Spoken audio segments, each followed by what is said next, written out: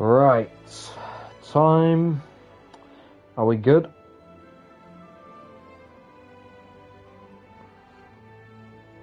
I think we're good.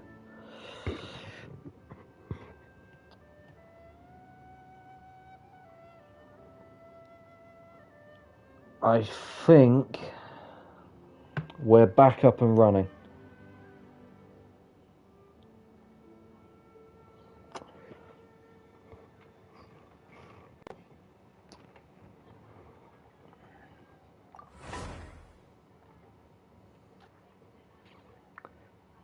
We'll wait a second to get one or two people in the chat. Yeah, that. Oh my god. Wait, there we go. Osfond was right about most people's attitudes here. Not only are they not interested in the Dendro Archon, they even say stuff like, if the Akasha doesn't think I should know, then I don't need to know about it. We've been asking for information non-stop ever since we got to Sumeru. But the harder we try, the more helpless everything seems. Isn't there at least one person in this entire city who cares about Lesser Lord Kusanali? Oh, you two are interested in Lesser Lord Kusanali? Huh? Who are you? From the sound of it, you two are Outlanders who recently arrived here. You've been asking around for information on Lesser Lord Kusanali, right? Bro, this woman knows too much. I forgot to introduce myself. I'm Dunyarzad, one of Lesser Lord Kusanali's Yeah, you're weird. followers. Whoa, really? Then do you know how we can meet with her? I'm afraid I can't help you with that. But your conversation earlier did happen to remind me of a legend about the Dendro We back, Archon. boys. Yeah. Whilst I disappear, I wanted to make sure, because at this time of the year, it's not very good to leave your handbrake on in your car. So I just wanted to so I leave my car in gear in the driveway. So I just wanted to make sure it didn't run away. And then when I come back into the summer house, everything goes black. Everything turns off, and there is a massive gust of wind. So the weather is playing with my computers. Sure. It goes like this. Long, long ago, there was a man who heard a prophecy. But we back. Predicted that a great And luckily was it didn't about to delete befall. any bloody progress in the quest. Panicked by what he heard, the man sought out the Dendro Archon in hopes that she would bless him with the wisdom to help him escape his predicament. The man journeyed across deserts and through rainforests and experienced tribulations of every Hopefully we kind. don't get any more massive wind gusts like that again. Didn't find any trace of the Dendro Archon. I'm literally looking out my window. I can see like power lines, people's power lines on their houses moving, like almost falling off their houses. This tree is virtually at like a 60-degree angle. Yeah, Genshin's good at saving side quests. That's good, because I'm not adding another 2 hours onto the already like 15 hours I'm about to spend in this quest. In despair, he thought, alas, the Archon has abandoned me. He then had no choice but to sorrowfully resign to his fate. Oh, God. Please tell me the storm ends. Okay, and then what happened? And then, the calamity came. But to his own Like, surprise, I can feel the wind man felt shaking my somehow house. by the trials of his journey. This is mental. By relying on his own strength, he managed to overcome the adversity. I feel like I'm living in Oklahoma or Florida. At that moment, a bird perched upon his shoulder. This bird was, in fact, an avatar of the Dendro Archon. She said, "O Archon Seeker, do you now understand? She and her wisdom have long been found by you. Along your journey, we were in every flower and blade of grass, every ray of sparkling sun, and every breath of dancing wind. So long as you continue to think and ponder, we'll be wherever you go." Yeah, thanks for the story! Paimon feels all warm and fuzzy inside after that. In a way, it seems like this story is also one of the Dendro Archon's avatars. Dunyarzad, since you worship Lesser Lord Kusanali, can you tell us anything else about her? What was that? I just heard something fall over. Of course. So did you two know that, I'm terribly sorry, but it seems something's come up now. Let's chat another day. Sus. Hey, wait! What the heck just happened? It looks like they're searching for something. I see Chiori. Dunyarzad was acting super nervous just now. You think they're looking for her? This stinks! We finally managed to find a lead about Lesser Lord Kusanali! Yeah, if the stream ends randomly, it's because the power's gone out again. I feel like it's going to be a continuous thing. Let's see if we can get rid of them. Then we can catch up with Dunyarzad.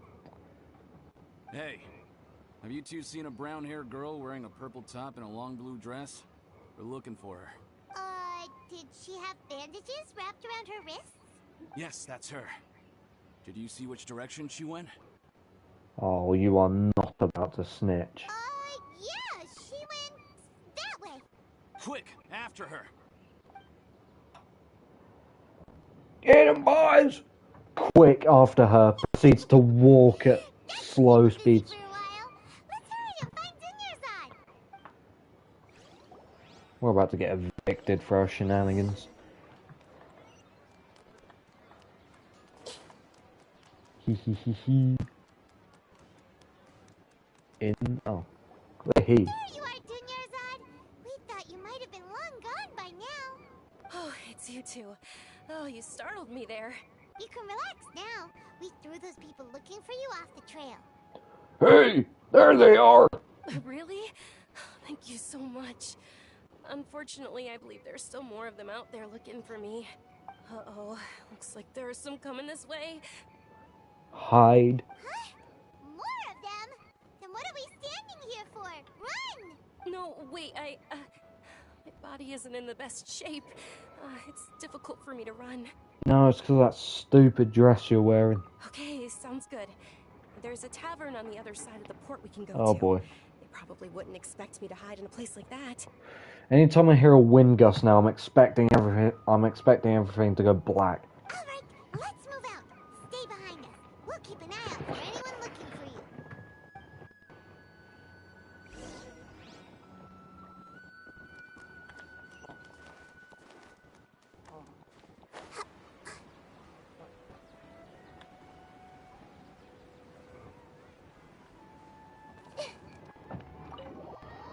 Uh-oh. Here we go. It's picking up again. I'm so paranoid, man. We made it. Oh, they shouldn't be able to find us now. Wait, stand down, Dia. Oh. Go on, swipe her.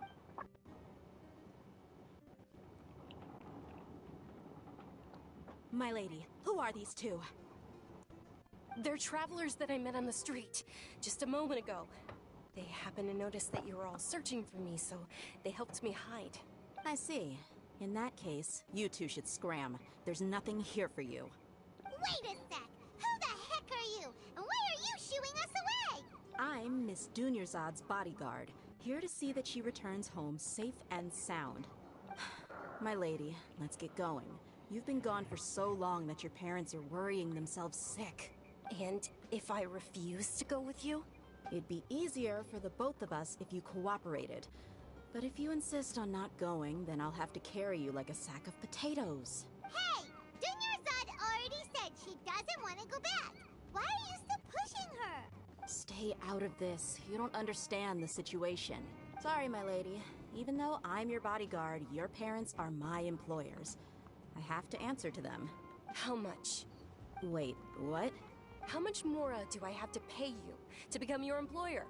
So you never listen to my parents ever again. Double? A triple? Give me some time and I'll get that much. My lady, this isn't about Mora. I don't know what you think of us Eremites, but let me say this. I like Mora, but I'll never go against my principles. That's why I'm here looking for you. Sure, it's an order from my employer, but my conscience was also telling me it's the right thing to do. And knowing your health, carelessly running around This is why I hate Dea with a burning passion. Stubborn. I lose 50-50s to her, And she acts like a little... God, I hate her. You're wrong. I'm aware of She's a shit I know what character. I'm doing. Honestly, the only people being stubborn right now are my parents. And they know perfectly well that it makes no difference if I'm at home or not. I still won't accept reality. You're like 30. Your parents can't control you. And every time I bring this up, they just change the subject. Dia, you've been living with us a long time already. This should be old news. Yeah, she sucks in the game. Man, I hate her. I hate her more than anyone in this game. Dia, I know it hasn't been easy for Mother and Father, and I'm grateful for everything they've done for me. But there's someone else in this world I'm also grateful to, because she saved me. The love I have for her is the same I have for my parents. It's not me, is it? This is my life and my last chance. So I want to do something meaningful. My lady, are you sure what you're doing now is meaningful? Yes, I'm sure. At least, it is to me. Fine, I won't ask you to return home anymore. But let me make something very clear. I'm only doing this because I respect your determination, not because I agree with you. Thank you, Dia. Sorry for being so rude just now. My nerves were acting up. And I even brought up your payment in such an offensive way. Don't worry about it, my lady. I did say that I like Mora. Besides, that's our next topic of conversation. Today's little excursion caused such a ruckus that every single bodyguard at the estate was deployed. It wouldn't be easy to hide things from your old man. Since this definitely won't be your last escapade, here's a little tip. You should at least make it look like your room and things are still in order when you leave. Also, you'll need someone to cover you for when you're out and about. So, I'll let you hire me, my lady. This way, everyone wins. As for the pay, let's say half of what your father pays me. We can settle the bill when we return to the estate. Okay, deal. Yay! Looks like they've reached an understanding. I'm fine, really. I just feel a little tired now that things have calmed down. What is going My on? lady, stop trying to look tough. We're already in a tavern, so let's rest up and grab some grub. I'm sorry for worrying you two. If you don't mind, I'd like for you to join us. Sure! After you rest up, we want to hear more about Lesser Lord Kusanali.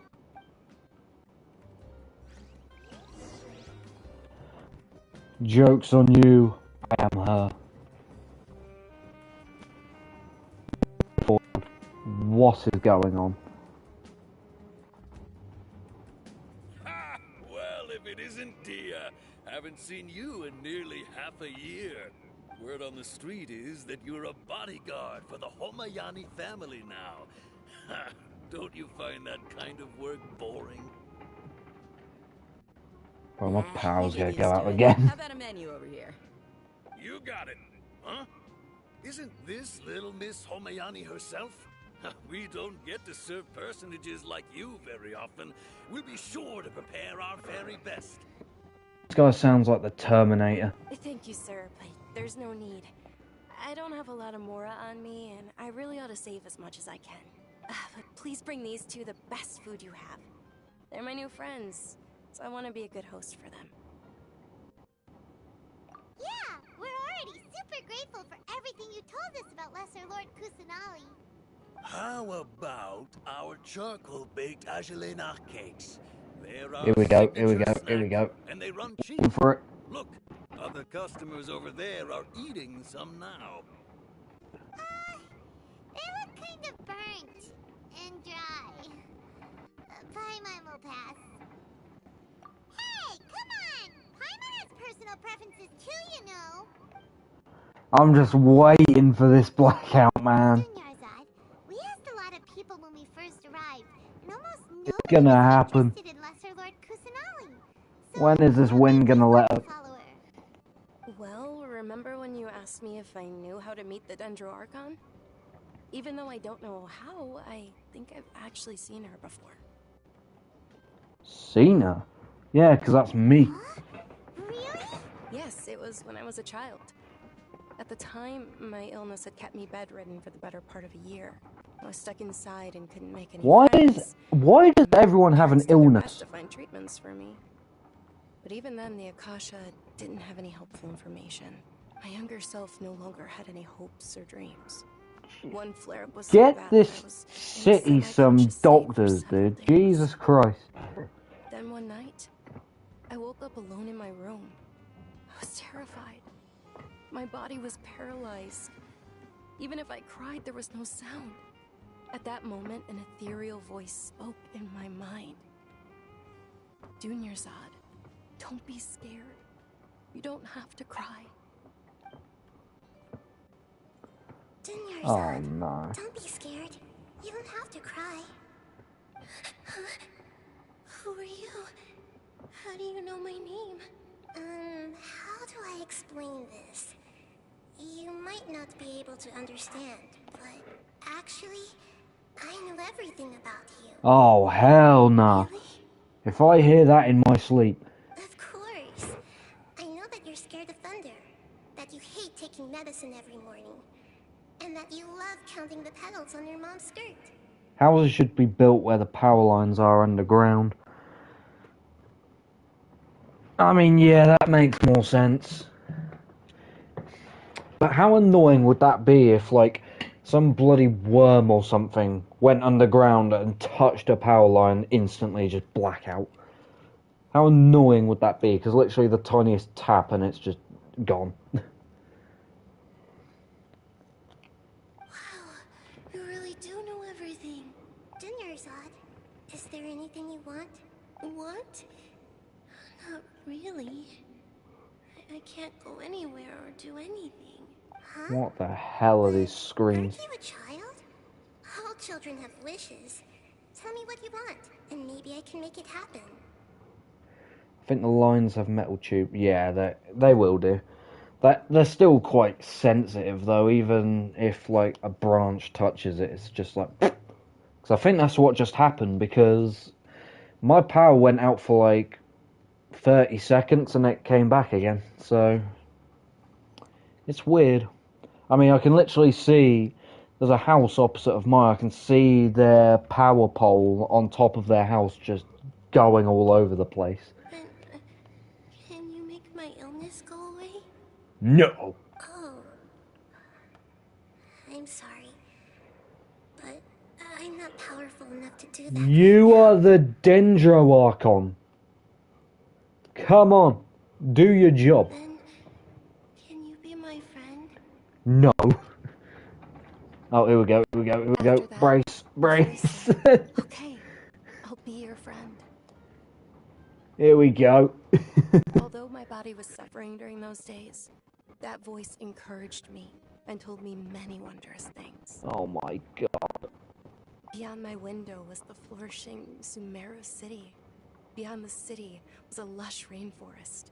And beyond that was the wall of Samiel, deserts, and all of Teyvat. My house has its power generators underground. It doesn't get power outages from storms unless the plant.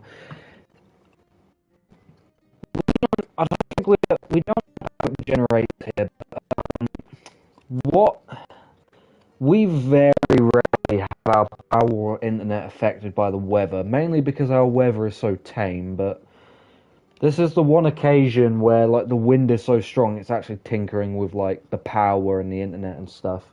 Like this does not happen often. I think ever since I moved into this house 8 years ago, this has only happened like twice. And normally we just wait about 30 seconds and the power comes back, so...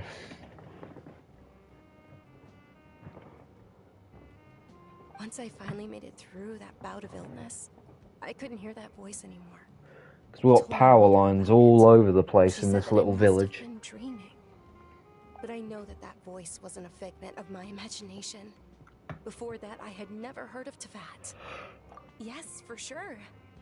If it weren't for that voice, I would have never grown curious about the outside world. Nor would I have learned how to read and enjoy so many books.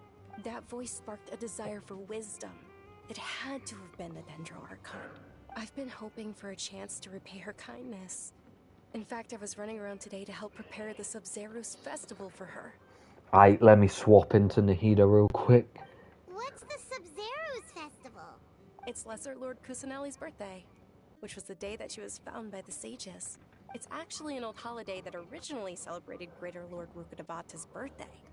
When she passed away, the holiday eventually became a celebration of the Lesser Lord's birthday.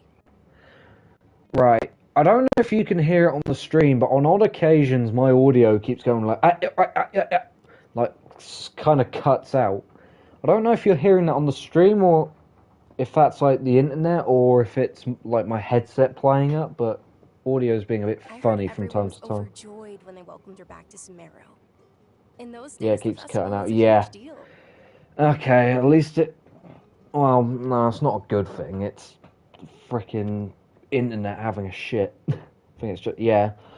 See, the internet on my PlayStation is fine because I'm on a LAN cable, but it's when you have big wind gusts, it's just But tinkering with it. Academia's influence, Like, it's normally brilliant, but interest in the festival. The Academia actively participates in Sumeru's many holidays dedicated to Greater Lord Rukkhadevata. I can't remember the When it comes storm's to the name that's Sabzeruz currently hitting festival, us right now, forget but any funding. They practically act like it doesn't exist.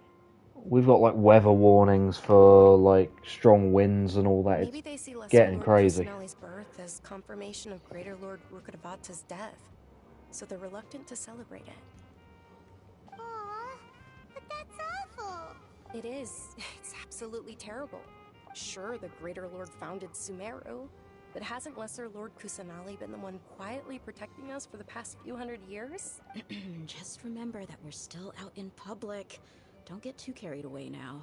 I know that people over by the Grand Bazaar still hold the Sabzeruz festival to this day, but I hadn't met any of them before, so I was never able to contribute. But recently, I made a friend there who also follows Lesser Lord Kusanali. I gave her my savings because I want her to throw a wonderful festival this year. That's the least I could do for Lesser Lord Kusanali. Yeah, Daya needs to. Hold on, my lady. Does this friend Daya happen needs to be leave. Nilu, the one who sends flowers to the estate? Oh, just shut up, Yes, that's please. I saw her leaving the other day with a nervous look on her face. It seemed like she was hiding something in her arms. Did you give her something? Yes. Initially, Yeah, I didn't it's have done much it more again. prepared, so I had Nilu sell one of my skirts. I've agreed with Nilu to meet up at the Grand Bazaar Please. and see how things are coming along. Dia, would you accompany me? Sure. That's quite the trip, though. I'll carry you. No, that would be too much, even for you. You might as well just accept the lift. If I let you walk, who knows how long it'll take us. And if anything happens to you, then I'd really never hear the end of it from your father.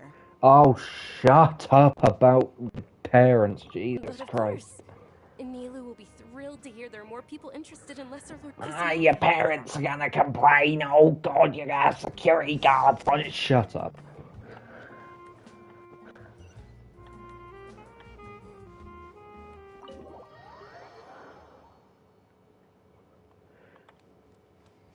Right, oh, what's up here? Oh no.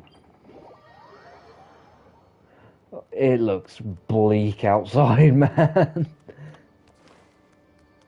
This is not nice.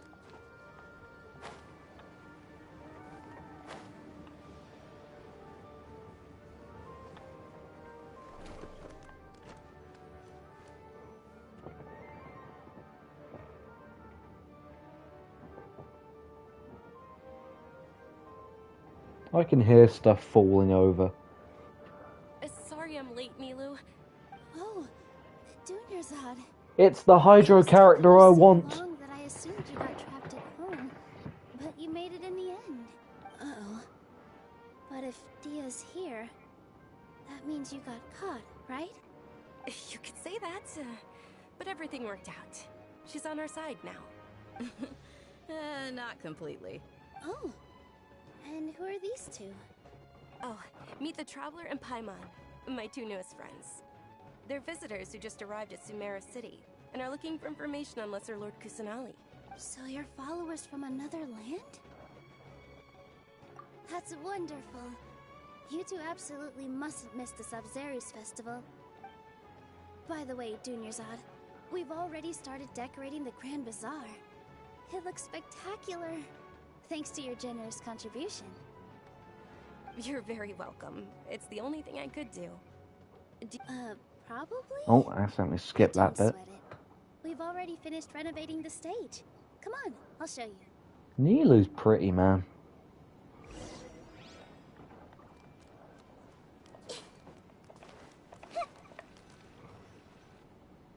Wow! This place is amazing! Not bad. Huh. Last time I was here, the stairs were full of holes. The stairs were nothing. A little while ago, we discovered that the tree above the stage had a huge chunk of bark ready to fall off. Mr. Zubair was worried sick. Her theme is a bop too. Huh? We reported it to the academia Her theme? many times, but they never sent anyone to deal with it. We didn't want anything bad happening, so we were going to cancel all the stage performances. I need to check this Probably out. because it was the theater asking. The academia looks down on performers like us. They probably think it would be best if the theater closed down completely. Her OST, original sound. Ah, Can't let gotcha. that happen, though. If I remember, I'll give it a Everyone listen. involved in the theater go hungry, but then we wouldn't be able to hold the Sub-Zero's festival anymore. She looks like she would be the cover on some Nightcore song. Thank the Dendra Archon for Dunyarzad. But the more she gave us, we hired someone to patch up the tree, and we also gave the stage a much-needed makeover. The stage is going to be even prettier when it's festival time. I can't wait for you to see it. And I can't wait to see you on the stage. You've been practicing so long already. It's almost time for your dream to become reality. It's our dream. I'll do my best for the two of us. Nilu, what are you gonna be doing at the festival? She'll be dancing the dance of Sub-Zeros, the most important performance at the Sub-Zeros festival. Dunyarzad, have you told him the origin of this holiday? I only told them about the Greater Lord and Lesser Lord so far. Okay. Then I'll tell you two about how this holiday came to be. According to God, legend, she's pale. the Sub-Zeros festival was originally the Goddess of Flowers' birthday celebration for the Greater Lord. A long, long time ago, on one of Greater Lord Rukkhadevata's birthdays, her friends threw her a celebratory banquet. Some of the gods got drunk. One started playing music, and the Greater Lord started singing. So the Goddess of Flowers began to dance. As she danced upon the grass, countless beautiful parisaras began to bloom wherever she stepped. Oh, the things that can be made when you're pissed up. I mean, the plants are basically sucking water out of her system. Those brilliant purple flowers became her Jesus. dazzling stage. All the gods clamored, "Oh, if only time could stop at this very moment." I mean, the plants are basically the system. Hold on, I'm trying to think. I might be a bit... Am I stupid? Should this be something I should pick up, like, immediately? Of course they did. When people mention the gods, Like, I know she's Hydro, but... But Sumeru's gods also had happy times. Although they aren't around anymore, they're preserved in our tradition of dance. This outfit I'm wearing is apparently based on how the Goddess of Flowers looked. She is the goddess of flowers, Though we're for just real. tiny people compared to the divine, we still have to do our best to make sure that the birthday girl feels loved on her special day. Nilu, you of all people will definitely be able to convey our well wishes to the Dendro Archon. I also noticed that you went the extra mile. It's that. I thought it was something more complicated. I thought she was like the goddess of flowers or something. Why did I have to think so deep, man? I just had a feeling that's what it was in the back of my mind. And I overstimulated it. They symbolize the Goddess of Flowers, after all. It's just a shame that Fuck's all the real sake, man. Parisaras went extinct after her death. Yeah. The Greater Lord brought forth Padisaras in memory of the Goddess of Flowers. But she ultimately could never truly replicate that beautiful purple. Thinking about the Goddess of Flowers dance makes me wish I could I need to have seen stop it. thinking so deep, man. If my stage were anything like that, I'd be thrilled if I had just 2 real Padisaras on the stage. So, Traveler in Paimon, what do you think? Interested in the Sabzeruz festival? Will you two be coming? One day, there's going to be a quest, and there's going to be a conversation where a character calls us by the name we gave our traveler. And it's going to freak us the fuck out. All of Lesser Lord Kusanali's followers will be there for her birthday. It's going to be a fourth wall break in Genshin. For you to learn more about her. Ooh, Paimon thinks that's a great idea! The day that comes is the day I'm going to uninstall the game and never play it again. Because that shit's scary. Hey, come on! There's nothing wrong with enjoying a festival. Besides, it's Lesser Lord Kusanali's birthday. She'll be happy to have more people who are celebrating it. So how about we all attend the Sabzeruz festival together? Dunyarzad, let me show you which stage decorations we've picked out so far. Traveler in Paimon, if that doesn't sound interesting to you, then feel free to explore the area. Everyone at the Grand Bazaar loves Lesser Lord Kusanali, and we're all looking forward to the Sabzeruz festival. In that case, we'll take a look around. Right, very quickly, I'm just going to turn this light on and put these chairs back because my little brother's been in here moving shit.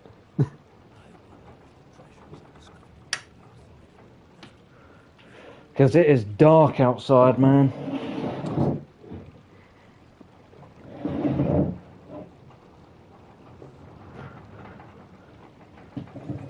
Jesus. How dark is the sky? Oh my Jesus. They're not like proper cumulonimbus clouds or anything.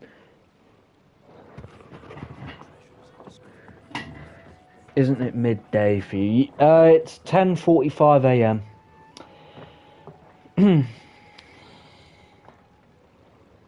10:45 a.m. I've been up all night. I've not been asleep. Oh, here we go. Big gust of wind. I'm waiting for it. Yeah, it's been windy all night, but ever since about like 9 a.m. the winds have picked up and it's gotten really bad.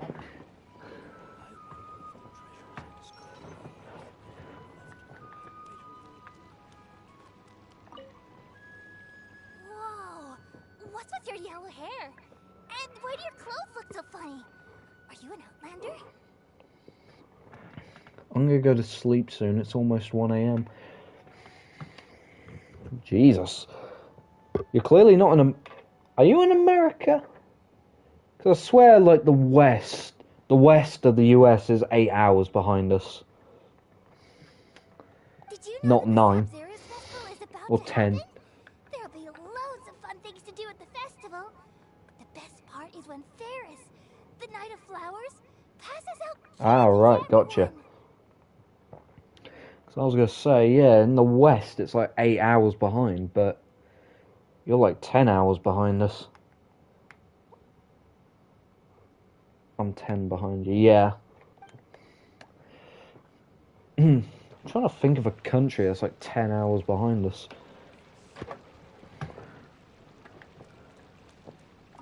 Oh, I have to talk to this Revamping the bitch. stage for the festival couldn't have been easy, that's for sure. I bet this year's festival will be one to remember. It's almost 1 a.m. Yeah, I've been up all night. I'm doing a good job in not being... This might be the day I fix my sleep schedule. I pray. Because my God, I'm trying to stay up all day so I'm exhausted tonight and I can get a good sleep tonight and then wake up at a reasonable time tomorrow. There's only one place in America where I can be 10 hours behind you.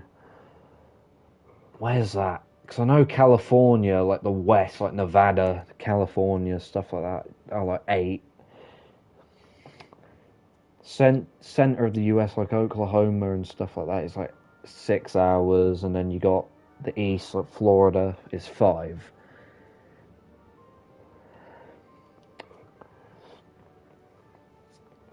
I don't know much about the Grand Bazaar, but I do know that the residents here have a penchant for song and dance. 2 things that the academia doesn't particularly approve of. Oh, and the perfume sold around here is a lot. Oh boy, here we better than go. what you'll find Blackout, elsewhere. blackout. The fragrances are longer Think of an lasting, island. gentler on your Hawaii? skin, and I mean, that's what I've heard at least. Yep, goddamn. What is it like over in Hawaii? Because I always hear it's like a paradise. Like stereotypically, it's a paradise. But I've never actually seen like footage or anything of like what it's like to live in Hawaii. Things are really shaping up, and there's a buzz around the festival this year. We're expecting people from all over to come by this year and buy things during the festivities.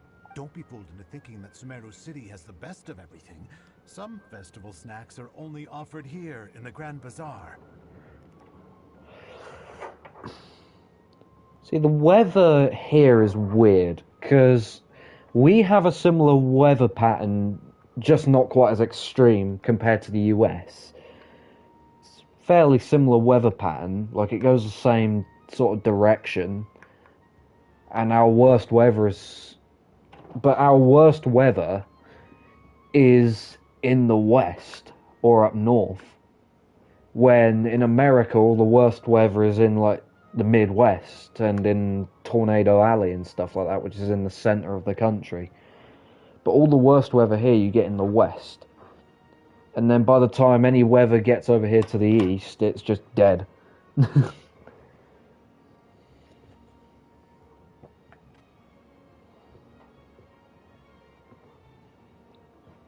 And when it comes to musicians, dancers, or singers, the Grand Bazaar's got the best of the best. Sure, those folks at the Academia might not like it, but what's a festival without song and dance? When it comes to weather, it mostly stays the same until we get to winter, when the temps drop into the 60s in the morning and the rainy season arrives. Oh, mate. Do you get typhoons often?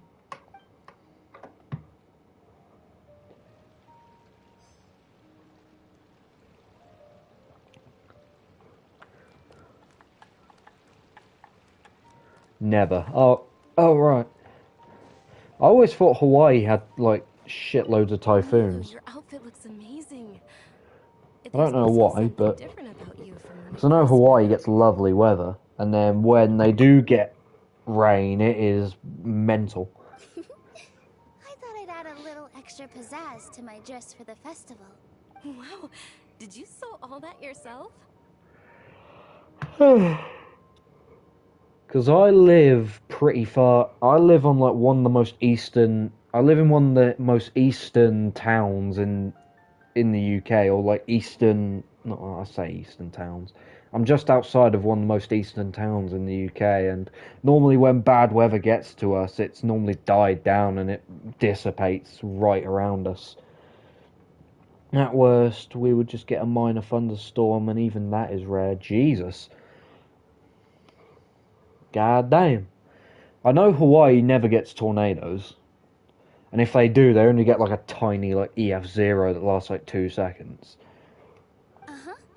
Sewing is a fundamental skill for everyone in the theater company because we make all our own costumes. Did you know that Mr. Zubair not only can make costumes, but props too? But yeah, normally... This year, we don't even get tropical stuff. That surprises me a lot. That really surprises me. Jesus. I've noticed that Yeah, you can't keep your eyes off this crown. we get storms, but they're just tame. But in the... Our worst season for storms is around this time of year, like between now and like middle of February. Between now and middle of February, we get really violent, like, not really violent, but we get pretty damaging storms. Like, it's starting to become normal in winter to get a storm that has, like, EF2 tornado level winds. Like, it's mental. But it's mainly in, like, the southeast, or sorry, the southwest where you get that sort of weather. and then we kind of get like 80-mile-an-hour winds from that certain storm. But I think it was last year we had a storm get 130-mile-an-hour winds, which is like record breaking. Like that's like high-end EF1, low-end EF2 damage when it comes to tornadoes. May I? Of course. The legends say that the goddess of flowers had beautiful horns on her head, so this crown was made to reflect that. I don't know what this storm hitting me right now is like. I'd say these are like 70-mile-an-hour gusts, 60-mile-an-hour gusts. With it on.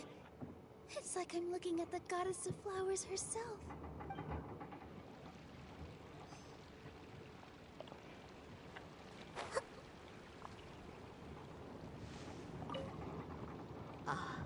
Dancing at the Sub-Zero's festival. You know, I also danced when I was younger. Highest I've ever seen the wind at was 40 miles an hour. The worst I've seen, a couple years ago, we got hit by a storm and we recorded 100-mile-an-hour winds here where I'm from. And then another part of the UK recorded like 130-odd mile an hour. I think earlier this year I had a mini tornado come through my village as well. Because I remember I was playing Genshin with my mates and it's quiet outside, and then all of a sudden the rain pelts it down instantly, and then the wind picks up for about 30 seconds, and then it all dissipates again. So I'm convinced I had a mini tornado come through here. Like, right outside my house. But it must have been like a tiny EF0 or something. 20-mile-an-hour winds is common though, yeah. Right now what I'm experiencing is probably quite a bit higher than 40. Yeah, here we go, it's rattling my house again. As a child, I even asked my grandmother why we performed the dance for the Lesser Lord when it was originally done to honor the Greater Lord. My grandmother said that Greater Lord Rukkhadevata is a beloved deity and honored by all. And Lesser I can Lord hear it, yeah. Kusanagi is too. It's shaking my windows. The goddess of flowers Because ever my summer house, it's literally just like a wooden glorified shed. have wished to be her friend And the windows hold are really... celebrations for her too. I need new windows, basically. The Sub-Zero's festival has Really been shitty successful over the years. 6-window things That is, with until tiny the straps of manufacturer wood stepped in going this across year it. and brought the festival Like, back to life. all it takes is one twig to blow off a tree and somehow end up coming this direction, hit my window, and it's smashing. All of it.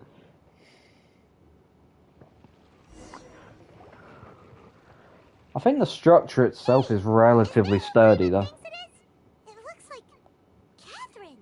Catherine outside of her booth? Huh? What are you looking at?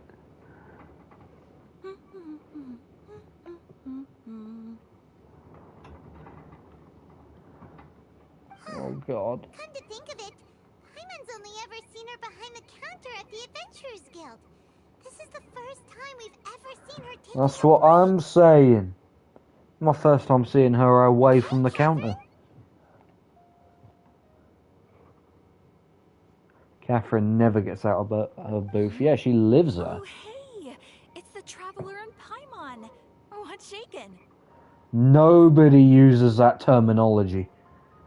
You can tell she lives in a booth. She does not know, like, the lingo. Oh, break time Catherine sure sounds a lot less formal than usual. Hyman was still waiting for her to say Ad Astra Abyssosque. Sure. Standing behind the counter at the Adventurers Guild doesn't require any complicated functions. But saying and doing the same old things over and over again can get pretty monotonous. Like watching the same Fontaine movie day after day. That's oddly specific. But take you two, for example. You travel across Teyvat to enrich your lives and gain new experiences. Well, we enjoy traveling across Teyvat and all that, but we're mainly looking for clues about her brother. Does require one interaction, literally. Yes. You should keep searching. sometimes the answers we're looking for aren't necessarily at our intended destination. Instead, they're found along the way. You should take your own advice. Huh. Haven't we heard someone say something pretty similar recently? Anyways, what brings you out here, Catherine? See, I was gonna go out shopping today, but unless this wind doesn't calm down, I'm not going out there in my little Hyundai hatchback thing. That thing is getting picked up and tossed. If festivals bring happiness to everyone, then that's where their true value lies. Oh, it looks like it's about time for me to be heading back now. Sad Abyssusk noises. Alright, we'll see you next time at the Adventurers Guild. Oh, by the way, thanks for connecting us with the Eremites. We've already made some great friends in Sumeru City thanks to you. I'm sure you two will get along well with the people here. You've already been blessed by the element of Dendro after all. See you around. I think it's about time they add a new element to the game. Dendro's been out for 2 years, I think. There's something really different about Catherine today. Yeah, this is Dendro Catherine. Dendro Catherine does what she wants. Hey, traveler. Paimon. Oh. Oh, hey, Dia. What's going on? I've got something to tell ya. My lady knows you're looking for ways to meet Lesser Lord Kusanali, and she's been trying to come up with a way to help you. Well, I have an idea that might help. Are you serious?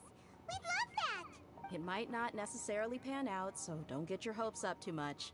I'll need to take you two somewhere and ask someone some questions. They better make fire a good element for the Oh, Pyro Traveler. Oh. My lady's yes. a little worn out at the moment. Nilu's found a place for her to rest. After I take my lady home, let's meet in front of the Citadel of Regzar.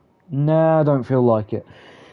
But yeah, imagine you rock up to the Traveler thinking she doesn't have any like crazy elements or something like that. She's just Animo. Nah, fire. She creates fire. Like a plan. Oh, Paimon. I meant to say no to her. Wait for Dia.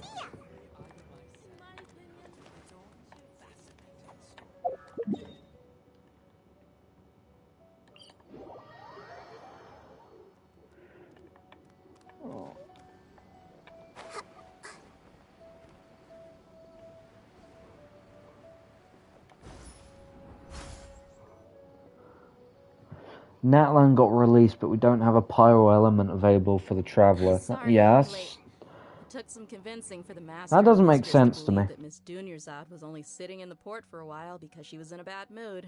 Anyway, I guess I should be thanking you. I haven't seen Miss Dunyarzad that happy in a long time. If it wasn't for you two, she probably would have been caught and dragged back much earlier. I wonder if once Traveler has all the elements, we're gonna have a quest come out where she becomes like Thanos and just uses all the elements in one go and just becomes unstoppable. Imagine that. You sure sound a whole lot nicer than when we first met, Dia. Who would have thought you had such a soft spot for Dunyarzad? It's called being a professional. I'm a bodyguard, and I work for whoever's paying. Look, Dia's blushing. Ugh, listen, you two. I don't expect to be working for Miss Dunyarzad very long, but I hope to finish things on a positive note if possible. Let's cut the chit-chat and head into the Citadel. We'll see if the person I know has a way for you two to meet with the Lesser Lord. Hold on, chat is being broken again. Hold up. It's my internet again on my phone. Is it gonna work?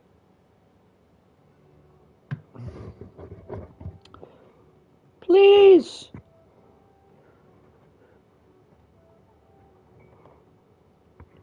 From what I heard, it was due to some fire event in China happening when Natlan got released. So it's like, oh, right. That's not like Hoyoverse to release something because of a real-life event going on.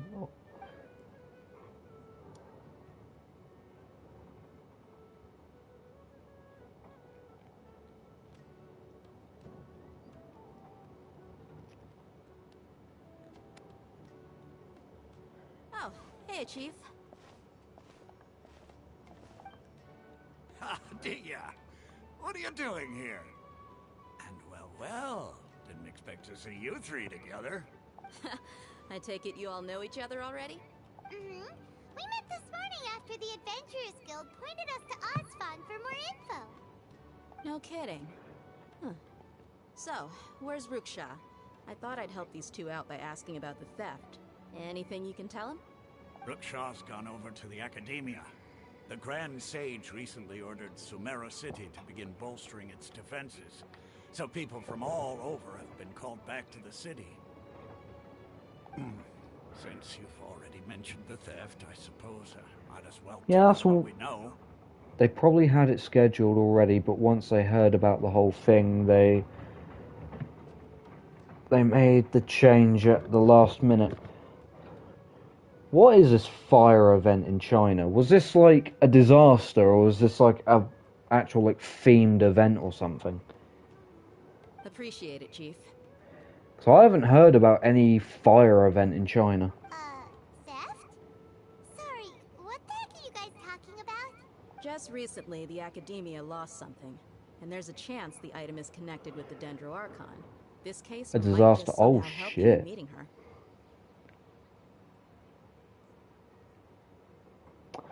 Maybe they'll release it at another time then.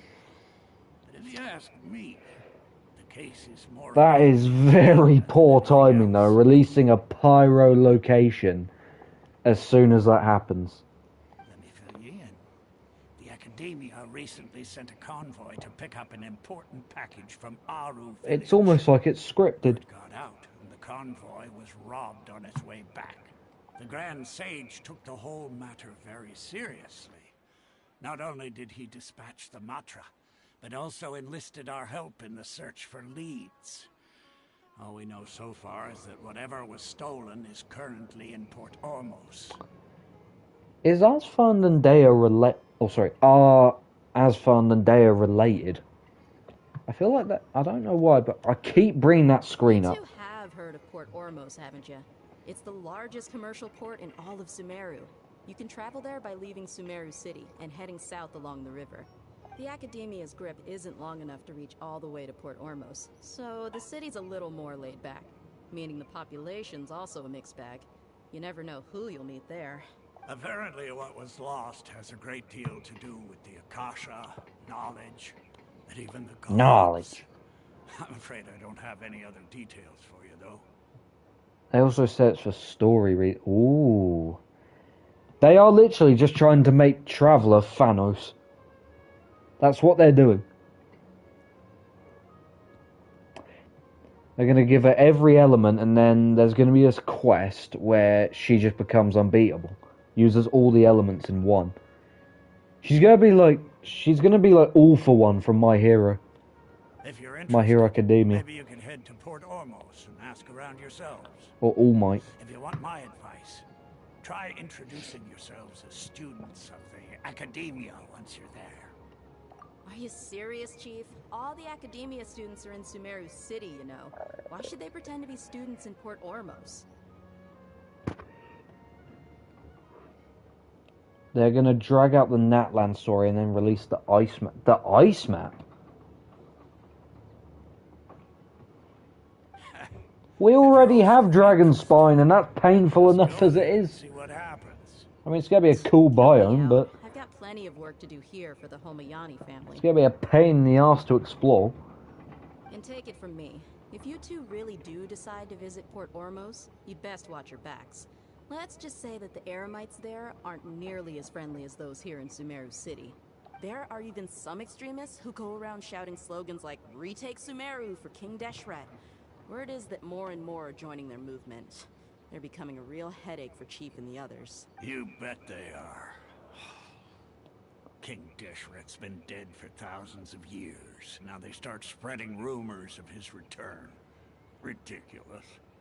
I do like Natlan though, so I'm not too upset that they're dragging it Everyone's on. like you, Chief. Even the desert natives who abandoned their homes in the wilderness still wish to have a god of their own. Well, Traveler, that's about all the information we have for you. Thanks, Dia! And you too, Osfond! Since we've gathered all we could for the moment in Sumeru City, let's head to Port Ormos and see what we can find next. Miss Dunyarzad is looking forward to seeing you both at the Sub-Zeru's festival, so be sure to get yourselves back here in time for that. I will admit, Natlan is good. Natlan is pretty. I love Nat. Natlan's my favourite region to have come out since... I don't know, it might be one of my favourite places to have come out as an update. Dragonspine is my most hated place. Good. Then we'll see you both at the Sub-Zeru's festival.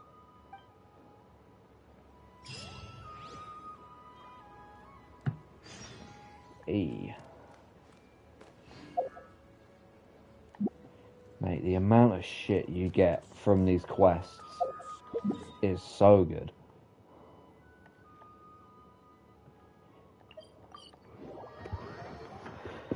I need to explore more of these places though, because I have barely any waypoints.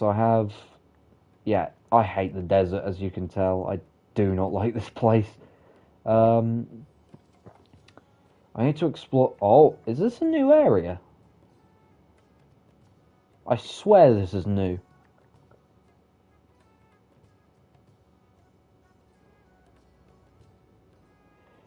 I need to explore this bit down here. Mate, this map is gigantic. That's just more of Natlan, yeah. I had a feeling it was more of Natlan, I just didn't know they added more of it.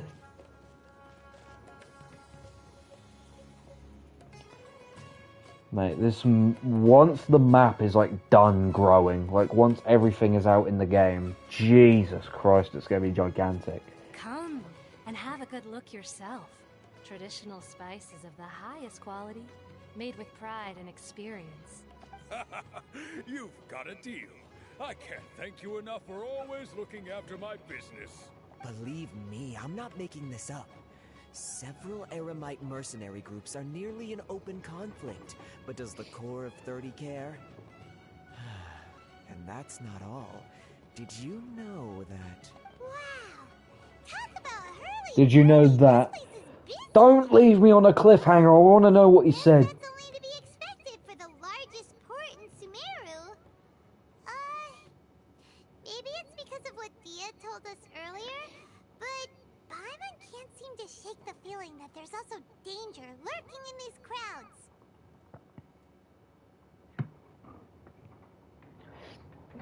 To be honest, I don't think the Genshin anime will be pushed down. Yeah, I agree. But the thing is, there was a rumour that came out once this game started. I don't know if it's relevant now, but the lore behind this game is that there's meant to be like 200 plus characters that you can play. I think we've just hit like 70, and this game has been out for 4 years.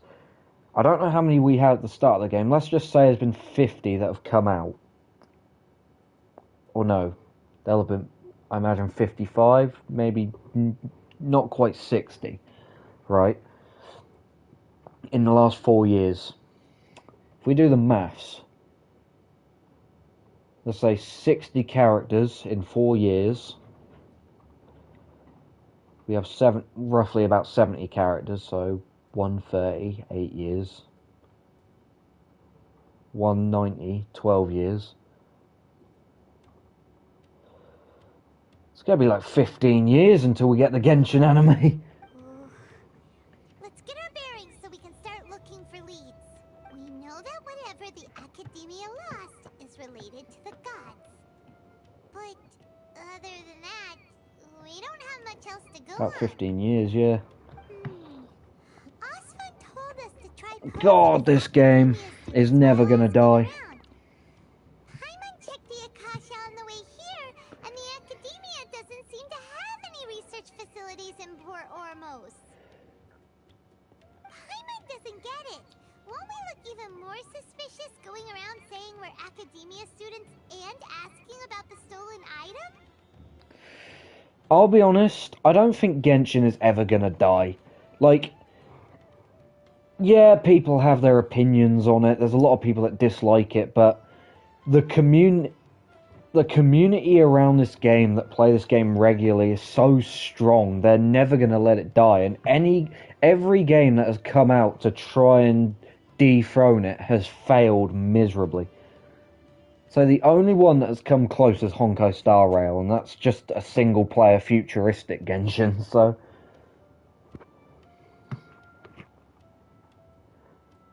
Which means more people's wallets are going to be burnt. Yeah. Hoyoverse are going to be making more money than... Well, no, I say no. That's an exaggeration. They're not going to be making more money than Epic Games. But they're still going to be making bank. They're going to be minted. Well, given all the people that come through here And Honkai Star Rail is still made by Hoyoverse. Exactly. Zenless Zone Zero had hype behind it, but it failed miserably.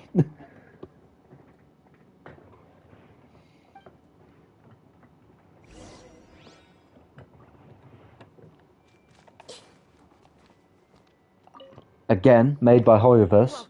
Welcome. How can I help you two? Hi there. We would like to ask you a question.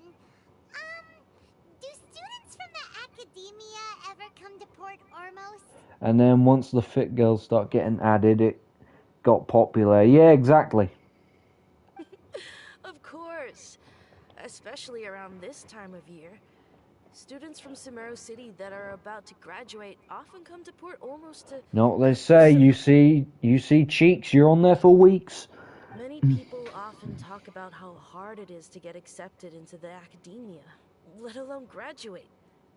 But those who finish their studies and go on to become full-time researchers at the academia have it even harder. Sure, we may not be Sumeru City, but Port Ormos offers beautiful scenery and a stress-free environment. Some even say it's good luck to come to Port Ormos, so students and researchers come flocking here when things get to be too much at the academia.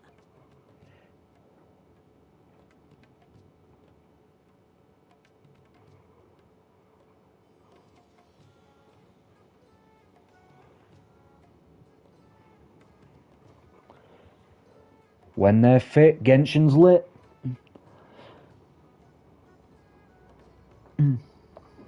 When they're thick, you can't resist. Ah, you see over there? Those are students from the academia. They've been looking worried and miserable ever since they got here a few days ago. Oh, God. Oh, Jesus. If you ask me, the life of a merchant is better. So long as the Akasha teaches us what we need, then life is good. Those students seem to be discussing something. Let's see if we can listen in. Bro, the guy on the left, that big guy, look at his standing posture. He looks like he's constantly thrusted forward.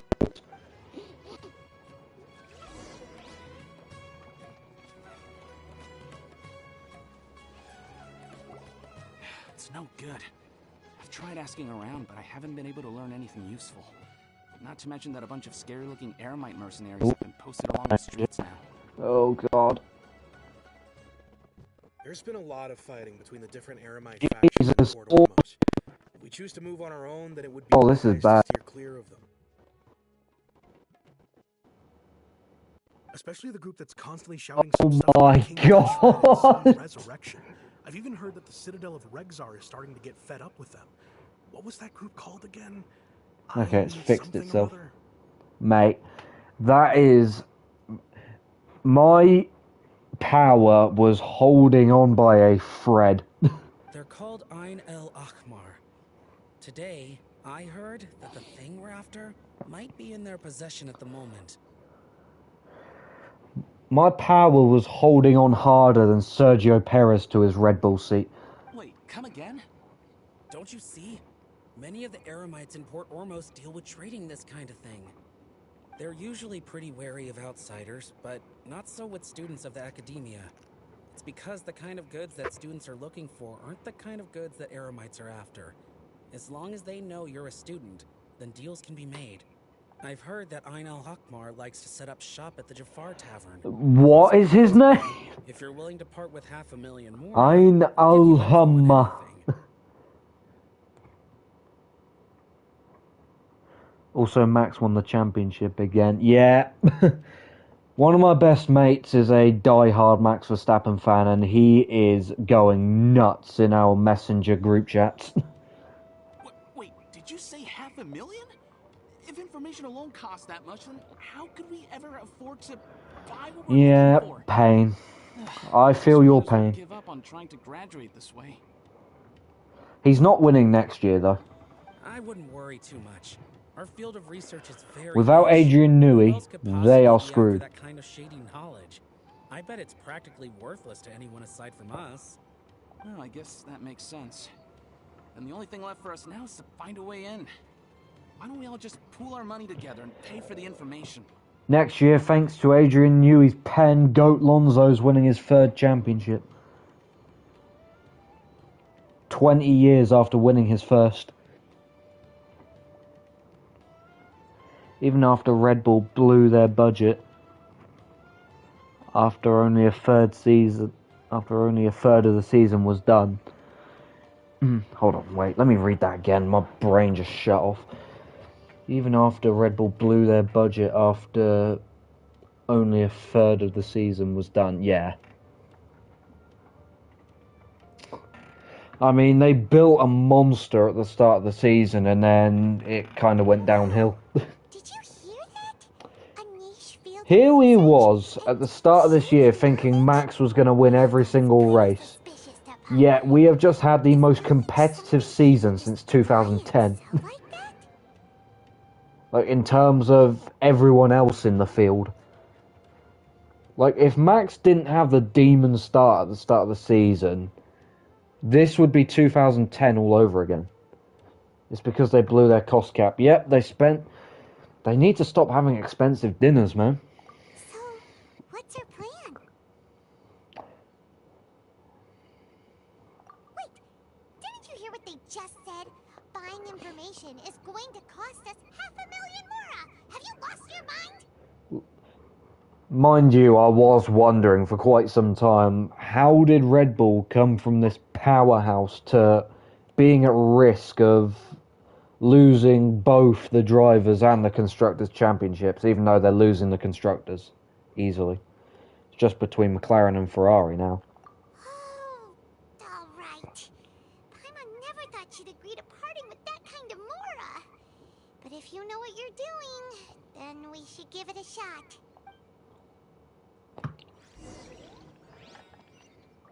They ain't winning the constructors. No, they're not. Hello there, my friend. Perez is too shit, and Max, whilst he can still hold his own, he needs his teammate. Because everyone else has a good teammate that's keeping up with them.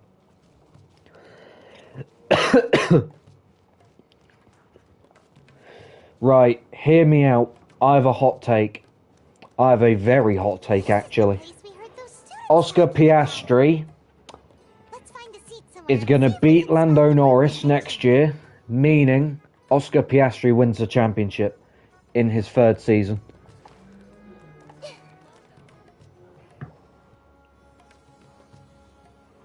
Oh, you've arrived. Please, take a seat. I know it's a very hot take. So, they think that they can go toe-to-toe with the boss? Huh! Once we reclaim the power of King Deshret, they'll be the first that the boss punishes. He even admitted that he had to drive the balls off the car in order to get a decent finish. Yeah, I mean, if anyone can do it, it's Max. As much as I hate the guy, he is one of, if not the best drivers on the planet. The man is a monster behind the wheel. Is the Caracal Battalion. They've We've also amassed a significant amount of more this time, so we mustn't Give Franco underestimate. Colapinto a good car that can actually drive like a car, and he can make it dance, I think. I think Colapinto will be good once he gets a deserved good seat. How can the Caracal Because the Italian Williams is compete just with a the boss dog. when they're nothing but a bunch of money-grubbing opportunists out for a quick mora? Yeah, with Boss's fervent devotion, he'll be able to use this power to bring our god back this time. Huh. All these guys talk about is King Deshret, so they're probably the ones we're looking for. Greater Lord Ruka Devata. That traitor and her followers must not be spared. The day will come when King Deshret exacts vengeance on Sumeru, and all of them shall be punished. Yeah, Paimon was wondering what they meant too. We should ask about that if we get the chance later. To be honest, in the beginning of the season, it's fair game for both McLaren drivers, and if Ferrari goes off next year, I think we're gonna have a good title fight, mate. It's gonna be like 2010 next year. We're gonna have like 6 drivers in the title fight. I think Mercedes will bounce back as well. I have a feeling, and then you'll have Alonso and Adrian Newey's masterpiece making it 7, and then Lance Stroll in 20th.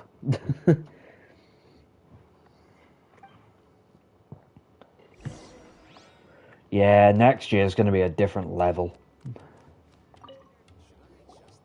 Huh? Who are you? What do you want? A traveler? Now's probably not the time to talk about that. Didn't the students say Eremites are wary of outsiders? A student? What's a student from Sumeru City doing in Port Ormos? Ah, well, if it's info you want, you've come to the right place. The question is, can you afford it? Because we're going to have a 2010 Abu Dhabi and a 19... Okay. I would have... Obviously, I think it'll be better than the 2010 Abu Dhabi race, but 1992 Hooters 500? Too far. You're not beating that. What is this, some kind of joke? We're gonna need like a 3 wide finish for the championship across the line to beat that. Sorry, she must have grabbed the wrong amount. Hey, what do you think you're doing? Oh, Paimon can't stand to see so much more go. But there's no other choice right now. Here, this is the merchant's address. Whatever you're looking for, you'll find it there. Hmm? Well, We're gonna need 2024 Atlanta for that. Yeah, literally. We're gonna need at the final hairpin on the final corner in Abu Dhabi. You're gonna have like 5 championship contenders just flat out through the corner. They're not gonna break. They're just gonna say, "No, fuck track limits." And we're gonna have a car in the crowd. That's how we have a sport ender in Formula 1. Final corner at Abu Dhabi. Or no, not even that. At the end of the second long straight, before that long left-hander, you're going to have someone send it in. They're going to get clipped and they're going to go flying. That is how you have a sport ender in Formula 1. And Alonso will win his 3rd title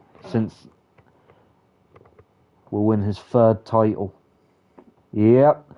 I mean, it'll be his 3rd title in general. It'll have been 20 years since his first. Oh, that's right. We heard you mention King Deshret just now. Adrian Newey's pen is quite literally an extra 100 horsepower. Archaeology students! Paimon, what are you doing? Fine. Since you've already handed over the Mora, I guess I can throw in a little extra info. As you can see, members of Ain al-Ahmar are devout believers of King Deshret. Back when Formula 1 cars actually sounded good. Back when Formula 1 cars could actually race without worrying about, like, tapping each other and getting a 2 million quid fine or freaking... Oh, wait, I've got to restore a streak. Hold on. Ooh.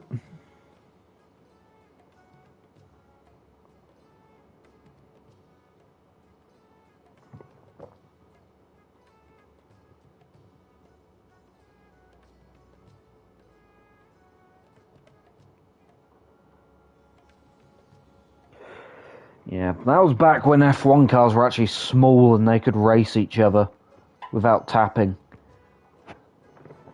Back when the sport was proper. Years ago, King Deshret founded the great desert nation that was our homeland. It was an advanced civilization, far beyond anything you'll see in present-day Sumeru. King Deshret was the rightful god of wisdom, but he was betrayed by a companion he trusted. She even stripped him of his title, God of Wisdom. So, you mean the traitor was... Greater Lord Ruka Devata, yes. That shameless wretch destroyed King Deshret's civilization, and our ancestors were forced to flee to this land where we were made to suffer the tyranny of our enemies. Furthermore, she conspired with the Academia. I'm trying to think what engines I preferred in Formula 1. The V12s, the V10s, or the V8s. I like all of them. Just thinking about it sickens me. I probably like the V10s more. I love a V10. The story doesn't end there, oh no. King Deshret isn't truly dead. The voice of the Oracle has been heard in the desert, prophesying his resurrection. Mark my words, our god shall return. And when that day comes, all followers of the traitor and all the desert dwellers who have forgotten their true god will suffer retribution together. If what I'm saying makes you shiver with fear, it might not be too late for you to become a believer of King Deshret. I don't have anything to say to you Academia people about that. The 1980s and 1990s V6 turbos were good as well. I also really liked the old Cosworth engines in the 60s. They were really good. The Cosworth, were they V8? I think they were V8s or V6s. They were really good as well.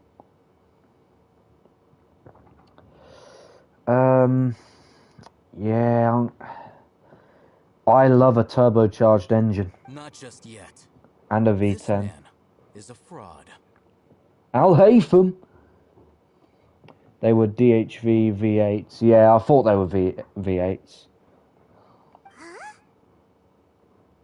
Oh, message retracted. Was there a typo? You again? Deranged Academia lunatic. Yes, it's me again. I already warned you that if you weren't willing to sit and discuss things with me, I'd take measures to make things uncomfortable for you. Yes. Listen to me.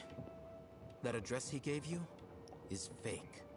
I knew it was. You won't find a merchant waiting for It was the DFV V8. Okay. has been boasting all around that they can provide information on a certain item as a means of luring people into their territory. Once you show up, they keep up the act until they have hard evidence that you want to purchase said item.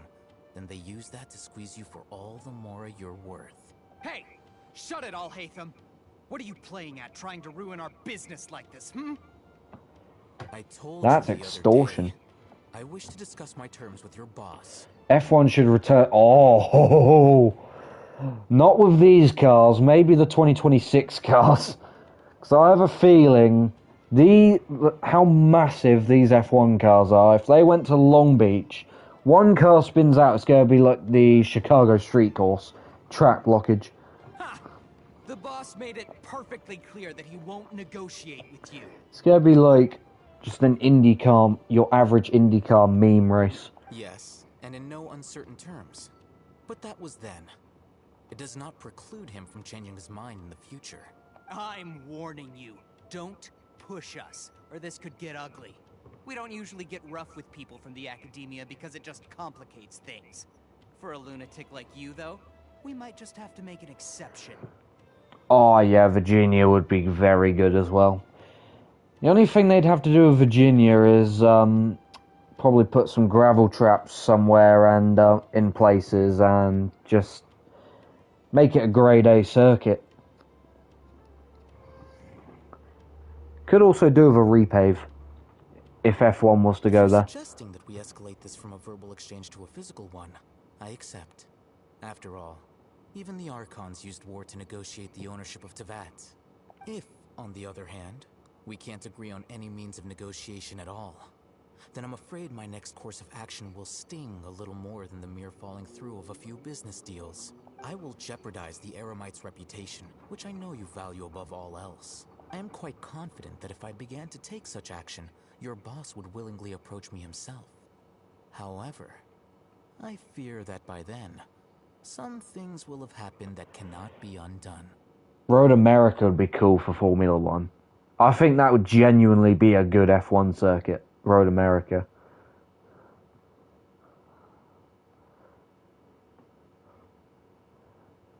The only problem you'd have with Road America is when the cars go up the front straight, go up the hill on the front straight, right by the pit entry. Like, they're gonna take off. It's gonna be like the Mercedes at Le Mans in I think it was 1999 or 2000. It's just gonna take off. That track's got more runoff area than Paul Ricard, yeah, but it's all grass as well. You go off at 200 mile an hour at Virginia, you're not gonna have clean pants afterwards. Also, a word of advice. I think it was 99. Exactly what happened here today. Otherwise, he might blame you for not telling him in the future. Because I watched the legendary Emperor Lemons video on the Mercedes taking flight. And I think it was 99. What did you say? Consider this. Have I ever failed to follow through on my word in the past? This guy is really out of his mind. Okay then. If you really have a death wish, let's meet a week from today. The pier in front of the Pharos Lighthouse, 4 o'clock. I saw that video as well. Yeah, it's great. Expect us to hold back. I love Emperor Lemon's motorsport videos, all his NASCAR stuff as well. Not so fast. First, you return the 500,000 Mora to them.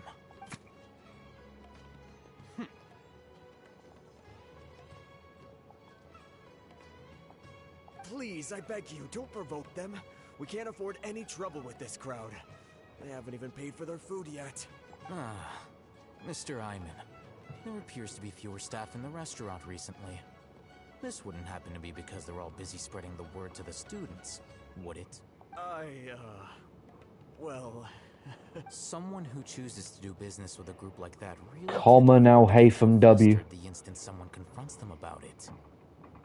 Consider the meal compensation for our silence. I'd say you're getting an excellent deal. Whoa, did you see that? He not only got us our Mora back, but sent the Amorites running too. He's insane. He seems to know a lot about what's going on around here. Let's catch up with him and ask some questions. He's gonna punch us. He was that way! After him!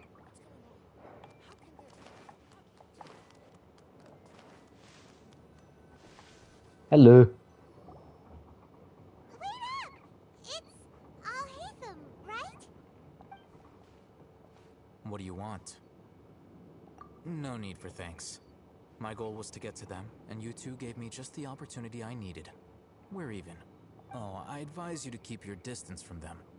Since they weren't able to make off with your Mora in the end, they might harass you again in the future.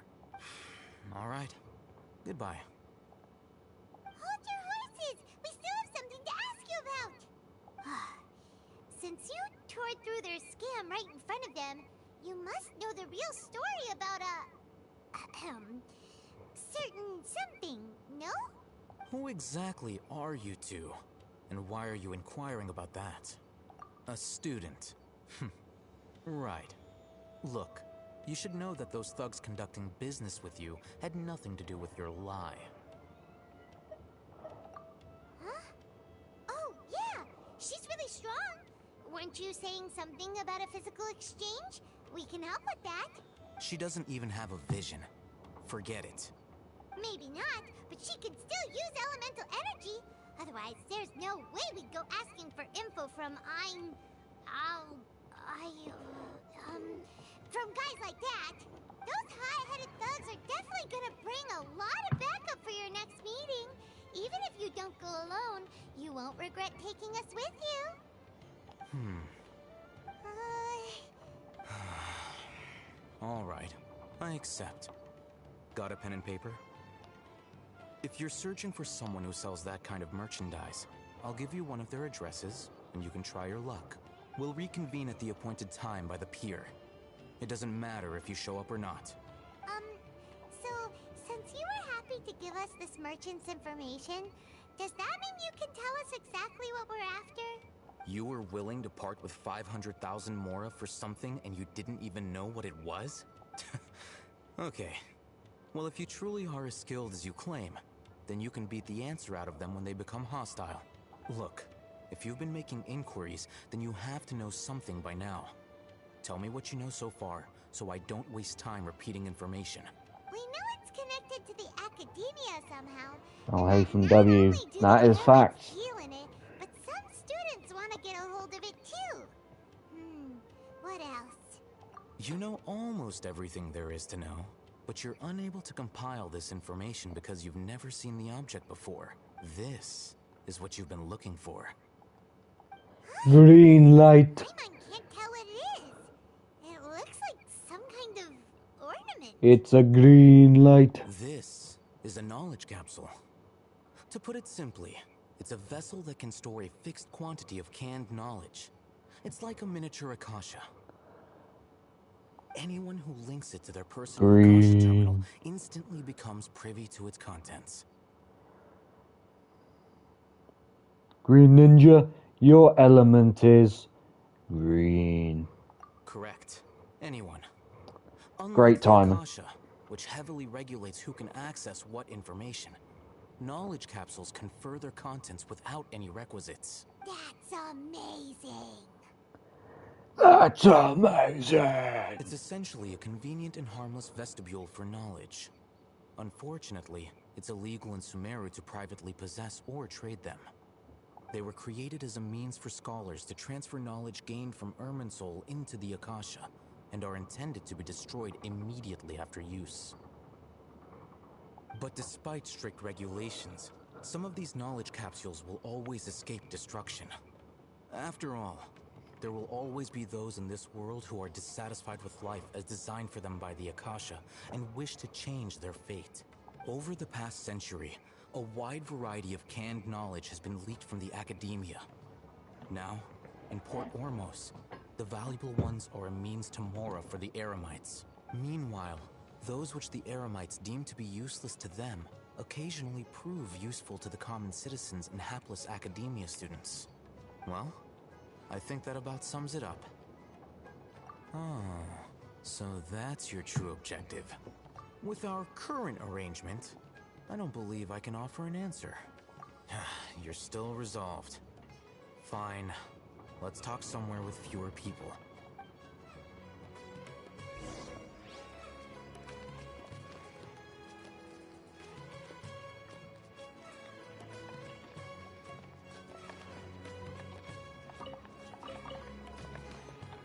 I thought we was going on the boat, man. Let's continue our conversation here.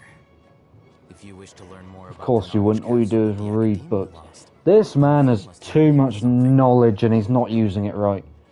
Plus he's got an illegal item. I need you to find someone named Dory, a traveling merchant. Oh, Dory, I know her. I also have her, and I'm never going to use her because she's rubbish. Unlike the peddlers who hawk inferior knowledge capsules, she often has quality goods in stock. Some say that as long as there is profit to be made, there is nothing she won't dare to sell. She's guarded against people from the academia because most of her wares don't comply with academia regulations. I think she blacklisted me. I met with her informant, but it soon became clear that they had no intention of letting me get any further. Become one of Dory's customers and earn her trust. This is my condition for further collaboration. Why do you want us to meet with her? So I take that as a no, I imagine is what he's going to say. Until you complete this task, you don't have question privileges. Fine. So how do we go about doing this? You two are outlanders who haven't been here for long, so Dory should view you as safe clients. I'll give you the informant's address and their contact password.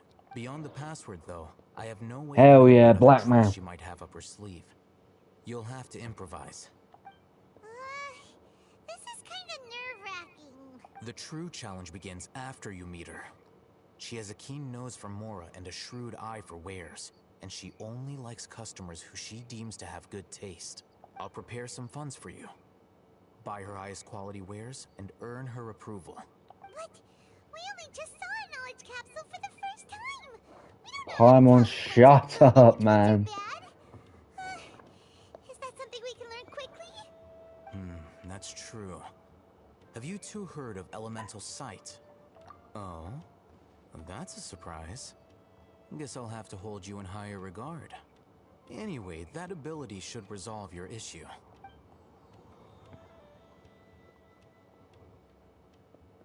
Here are 2 knowledge capsules.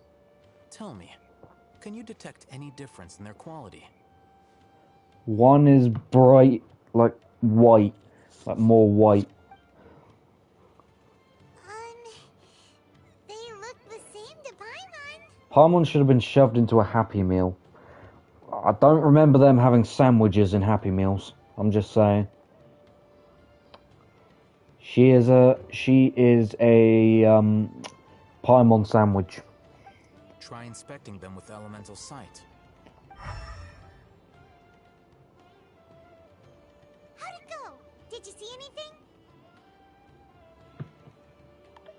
Rumor has it that higher quality knowledge capsules generally appear brighter when viewed through elemental sight. That's because knowledge originates from Irminsul, the root of Dendro power itself. The more powerful the knowledge, the richer it is in Dendro energy. You can have a cheeseburger in a Happy... That is true. I'm just trying to think what I would... If we was to have a Paimon hamburger, or a Paimon burger for that matter, what would we have in the burger along with Paimon?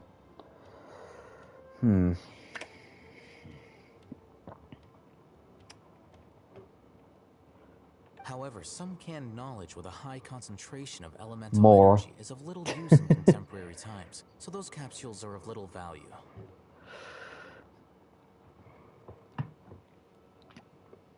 To keep her in the burger. Ah, yes. That is actually pretty...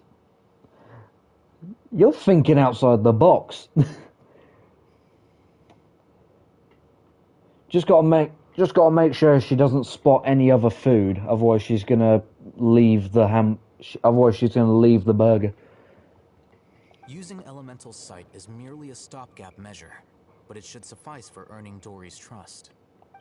That sounds pretty impressive. Here's a sheet with the informant's location and contact password. And here's the Mora for purchasing canned knowledge. Don't be cheap. You'll need to spend to catch Dory's eye. If there's any Mora left over, just keep it. Oh, and be sure to exercise some caution. There have been Matra present in Port Ormos lately. Your efforts will be for naught if they catch you. Matra? They belong to the Academia's regulatory body. They also handle cases of illegal canned knowledge transactions. Like I said, the Academia has banned both their trade and possession. The Matra are razor sharp. You're in for nothing good if they lock their sights onto you. If you two want to back out, now's the time. Okay, then we have a deal. If you succeed in your dealings with Dory, come find me at the Wikella Funduk. We'll have an open discussion then. We bout to get intense. We're about to do some extortion. Let's follow these instructions and try to get in contact with him. Latish. Hello. What are you two looking to buy? You're my first victim. Wait, are you sure you're remembering that right? Hyman doesn't think Oh shit, I didn't think. What a unique palate. We have unripe horror fruits, but we usually keep them in the back. I'll have someone escort you. Following the paper got us past the first round. Ronak, these two want to buy unripe horror fruits. Show them to the warehouse. Why are we Why are we being taken to the warehouse? I don't. Why can't you deliver it to us? Sense. We haven't seen a customer wearing a Sumeru rose for quite some time. Hold on. Let me think. Sumeru rose means common merch. No, look again. We're obviously wearing morning flowers. Ah, my mistake. I do apologize. Whew. That pop quiz sure was scary. Ah, The warehouse is up ahead. Please follow me.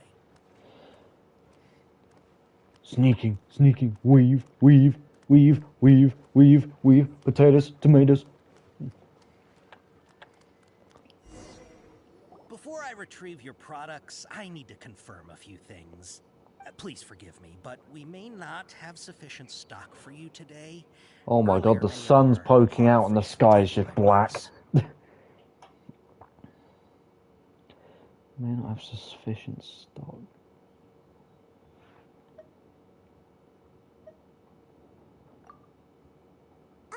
Hold on. That's not right. Taken by mice means they sold out. I'm sorry. But as things currently stand, What? we won't be able to fulfill your order. Why don't you two think things over? He's cautious of us. Let's take a closer look at the paper that Al-Haytham gave us. God damn it, dude. Before I retrieve your products, please forgive me, but we may not have sufficient stock for you today. Earlier, many of our hara fruits were taken by mice. Thanks. If better goods come in, you'll be the first to know. You look like you have some skill.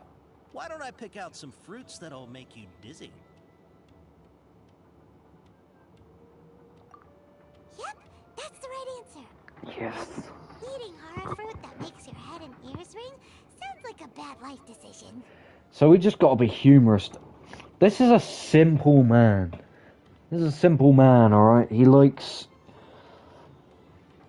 he likes some weird Would you shit. like your hara fruits to be packaged in the Sumeru City or Port Ormos style?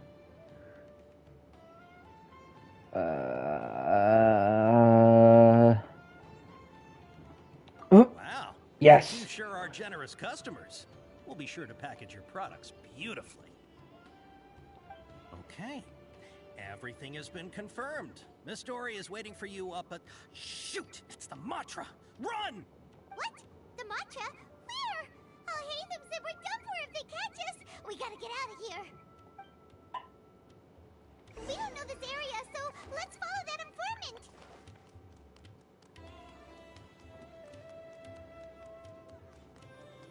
Run away!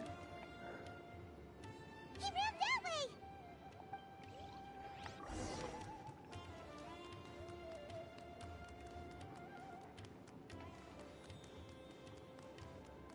Escape! What, is it down here?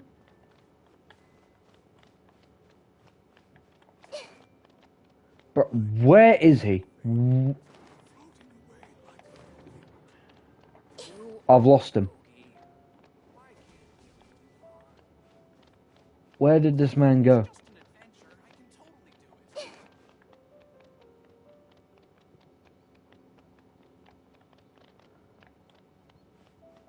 Where did he go? Ooh. Where is he?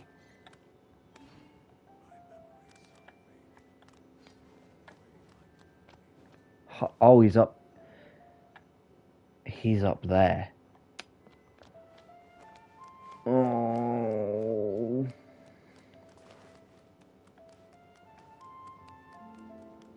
Yes. Yes. Look, he's over there. Escape.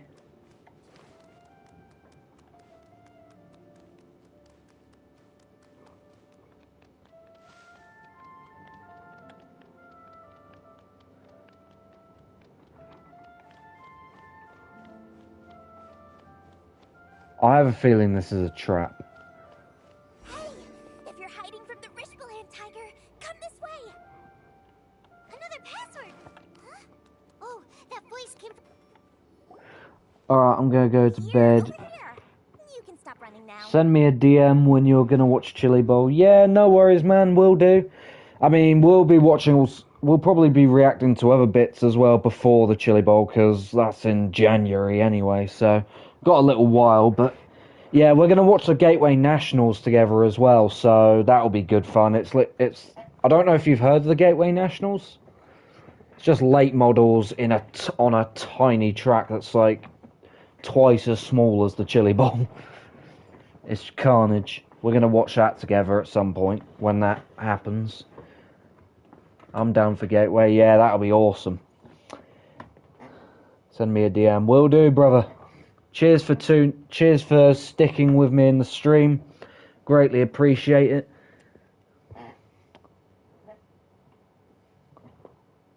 Hope you have a good sleep.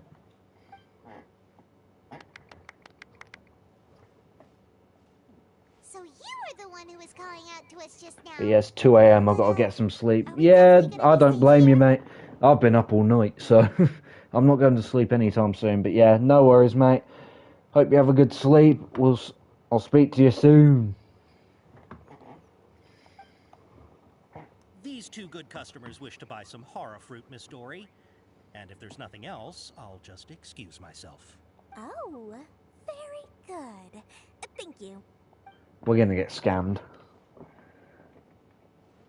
We're about to get extorted out of so much money. Paimon sure thought you'd look a whole lot scarier. Paimon, shut up. Hey, what are you trying to say, Princess Pea-Brain? I can be scary enough when I need to be, believe you me. If you don't watch what you say, then you can forget about doing any business. But it seems you two have actually done pretty well so far. Not only did you manage to find the informant, your reactions were also pretty sharp. You don't really look like criminals or anything, but I bet my Mora that you've been involved in some shady dealings, haven't you? Paimon's not sure if that's supposed to be a compliment, but we'll take it. I can't risk doing business with people who start huffing and puffing after just a few paces. No matter how much Mora they might have. Not only will they get caught by the Matra, but they'll also get us into trouble. As decent folks trying to run an honest business, we don't need any of that. Wouldn't you agree? So that's why I prefer to have customers like you. It's your first time here, but don't worry, I won't ask too many questions. Even if you wish to buy enough knowledge capsules to decorate your house with, please. You know how annoyed I'd be if I was to go into like a Tesco's or something to buy some food and I get in a situation like this where I have to earn the shop's trust. As long as you have lots of round, shiny Mora, then we're all good. Ah, damn it, Momora's square. Ah, yes, of course, of course. Go ahead, help yourselves. Voila! We're about to get extorted. This is not good. Wow, she has a trove of canned knowledge. Whew. She'd probably be in serious trouble if the Matra caught her with all this. What kind of products do you seek, my dear customers?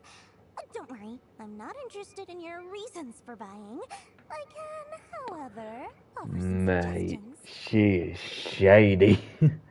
Take this one, for example. An analysis of the sociological ideology and dialectics of the Hilichurls. Only 3 people in all of Teyvat have ever studied it, making it extremely rare. It's on sale now for 350,000 Mora. Yeesh, who would want to be an expert in that topic? Or how about the architectural styles and construction methods of Teyvat in the early Archon War period? With this one, you can become an expert in historic architecture preservation and find an excellent, well-paying job in nearly any nation. Ooh, now this sounds like it could be useful. 2 million Mora, and it's yours. No discounts. Whoa, that's a lot of Mora! Of course, you are free to pick whatever your hearts desire. The contents and price of each knowledge capsule are indicated in small text on the body of each one, down at the bottom. Alright, let's try the method that Al-Haytham mentioned.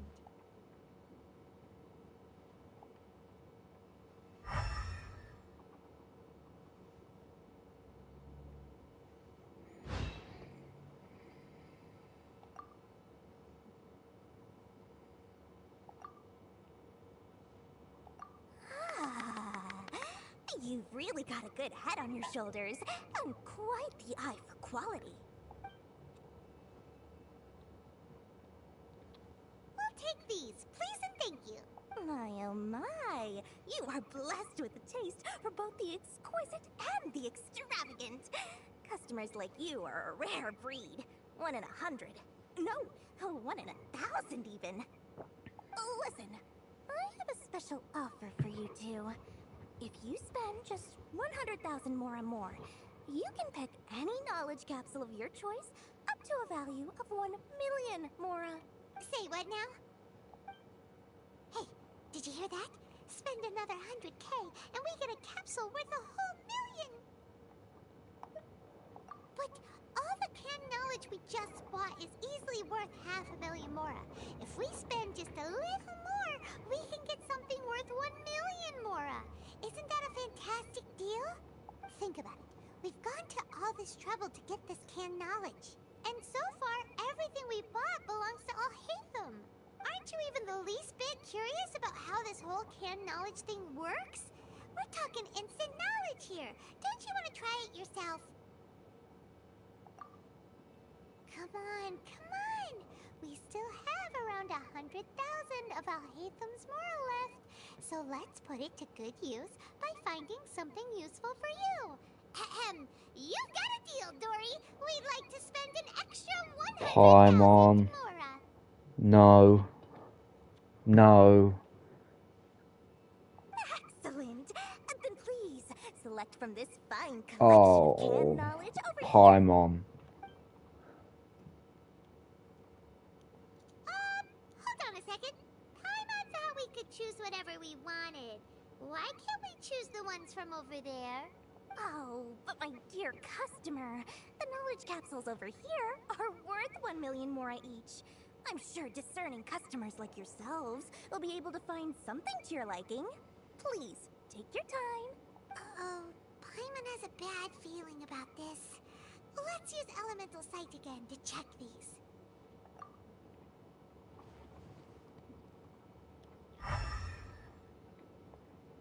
Yeah, they're dead. So, what did you see? So, they're all worth about the same amount? It's bad. Oh no. Well, anyway, the Mora's already been spent. No. Let's at least try to find something useful. Oh, Paimon, you idiot. Let Paimon take a look here. An introduction to traditional Sumeru brewing techniques, the art of growing spices, an overview of ancient runes.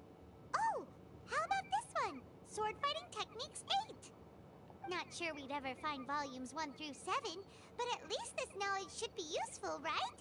Let's go with this one. Dory, we'll take this one. All right, very good. I'm expecting some new goods in the next couple days, so be sure to check back again soon.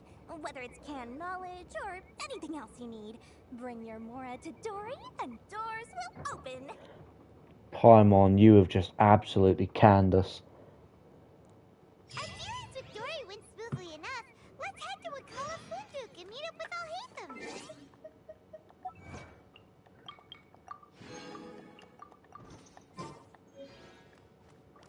Oh, this is bad. Finally tell us about what the Academia lost.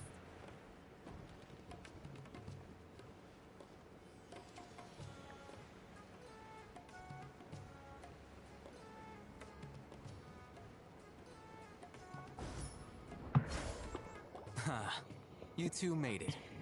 And from the looks on your faces, you were successful. Whoa, there's so many people from the Academia here. Why would you pick this place as our meetup spot? Well, Wakela Funduk is under the Academia's control, so naturally the Academia has people working here. I came to Port Ormos under the pretense of conducting official business. You're a pretty daring guy. Relax. No one here is interested in anything we say, and the Matcha won't come here. Okay now, tell me how your encounter with Dory went. Okay, we did what you asked. So, can you tell us about the knowledge capsule that the Academia lost now? Before that, I have to ask, why are you two so intent on tracking it down? You don't have to answer, of course. Yeah, She just wants to meet the God of Wisdom and ask her about something important. We've been in Sumeru for a while now, but we still haven't found a way. When we heard that the Academia had lost something that might be related to the gods, we came here in case it turned out to be our lucky break. In that case, you're on the right track. A short while ago, the Academia lost a knowledge capsule in the desert. It's supposedly a divine knowledge capsule. Use it, and you'll gain the wisdom of the gods. Wow! There's really such a thing as that? Hey, if we find it, do you think we could learn how to meet the Dendro Archon? Ooh, or even how to find your brother? I highly doubt it has any mystical properties, but it does indeed exist. And it's right here, in Port Ormos. Welcome to the stream, whoever just joined. Thank you for tuning in. So, where exactly? That's what we need to find out next. I won't deny that. I am investigating because I'm curious as to what the Divine Knowledge Capsule truly is. As you know, the Eremites in Port Ormos also have their eyes on it. It is an extremely precious item. The knowledge contained within may bring great power or wealth to whoever has it in their possession. Several brigades have been vying for ownership of it as of late, but there is still no victor. My personal finances and connections cannot compete with those of the Eremites. After attempting various methods, I finally managed to reach a tentative agreement with several brigades. I agreed to forego ownership of the Divine Knowledge Capsule in exchange for the opportunity to study it. After all, there's no harm in understanding what it is. However, there are those who are less amenable to negotiation, such as those from Ain al-Ahmar. They adamantly believe that the Divine Knowledge Capsule contains King Deshret's power, and that he will return to this world when they obtain it. They refuse to let anyone from the Academia tarnish their deity's soul. So you kept hounding them because they refused to cooperate with you? Yes. Ain al-Ahmar isn't exactly wealthy, but its members are determined to get that capsule by any means necessary. To that end, they've resorted to many methods more foul than fair in order to amass sufficient funds. So, I've been sabotaging their business to force them into negotiating with me. The Divine Knowledge Capsule should be up for a secret auction within the next few days. Each brigade will place their own bid, and the prize will be covertly given to the winner. To ensure the capsule's security and to evade the Matra's notice, the winning brigade will not publicly disclose their victory. Unless I know whose hands the Divine Knowledge Capsule ends up in, my agreements with them will fall through. Dory is the most reliable source of information, but that avenue was previously closed to me. With you on board now, the situation is different. In other words, you wanted us to befriend Dory so you could find out where the Divine Knowledge Capsule is. Yes, you can say that. But this arrangement harms none of us. The day after tomorrow, go back to Dory and try to purchase information on the Divine Knowledge Capsule's whereabouts. If she has no information, wait 2 days and approach her again. If I get the opportunity to study the Divine Knowledge Capsule, I will relay my findings to you. Will that suffice as compensation? Okay, then we'll meet up in 2 days. Haytham, before you go, we actually bought a knowledge capsule for ourselves, but we're not sure how to use it. You two want to try using a knowledge capsule? Sure, I can teach you. Doing so right under the Academia's nose is a bit problematic, though. What do you say we head to the outskirts of town?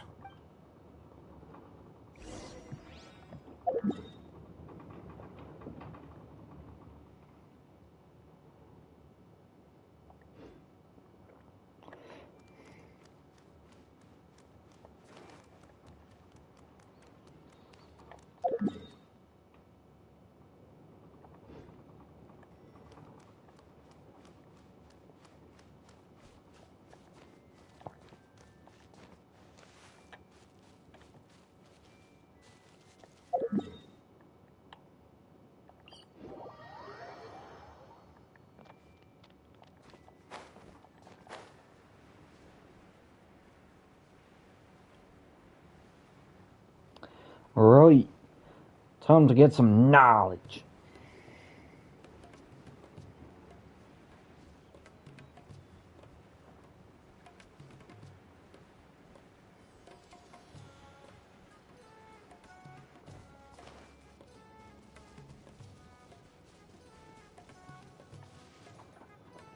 Alright, this place works. Show me the capsule you purchased. Here. Sword Fighting Techniques 8. Huh. A combat class knowledge capsule. This class is something of a rare find these days, since most have been taken by the Eremites to augment their battle capabilities. Really? Ah, yeah, what a great buy! If you want to determine the efficacy of this capsule, I can evaluate your combat ability. However, effects will likely be minimal if you already possess a high amount of strength. We can conduct a controlled experiment where you fight 2 battles. One before using this knowledge capsule, and one after. While you fight, we can use an Akasha terminal to monitor your various physical parameters. There may be variances in your physical strength between the 2 tests, as well as a disparity in your opponent's abilities. But don't worry. I'll run statistical analyses afterward to mitigate any confounding effects. Wow! Hatham! You must have been one of those guys at the Academia who got top grades on everything. Paimon's curious about something, though. You definitely weren't one of those students who needed canned knowledge to graduate from the Academia, right? So, why are you risking getting caught by the Matra for this capsule? When you are unable to understand a researcher's actions, most cases can be attributed to curiosity. This is but one theory. Sounds like you're trying to avoid the question. All right, let's begin the test. Just fight as you normally do.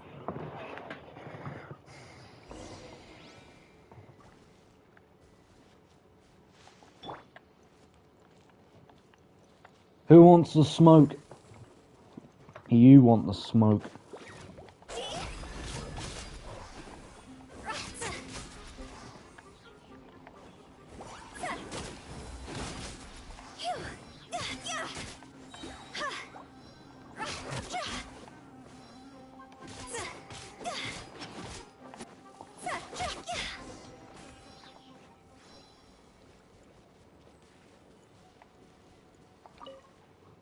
Alright. I'll link your Akasha terminal to record data. The next step is to use this knowledge capsule. Hold it in your hand. I'll help you establish a connection with it so you can activate its power.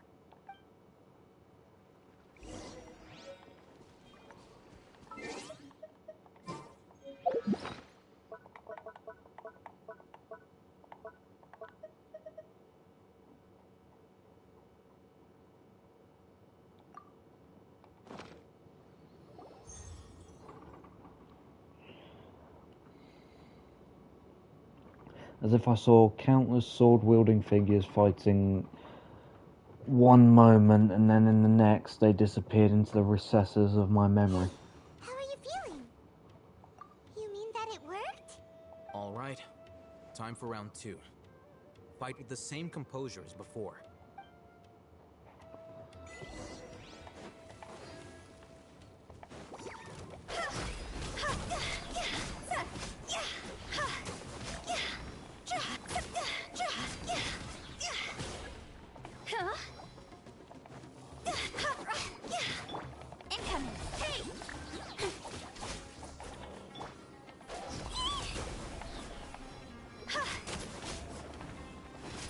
That felt slower than before.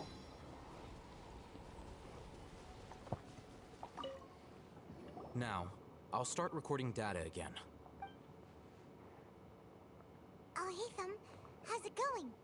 Well, the knowledge capsule you purchased did improve her combat capability.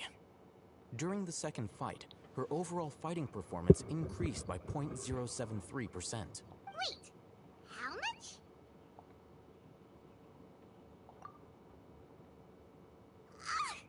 Dory's such a jerk! She totally scammed us!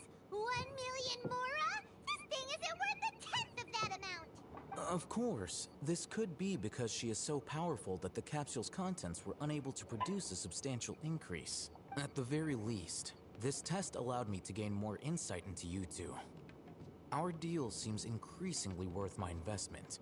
I'm heading back to Ikela Funduk. I await your response in 2 days' time. This is Mora for when you ask Dory for information. Pay her as much as she This man is minted.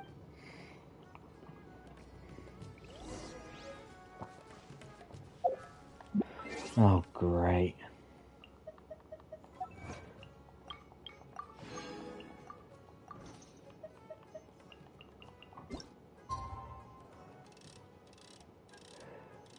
1.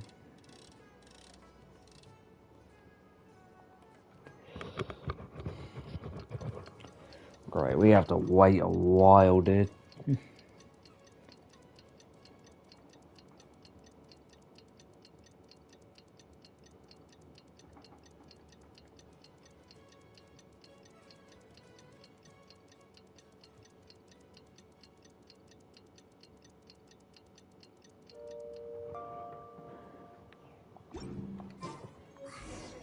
Let's see Dory today and act.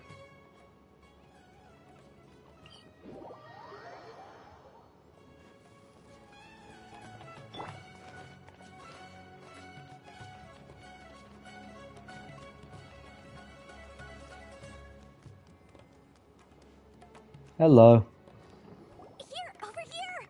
Oh, welcome back, my loyal patrons. What can I do for you this time? You name it.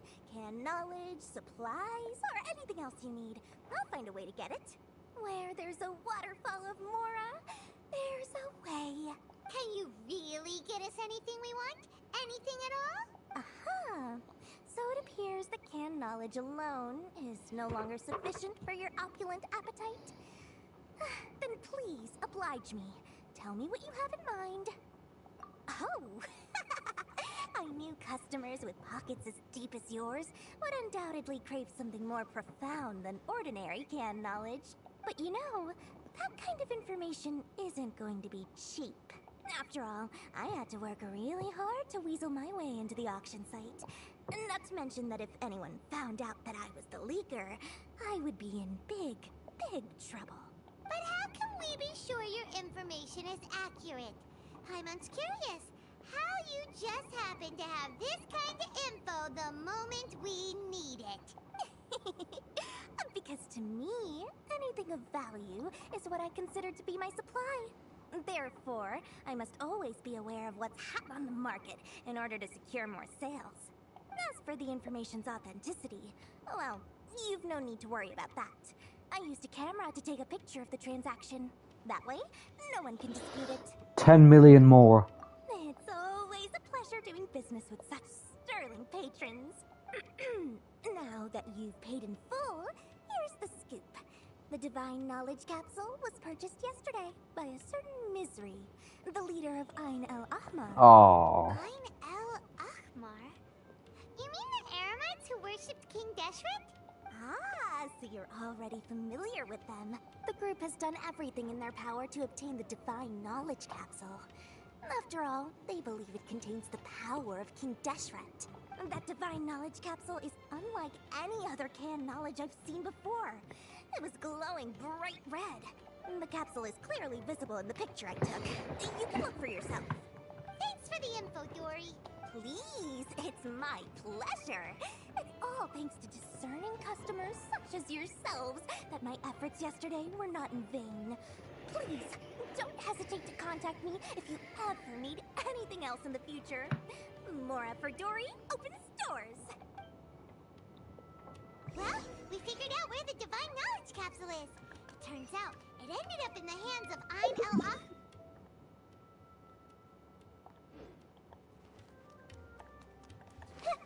Let's head back and talk to Al-Haytham.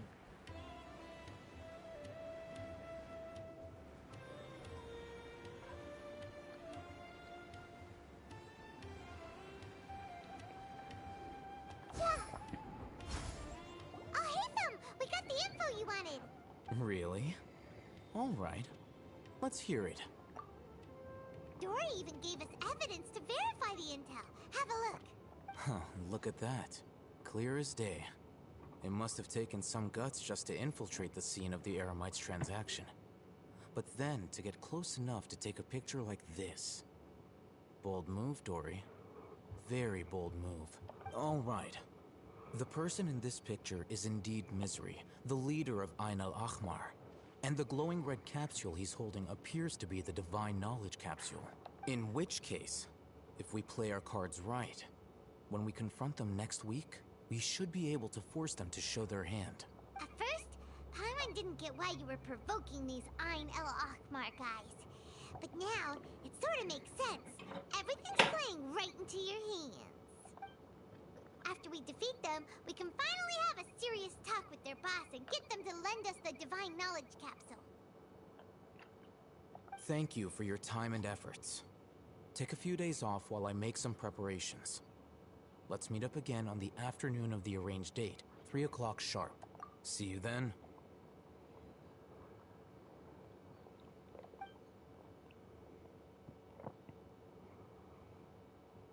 Oh, Hatham sure is taking his time. Where could he be? Oh, there he is. Sorry to keep you waiting. Let's head to the pier in front of Faros Lighthouse. Yep, let's go. Let's have it. Oh, God, it's over there, man.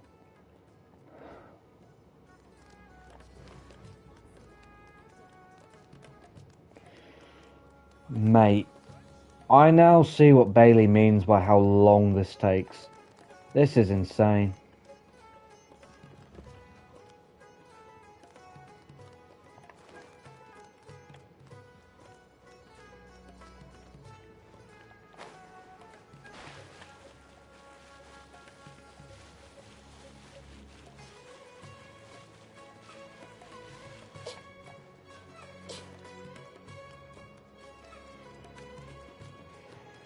We're going to be here a while. I'm not going to do the whole Sumeru Archon quest in this one stream, but I'm going to try and get a good portion of it done. I've already done quite a lot of it. Not halfway yet, though. Oh, Hatham. I knew you were crazy, but I didn't know you were crazy enough to actually show up. It was I who demanded that these negotiations take place. I was more worried that you might go back on your promise. But to your credit, it appears that you're sticking to your word. This is turning into quite an occasion. I also brought some backup. I assume you don't mind. Backup? Aren't you the brat from the restaurant the other day? You've come to support this lunatic because he helped you out? Fine. Your funeral. I'm not going to mince my words. Once we're done with you, you'll be nothing more than fish food. Get 'em, boys! Ah, yes, the noises of footsteps. Here they come. Good luck, you two. You don't want the smoke!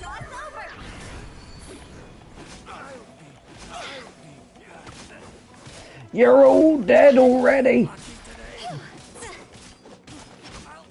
This is Judgment Day!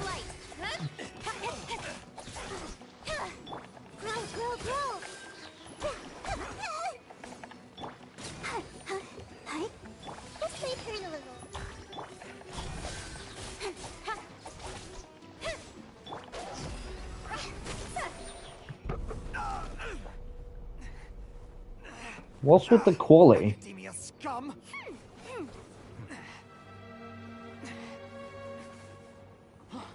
Boss! Finally! Oh. Did you use it? Great!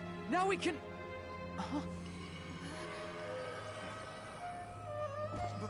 Boss?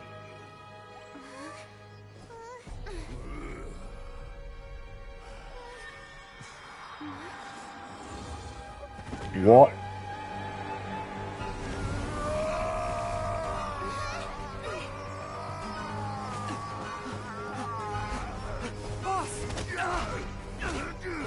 Oh. What happened to him? We have to cut his Akasha connection, now.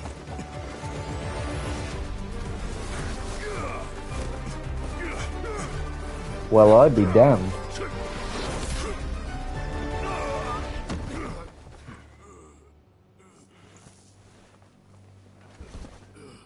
Target acquired. Arrested.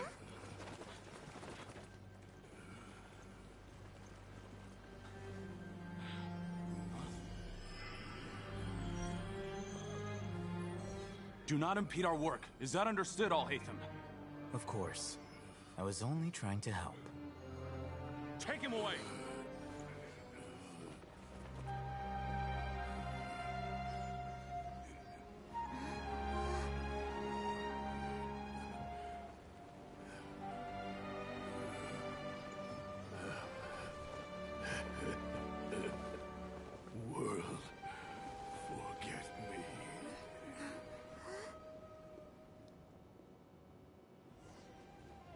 Well. What in Tibet just happened? It's like that big guy suddenly lost his mind. We need a long cutscene fight in this game at some point, dude. That was disappointing. It looks like he used the Divine Knowledge Capsule. You mean the Divine Knowledge Capsule did that to him? Oh, yeah. You mean how some researchers go insane after getting knowledge from Irminsul? I've heard of numerous incidents of researchers in Satyavada life going insane. The state that man is now in suggests that this is a similar situation. This Divine Knowledge Capsule does appear to be linked to the gods, but beyond that, it doesn't seem anything like the rumors suggest. Possessing it doesn't grant you divine wisdom or power. Did you hear what he said? World, forget me. What could that possibly mean? If the mantra took him away, then that means the Academia got the Divine Knowledge Capsule back too. What a shame. We were so close. Still, Paimon didn't expect the Divine Knowledge Capsule would be so dangerous. Imagine if we tried to open it. Oh, who knows what would have happened to us? As things stand, there is no reason for me to remain in Port Ormos. I believe our collaboration has also reached its end. Oh, we were so busy trying to find the Divine Knowledge Capsule that Paimon forgot to ask you something. Since you're a member of the Academia, do you have any idea how we could go about meeting Lesser Lord Kusanali? Truthfully, I don't. Lesser Lord Kusanali appears to exist outside of Sumeru's entire administration. Most of the time, you wouldn't know she exists at all. Moreover, since the Academia possesses the Akasha, a symbol of our deity's wisdom, scholars have no reason to desire to make contact with the deity herself anyway. Everything about Lesser Lord Kusanali is such a mystery. I'm heading back to the Academia. How about you two? It's almost the day of the Sub-Zero's festival. Maybe we should head back too. We've been rushed off our feet over the past few days, so maybe a little rest and relaxation will do us good. Then we'll part ways here, Alhaitham, until we meet again. Until we meet again.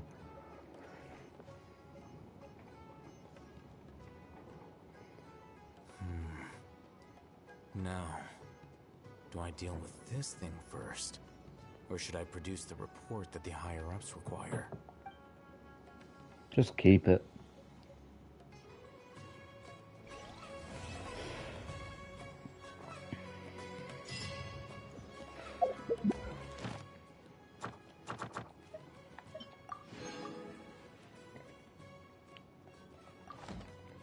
Mate, this Archon quest, man, it goes on forever. It's never gonna end.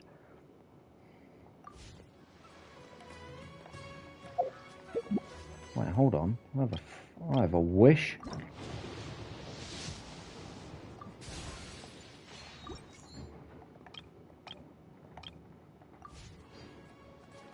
Wanna come over for tea?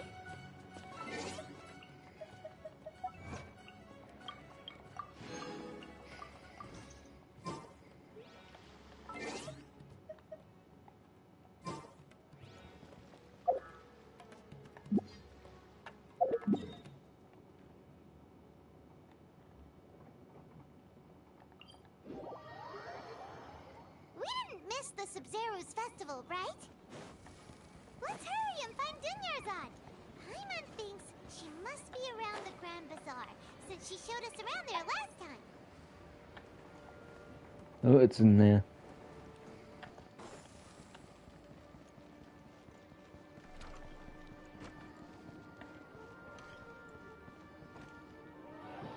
There she is! Dunyarzad! We're back! Just as promised, Traveler and Paimon. I'm so glad that you two came back to celebrate Lesser Lord Kusanali's birthday. Indeed. The festival's tomorrow. We've been preparing for so long that I can't help but feel a little nervous. There's no need to be nervous. Paimon's sure that Lesser Lord Kusanali will feel everyone's gratitude. Thanks, Paimon. I hope that everyone who comes to the festival will also have a good time. Speaking of which, did you manage to make your way to Port Ormos? Discover anything over there? Of course we went. A lot of things happened there. I see. Sounds like you two had another exciting adventure. If there is another chance, I would love to join. My lady, if you went to Port Ormos in your current state, we'd both be in for a lifetime of trouble. Dia!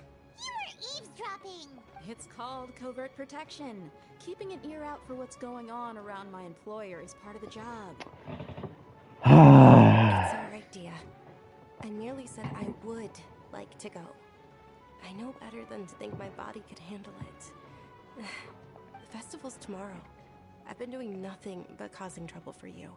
So Dia, please take some time to relax. I'll be fine. Even when you put it that way, it still doesn't feel right. Don't worry, my guardian knight. Okay, fine, but only tonight. Tomorrow's a big day, and many no-good scumbags are gonna try to take advantage of that. You two must be exhausted from your long journey back to the city. My apologies for not realizing this sooner. I've already prepared a room for you to rest. Please follow me. Whoa, you're so thoughtful. Paimon's so ready.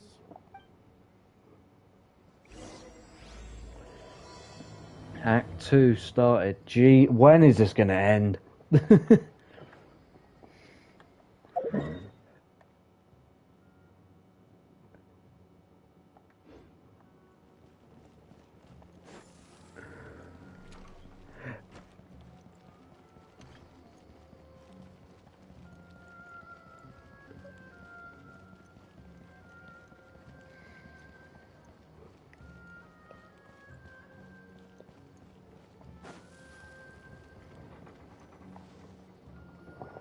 Here we are.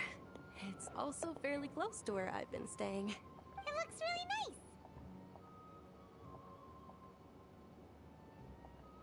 really nice. Not at all. Just tell me more about your adventures when you next get the chance. That's Paimon's specialty. Paimon can tell you stories next time.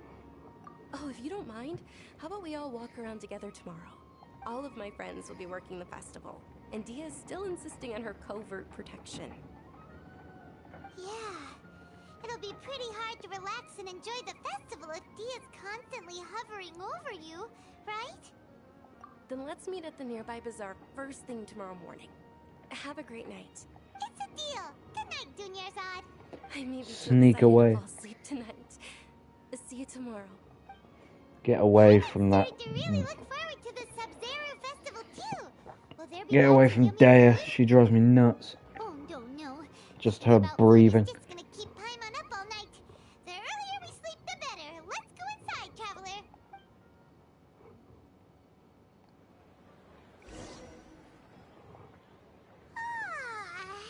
Did we oversleep?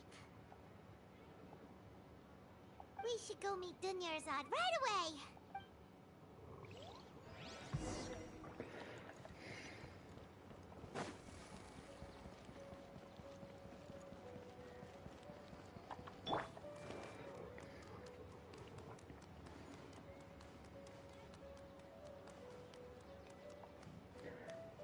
The Archon is here. Traveler, Paimon, I've been waiting for you two. Good morning, Dunyarzad. We must have overslept a little bit. Not at all. I arrived early. Today is finally here.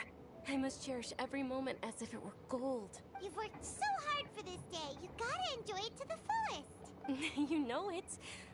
It's just that, as expected, I had some trouble falling asleep last night. I'm hoping my body won't be too much of an issue today. Well, shall we? Let's start with the stalls over there.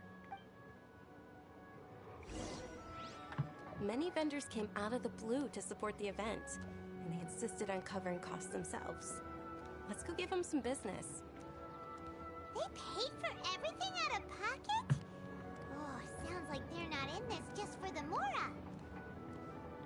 They all said that contributing to a lively festival atmosphere is more important than money.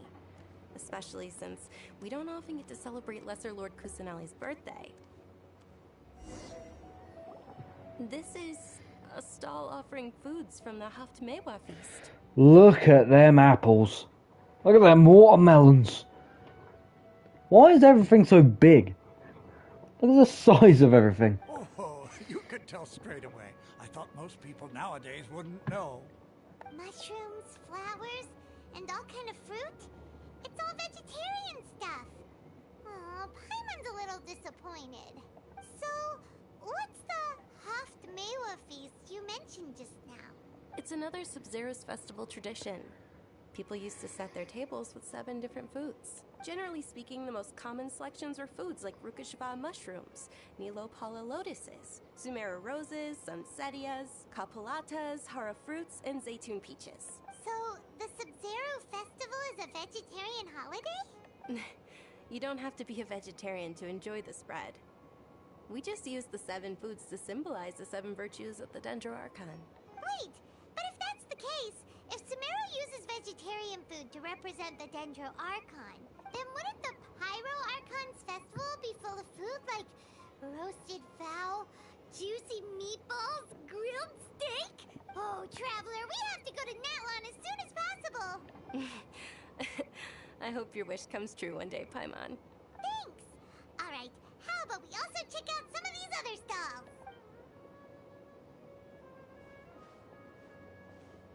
Dear customers, would you like to try your hand at alchemical divination? What's alchemical divination? Those two things sound like they'd be fun to try together.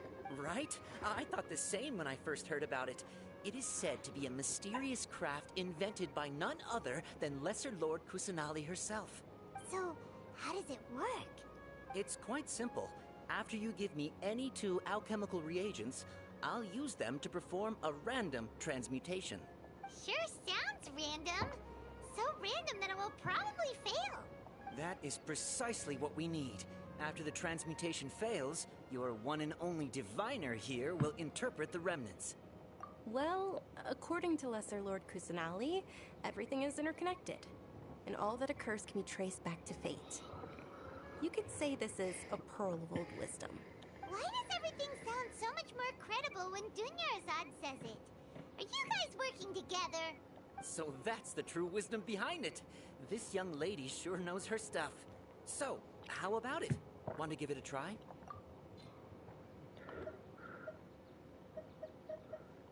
What's something I don't really need?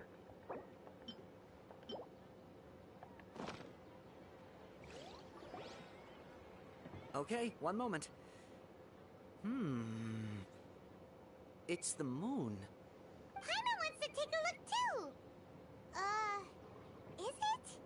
It looks more like a pie that Paimon bit into. Generally speaking, the moon signifies... It means... Wait a moment. Is he really looking it up in a book? Oh, I remember now. It means illusions and lies. Illusions and lies? That sounds rather ominous. Yes, but this book says that if you trust your intuition and overcome your fears, the sun will surely rise. He's not even trying to hide his book anymore. Naturally, fate will only ever show you the beginning of a journey. It is up to you to forge your own ending. Oh, thank you so much. I'll keep that in mind. Oh, it's nothing. I'm just learning as I go. Guess that was still pretty interesting. Okay, on to the next stall. Daya is definitely eavesdropping somewhere. The Sub-Zero's festival was very lively a long, long time ago. Large flower carriages used to parade through the city. As they headed towards Port Ormos, people would throw flowers, candy, and liquor all along the way. Yes, I can get ahead of her. I wish I could have seen that spectacle. But if you ask me, I'm sure Nilou's Dance of Sub-Zeros would be just as impressive.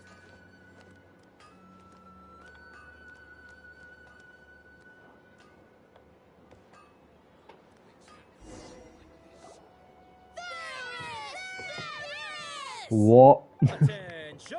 What is that?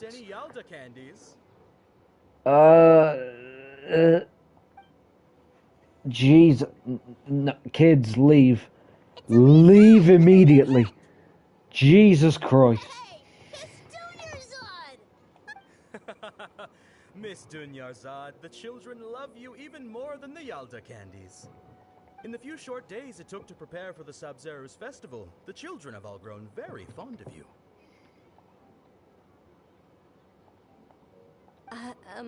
The Hallowed Knight of Flowers. It's an honor that you know my name. Attention! Contributions to the glorious Sabzeruz festival. All right, little soldiers, take your Sonali. Dismissed. Yes, Knight Varus! Just what is going on? This is another Sabzeruz festival icon, and one immensely popular with children.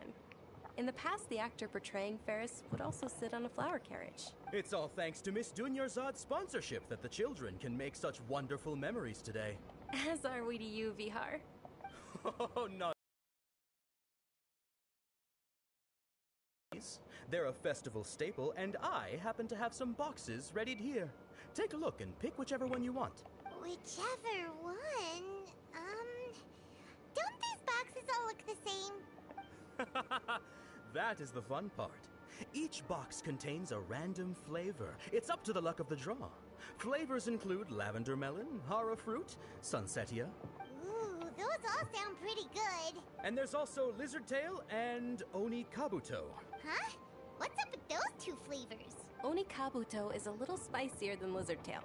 Dunyarzad, you tried them before? Traveler, help Paimon pick one. Paimon wants the Sunsetia flavor. It's alright. Paimon believes in you. I also believe in your intuition. Great. These boxes of candy are numbered 1 to 5 from left to right. Which one do you want? For Dale Earnhardt.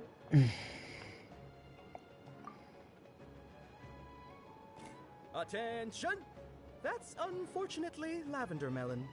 God damn it, Dale failed me. Fail Earnhardt. So many epic battles because you had incredible luck. But looks like Paimon was wrong. The Sunsetia flavored candy was in box number 4. How about this? The most important thing is that everyone has a good time at the festival. So please, take both boxes. Really? Thanks a lot, Knight of Candies. It's Knight of Flowers, not Knight of Candies. Paimon really wilted the carriageless Knight of Flowers. They all basically sound the same. We got our candy, so let's keep going. Oh, actually, I just remembered that I left something behind. Since you're here, can you come with me to get it? Dunyarzad, you probably We're about to bump into Dale. Dale's gonna be like, you late for your parents. How embarrassing.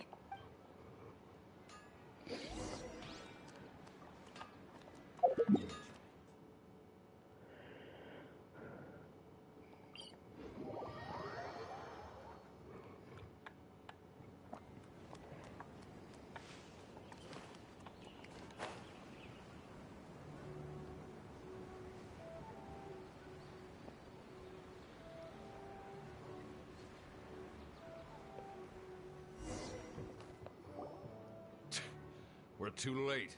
Who knew the little lady was such an early riser? I know, right? Hey, wait a minute. Boss, isn't that her? Uh-oh. Oh, that most certainly is. We're in luck. She's walking right into our clutches. Those Eremites don't look like they're up to any good. Who are you? I don't believe the Homayanis hired you. That's right. We haven't received any of their Mora, but I wonder how much the Homayanis would shell out to get you back. They're a gang of kidnappers! Traveler, hurry and protect Dunyarzad! Hey, did you scumbags even consider that the Homayanis Yeah. might have hired a merc that outclasses you? You're Dia. Dia the Flame Main. No wonder we mercs haven't heard anything about you for so long. You sold your unruly mane to the highest bidder. Don't speak so disrespectfully. My family started working with her as gratitude for her past kindness to us. Don't worry about it, my lady. Just some friendly banter between mercs. One punch and those rabid dogs will expose themselves for what they really are. Aren't your claws all dull by now? Don't get too cocky! Traveler, take Miss Dunyarzad to a safe location. No! We're gonna stay and help! There's too many of them! You're right. Alright, fine! Please be careful, Dia. Don't waste your time worrying about me. This is my job. Look out for yourself. After I've wiped the floor with them, I'll go find you all.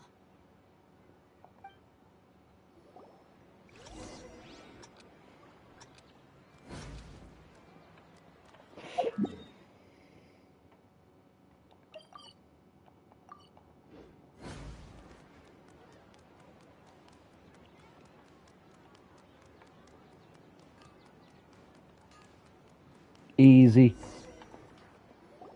Literally just a straight line. Are you seriously out of breath? Are you okay? You look a little pale. Are you in shock? Yeah, I'm fine. My body always reacts like this whenever I exert myself too much. You sure you're okay? I'll be fine after some rest. I'm more worried about Dia. After all, none of this would have happened if I hadn't insisted on coming out today. Yeah, don't worry. Uh-oh. Oh god, I thought someone was sneaking up on us then.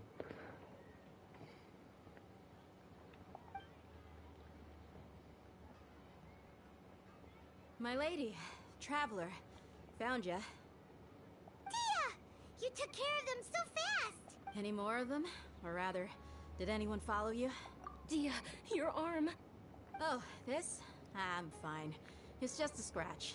Normally they wouldn't have been able to land a hit on me at all, but I'm still getting used to this new greatsword. Please, let me take a closer look. Come on, it's nothing. Us mercs aren't as fragile as you think. Hold on, you said something about a new greatsword. What happened to the one you were using before? About that. Well, I sold it, because I was low on Mora. Stuff like this happens every now and then. It can't be. The anonymous donation that was used for the venue's final round of preparations? Hey, Miss Dunyarzad, I wasn't trying to make you cry. I'm not gonna lose my commission because I made my employer cry, am I? Okay, making your employer cry won't affect your commission, but selling your weapon without permission and getting hurt? I'll have to reevaluate your performance. You're so unreasonable, my lady. Thank you very much, Dia. Don't be like that. I get embarrassed really easily. Are you feeling unwell again, Dunyarzad? My lady, your condition. Traveler, can you take her somewhere to rest? I'll look around the area to make sure we're safe from an ambush. Truly. I'm sorry for the trouble, everyone.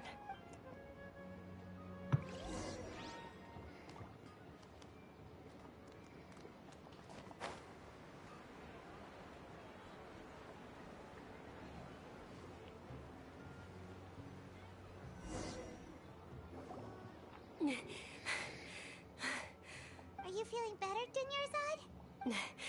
Yes, much better. You don't sound much Just better. give me a few moments and I'll be good to go.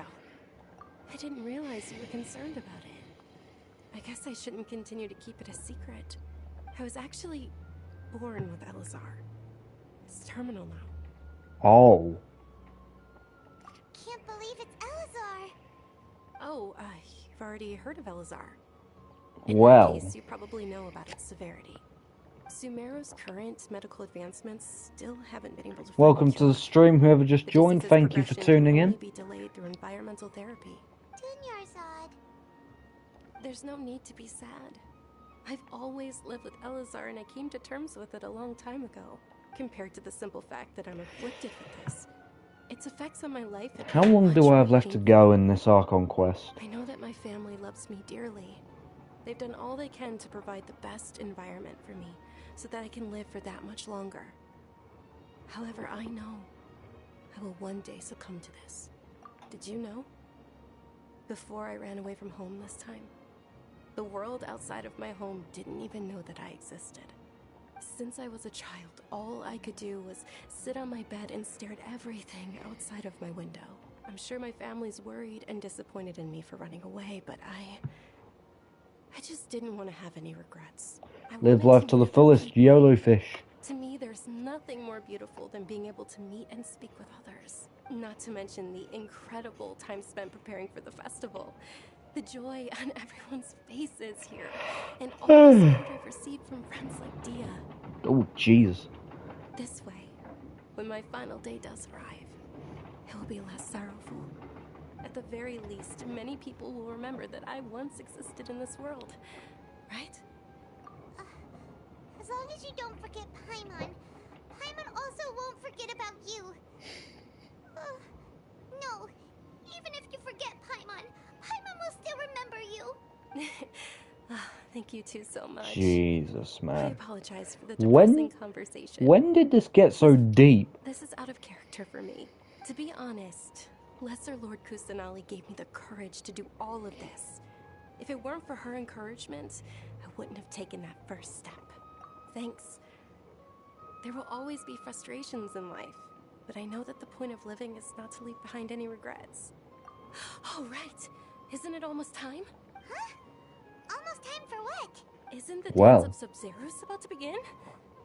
It's the part of the festival that I've been looking forward to the most. Nilu will recreate that legendary scene with her most splendid dancing. And the Sub-Zeros festival will conclude amid everyone's applause and blessings. And with that, my wish will also... Then what are we waiting for? Let's go to the stage! Yeah, we should still make it in time. Bucket.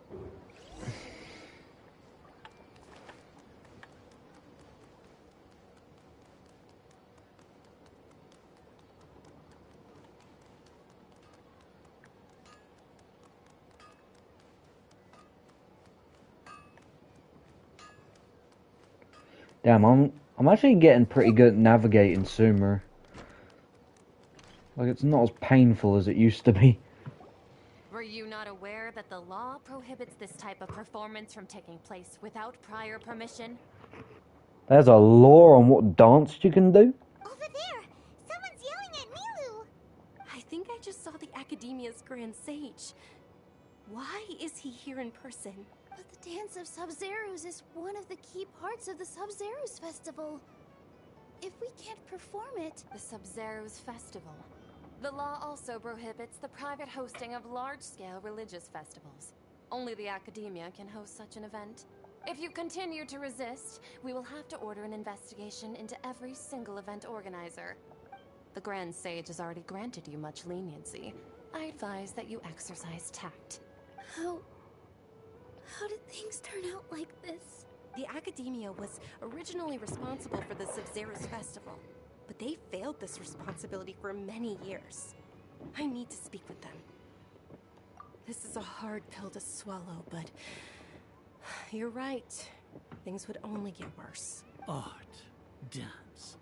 Aren't you ashamed of pursuing such frivolous and meaningless activities in this land of knowledge and reason? Our Archon created the utopia that is Sumeru City for all scholars who sought validity, verity, and truth, while people like you wish to defile it. It's a dance move. No. I believe that our Archon never rejected the arts. Even the Goddess of Flowers dedicated a dance to her. With your lack of intellectual credentials, I do not believe you are qualified to debate with me. What you should be doing is finding workers to tear down this ridiculous eyesore. When we return, have the scribe draft an ordinance before the next Nyagarbha Day that prohibits public art performances. We will announce it to the public later via the Akasha. Understood. I will inform him when I return. The Sub-Zeros Festival. Go celebrate the birth of that god to your heart's content. Nilu, are you okay? Oh, Dunyarzad. You all saw that just now? The Grand Sage ordered us to stop the performance. Kill him. Let's go somewhere the Academia can't find us and perform there. But how do we let everyone know? And what about the atmosphere on the stage? Or We could get people to block them off so they can't interrupt the performance. Ah, no. They just threatened to investigate the organizers. If we were caught... Nilu, it's alright. Don't worry about it. But you've been looking forward to the Dance of Sub-Zero so much. And I know how important this festival is to you. I don't want you to have any regrets. It's okay. Seeing you care this much about my feelings is more than enough. It would be too risky to continue the Sub-Zero's festival at this point. I don't want to get everyone in trouble. If you say so. But... What a bunch of party poopers. For the next Sub-Zero's festival, right?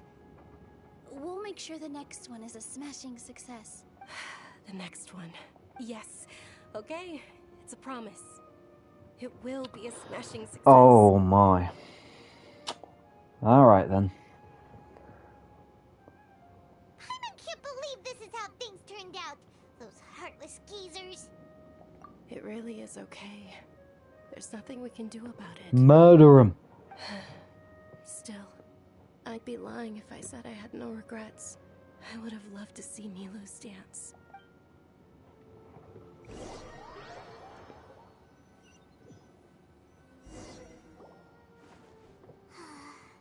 A lot happened today. It's a shame the festival ended the way it did. Nilu and Dunyarzad promised to make the next Sub-Zero's festival a success. But Dunyarzad is running out of time. Yeah.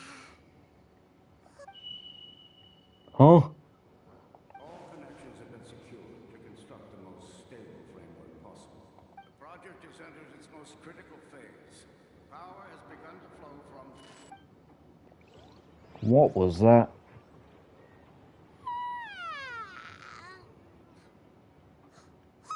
We're gonna be late!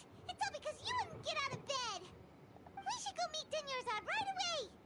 Huh? Why is there smoke?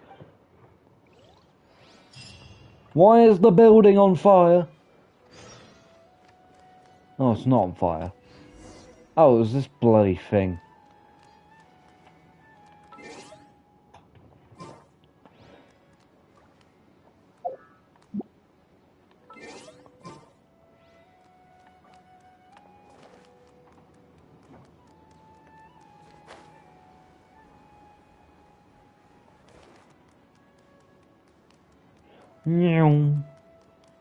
Look at me go.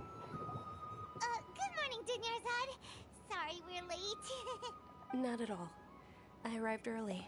Wait, what? You seem kinda tired. Did you not get enough sleep? I'm scared. I'm doing well. There's no need to worry. Shall we go? Let's start with the stalls over there. Sure. Traveler? Why are you just standing there? Let's get going. What is going on?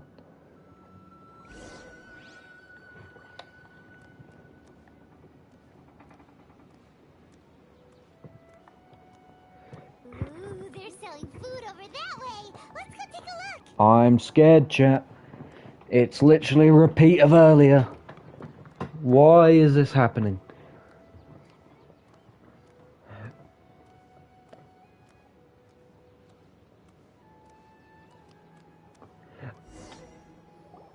This is a stall offering foods from the Haftmewa feast. You are quite well informed, miss. I thought most people nowadays wouldn't know. They're all plants. Oh, Paimon's a little disappointed. Actually, what is the Haftmewa feast you mentioned just now? It's one of the Sub-Zero's festival's traditions. People used to set their tables with 7 different foods to symbolize the 7 virtues of the Dendro Archon. Appear to be in the form of the moon. Is this what Bailey was on about earlier? Really? How it recaps like 10 times. Some kind of food. The moon signifies... It's escaping me for now. Wait a moment. Is he really looking it up in a book? Oh, right. It means illusions and lies. But if you trust your intuition and overcome your fears, the sun will surely rise. Understood. I'll keep that in mind. Oh, it's nothing. Ever get that feeling of deja vu? Guess that was still pretty interesting.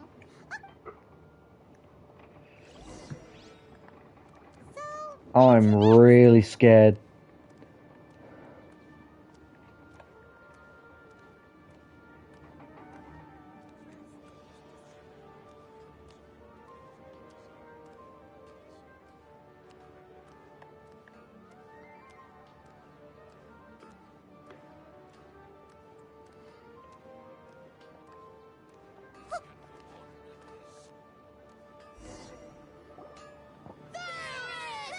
All right, soldiers. Now that you have your Yalta Not this candies, weirdo again. don't forget your loyalty to Lesser Lord Kusanali. Dismissed. Yes, Knight Varys! What's going on? Is this a play? Ferris, the Knight of Flowers, is another Subzeris festival icon and one immensely popular with children. It's all thanks to Miss Dunyarzad's sponsorship that the children can meet the Knight of Flowers. Oh, do you want some Yalta candies? I happen to have some boxes ready here. Take a look and pick whichever one you want. What's to pick? Don't these boxes all look the same? It's not that simple. Each box contains a random flavor. It's up to the luck of the draw. Flavors include lavender melon, hara fruit, sunsetia. Ooh, how interesting. And there's also lizard tail and oni kabuto. Ugh, why do those flavors even exist? Traveler, help Paimon pick one. Great! These boxes of candy are numbered 1 to 5 from left to right. Which one do you want?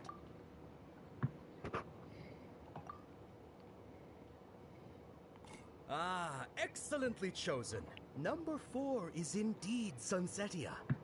Ha! Paimon bet you had incredible luck, and Paimon was right!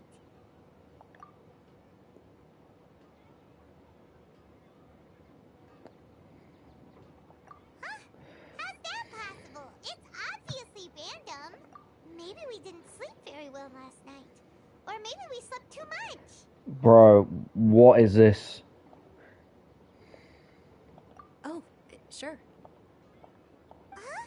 Where are you going? You're just gonna walk off like that?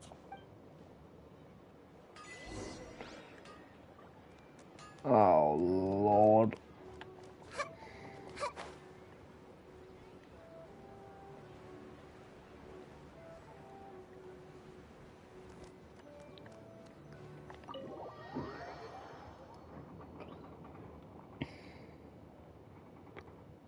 A feeling of deja vu? Oh, Paimon knows what that is. It's when you feel like you've already experienced whatever is going on. In that case, Paimon also felt something like that today. But that's just our brains playing tricks on us. No. So, why'd you run here in such a hurry? So that's it. You're intentionally doing things you usually wouldn't and seeing if you still get that same feeling of deja vu. Do you ever get that feeling of deja vu? Welcome, you two. Are you here for lunch? What would you like to eat? Got it. You don't look like you're from these parts, but I gotta say, you've got good taste. I'll give this order to the kitchen. Charcoal-baked Angelina cake? Isn't it that burn thing that didn't look tasty at all? Oh, Paimon understands what you're trying to do now. You'd never normally order something like this. What does this look... What?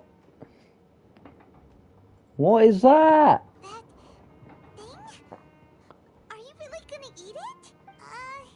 Isn't this going a bit too far? Uh-oh.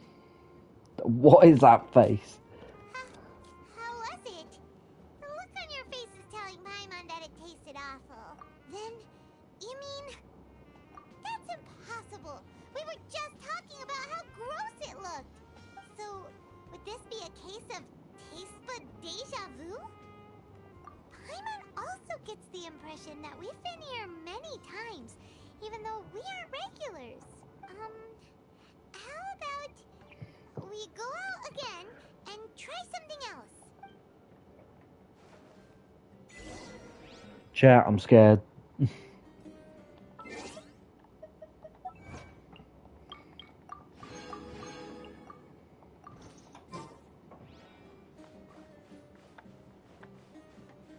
Where's the door? Let me out.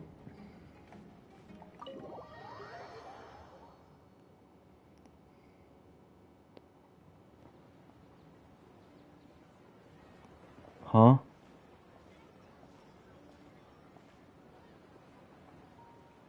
Hey, Dinyarzad is sitting by herself on that bench over there. It's deja vu again.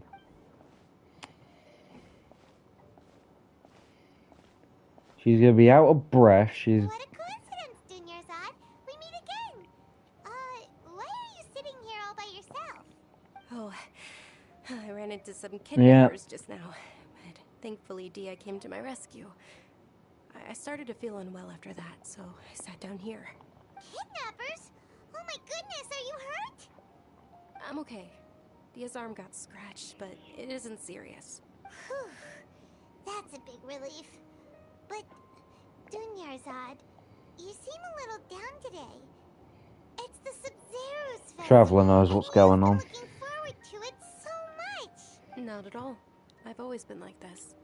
Excessive physical exertion or strong emotions tend to aggravate my illness. Besides, no matter how amazing today may be, Don't put me through depression again, dude. for many more days, my time will come to an end. Paimon doesn't quite follow you, and Paimon feels like something's really got you down right now. It really is fine. I don't mind.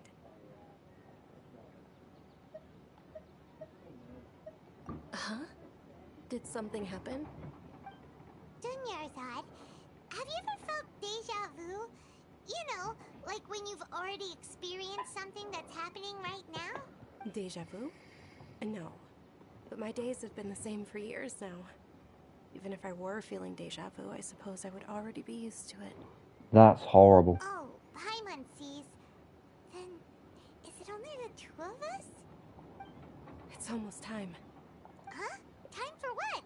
Nilou's Dance of Sub-Zeros is about to begin. Let's go. Oh, God.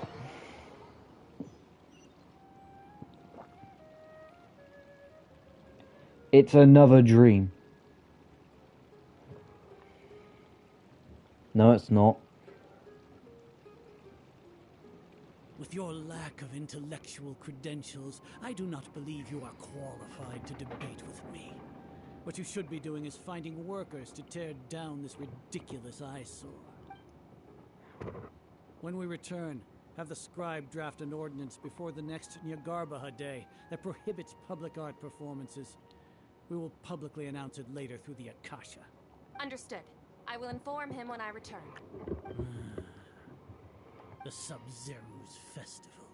Go celebrate the birth of that god to your heart's content.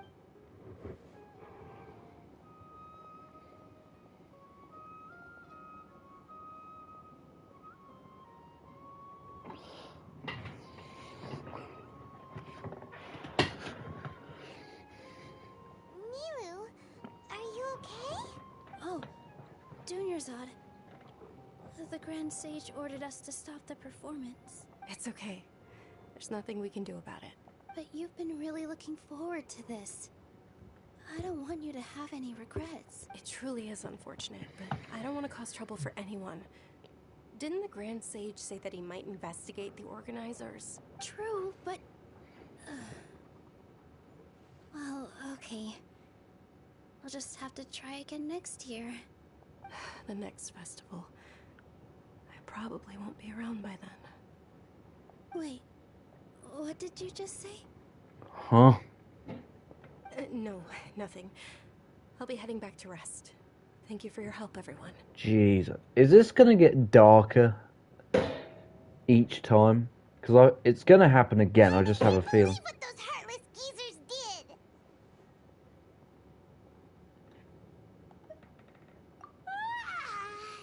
Did Dunyarzad already go back? We should also return and get some sleep. And the loop continues.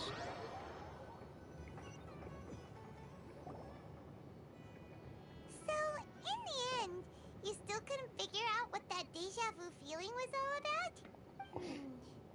Maybe it really was because of exhaustion.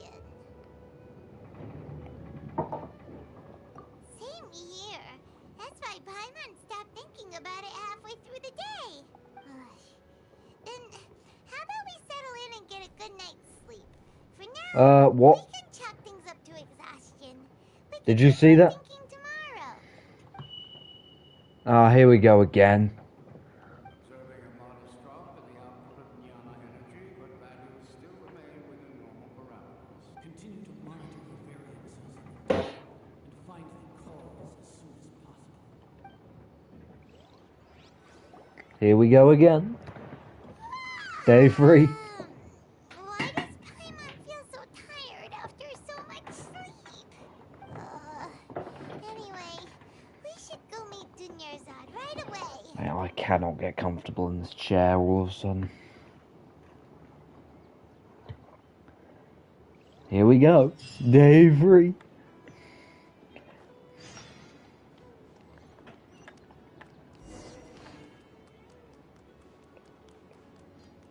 Yep, we're doing it again. It's happening again.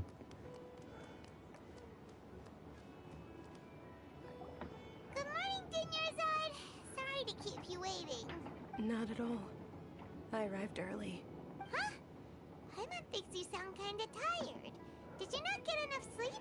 This is not good. I'm doing well. There's no need to worry.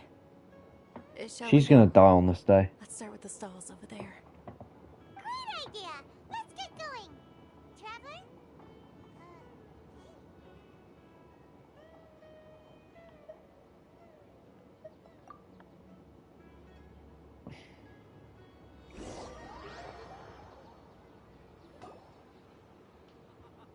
It's all thanks to Miss Dunyarzad's sponsorship that the children can enjoy the Sub-Zero's festival.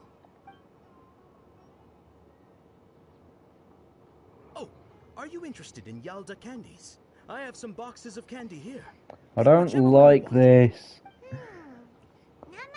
I know this is gonna end terribly. We're gonna see something that's gonna change us for the rest of our lives. It's not that simple. Each box contains a random flavor. It's up to the luck of the draw. Flavors include lavender melon, hara fruit, sunsetia. They all sound pretty tasty. And there's also lizard tail and oni kabuto. Huh? What were those last two? She'll help me choose. Paimon wants to eat the Sunsetia flavor. No problem.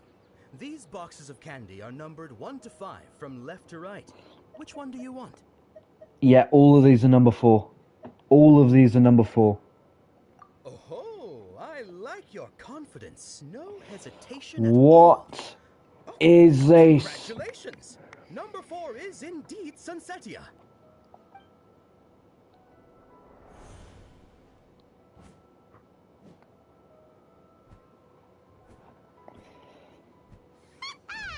Paimon knew she always had incredible luck. This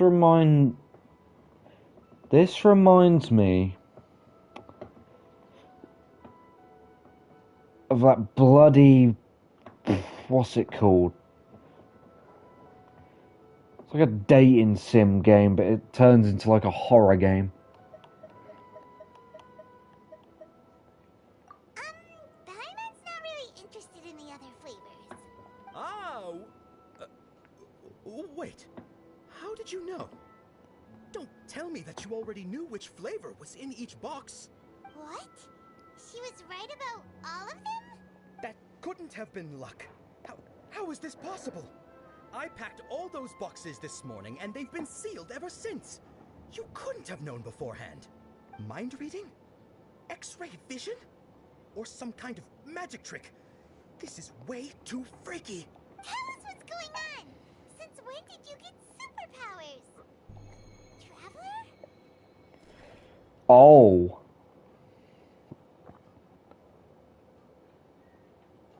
Hey, where are you going? What? What's going on? Did you see something? Us leaving Dunyarzad Get her, twin! is kinda rude, you know.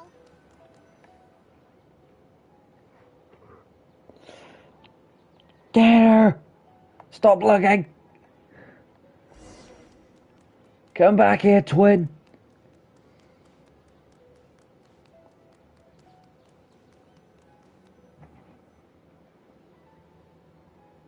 she just spawned out of nowhere.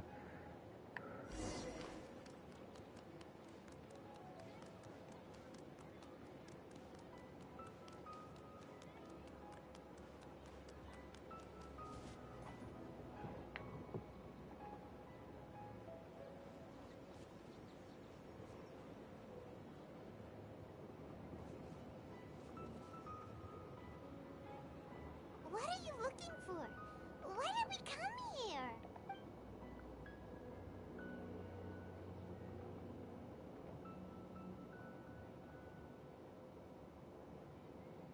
Traveler? What? What?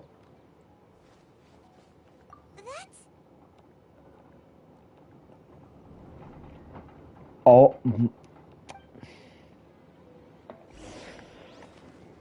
This is freaky now, dude. Yes!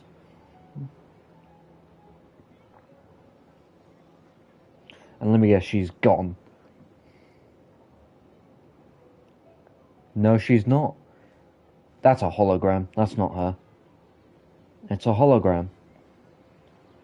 It's gonna be a jump scare.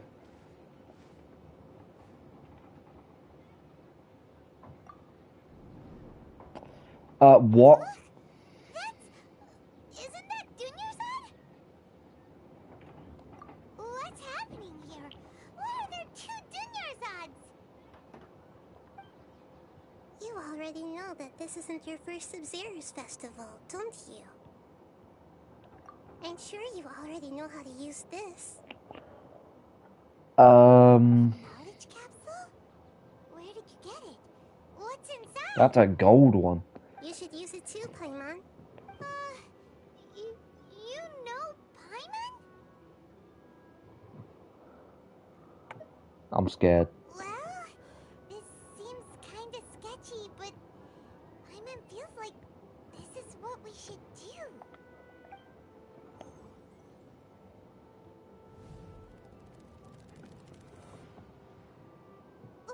What the? This is our 20th time at the Sub-Zero's festival? Huh? No. The 30th? 40th? Just how many times have we been to the Sub-Zero's festival? Have we been trapped in a single day? If it weren't for you, we wouldn't have even realized. Jesus Christ. What's inside that knowledge capsule? Your memories are still scrambled? Try your best to remember. This isn't the first time we've met, and I answered that question a long time ago. Let Paimon think. Oh, it's coming back. Meeting you was the real catalyst for restoring our memories, and the knowledge capsule was just your means of showing our minds the way. What about everyone else? Why are you only helping the two of us? Your sense of deja vu is stronger than everyone else's, yes? As for an explanation, you two received the blessing of Dendro, and you also have special, sensitive constitutions. It was as if a single sheet of paper was separating those memories from your consciousness. A familiar question. I think this is the 7th time you asked that. As you can see, she isn't doing well. You probably sensed it too. The Dunyarzad you were just with is different from the first Dunyarzad you met. That first Dunyarzad is in front of you right now, and she doesn't have a lot of time left. Looks like you're almost done sorting out your brain. Oh yeah, I'm Nahida. Good. You passed the test. What's happening? You can awaken our memories, and you seem like you know what's going on. Oh, wait. Please don't tell Paimon even you don't know. Everything in this world runs in a loop. This cycle is called a samsara. You, me, and everyone else are all stuck inside a one-day samsara. As for the truth, that's on you to find out. If you were told the truth instead of discovering it yourselves, it would literally blow your minds. I don't know how you'd be after that. I can only give you surface level help, like bits of information and subtle hints. For the rest of the time, I'll be doing all I can to slow down Dunyarzad's illness. She looks like she isn't doing well at all. Her illness gets worse after each Sub-Zero's festival. If we can break out of the samsara, I might be able to save her. But as things are right now, she's just a small bird in the sky that's about to lose its last feathers. Well, stop yapping then. Let me do it. Is raise a gale to delay her fall. You sure love to use weird analogies. Analogies are wonderful Shit. tools. I get They it. let you use existing knowledge to understand unfamiliar things. Okay, so, with what you know so far, what do you think the truth is? When you enter a state of contemplation, you can choose any text entry to interpret it. This interpretation process involves analysis of the text entry and may yield new entries. Once interpreted, you may submit that text as a conclusion. Some text entries can be associated with one another. Once interpreted, select Associate to choose the other text entry, then select Trigger Association. You can gain new text entries by performing accurate associations. This is mental. If one of the text entries on the current page can be used as a conclusion, then select that entry before choosing Select Conclusion.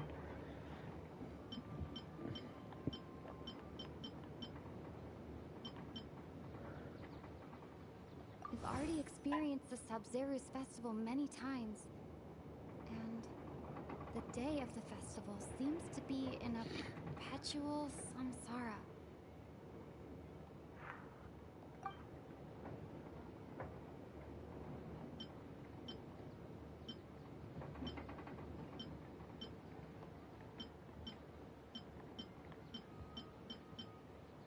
My mind feels exhausted, even though I haven't done too much thinking. What is going on? What's happening right now seems to have happened. The moon, illusions, and Grand Sage said, "Go celebrate the birth of that god to your heart's content."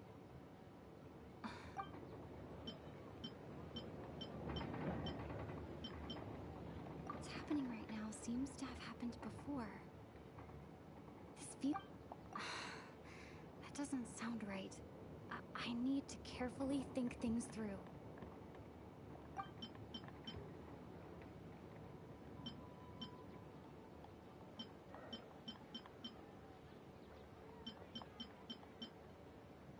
My mind feels exhausted.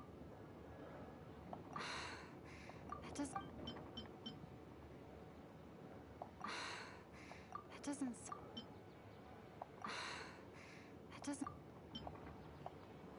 What's happening right now seems...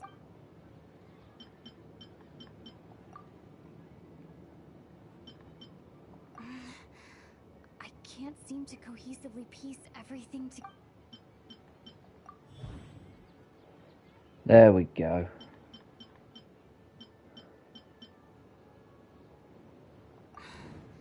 That should be it. The flow of time is endlessly cycling within one...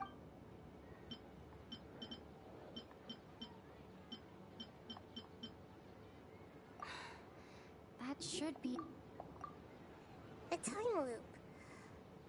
You've given similarly wrong answers in the past. A pity. Still the wrong answer? Paimon thought that made a lot of sense. It feels like time's just repeating itself.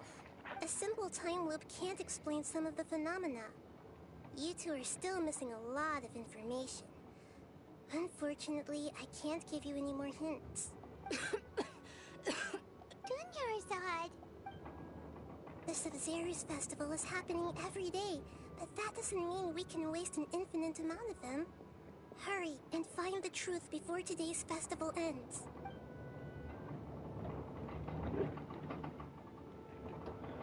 Jesus. Let's think about our current situation. To save Dunyar Charizard, we have to escape the samsara of the Sub-Zero's festival. And to do that, we need to figure out what's happening. The truth. Nahida rejected the idea of a time loop, so we must have missed something, right? That really confused me, dude. Memories say that we've already done this many times, but let's go talk to people again. It's more productive than sitting here and scratching our heads. Why don't we start with those stall owners?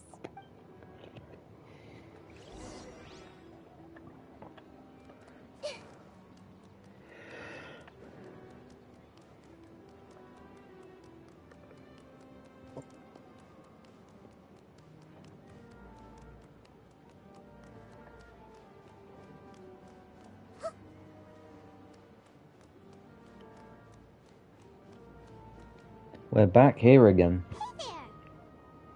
Hey, it's you guys again. Where's your cultured friend? She's feeling a little unwell. Jesus, it's windy outside. I see. Did you come back to buy something? I guarantee the freshness of my products.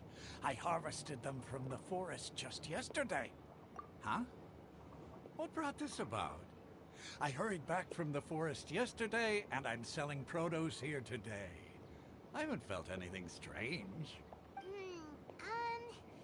To put it another way, if you really think about it, was yesterday truly yesterday? Did you actually come back from the forest yesterday? What kind of philosophical nonsense is this? Are you two daydreaming? Didn't you know that no one dreams in Sumeru? Go somewhere else if you want to find someone to daydream with. He actually has a point. Is this a dream? Is everyone dreaming? True. It's so weird that people here don't dream. Why is that? Anyway, if this all really were just a dream, we would have woken up a long time ago. Let's keep asking around.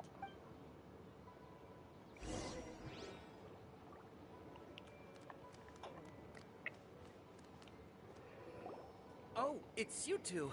Was my divination so accurate that you felt compelled to compliment me in person? Ooh, I knew it! I told you, the god's divination is highly accurate. You just hadn't fully understood its significance yet. You're really excited about this, huh? That's exactly why we came back. Help us better understand it. Help you better understand it? Well, that isn't exactly what I excel at. So, you're admitting that you don't have a clue? Anyway, what kind of situation did you get into? Huh? Hold on a second. I thought you guys just lost your wallet or fell for a scam. What you just said, are you serious? Does that kind of thing actually happen in real life? Paimon knew you weren't going to believe it. Marvelous. Truly marvelous. I believe you. Recall the interpretation of your divination. The moon, illusions, and lies. It really felt like an omen.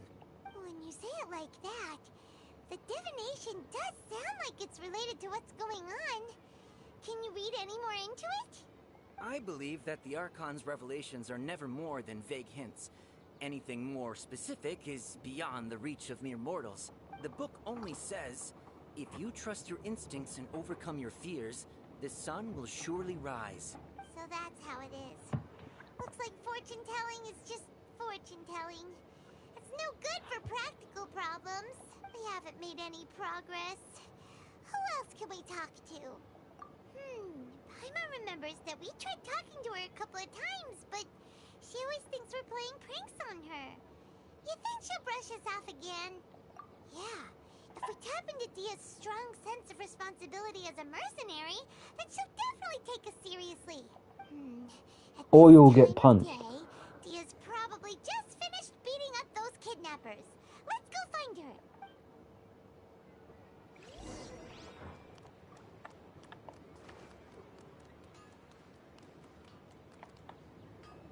I'm fine, my lady. It's just a scratch. Perfect timing. Both of you are here. Paimon, Traveler, you came at just the right time. Listen, there was a dangerous Huh? You saw? Then why didn't you jump in earlier? If someone was protecting Miss Dunyarzad, I could have went all out. Anyway, can you do something for me? You want the Traveler to take Dunyarzad somewhere to rest up while you check to see if there's still any kidnappers around. Did Paimon get that right? How did you know what I was going to say? We need to say something convincing. Oh, not this again. People from Sumeru do not dream. Days Claymore. Alchemical divination results. Dia sold her greatsword to raise additional funds. And then she was injured because she wasn't used to her new weapon.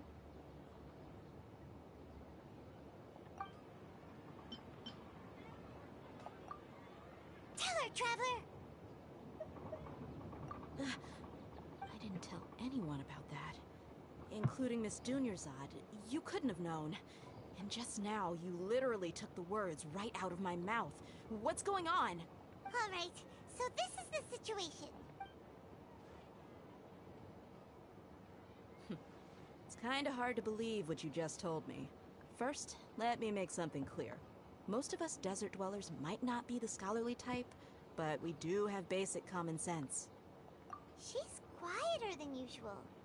Uninterested in anything and really gloomy. Yeah, she isn't the same as before, but her parents said that this is how she was like at first. Huh? At first? I don't quite understand what you're all talking about. I'll go rest on the bench over there.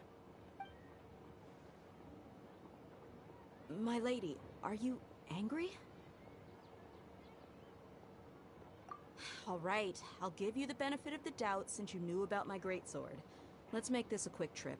Miss Dunyarzad isn't completely safe here.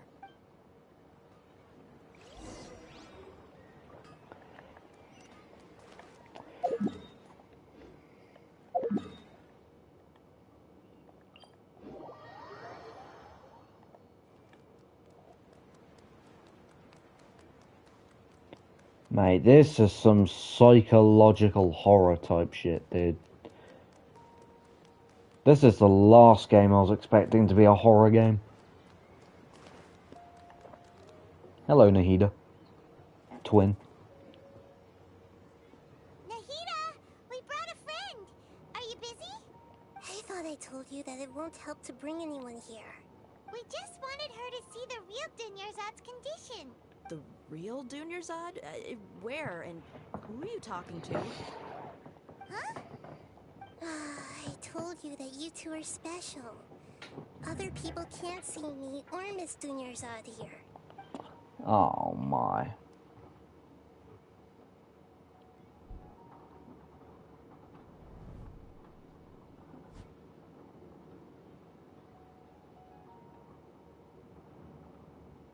Hold on. Over there. Is that? Wow. How perceptive. Does she have invisible antennae? Miss Dunyarzad, she's lying down here, isn't she? How's she doing? Her condition's really bad, and she's basically in a coma. How did you know she was here? I can sense her aura. There are also lingering feelings of something like regret or disappointment. What happened? Do you believe us now? The Sub-Zero's festival has been repeating itself.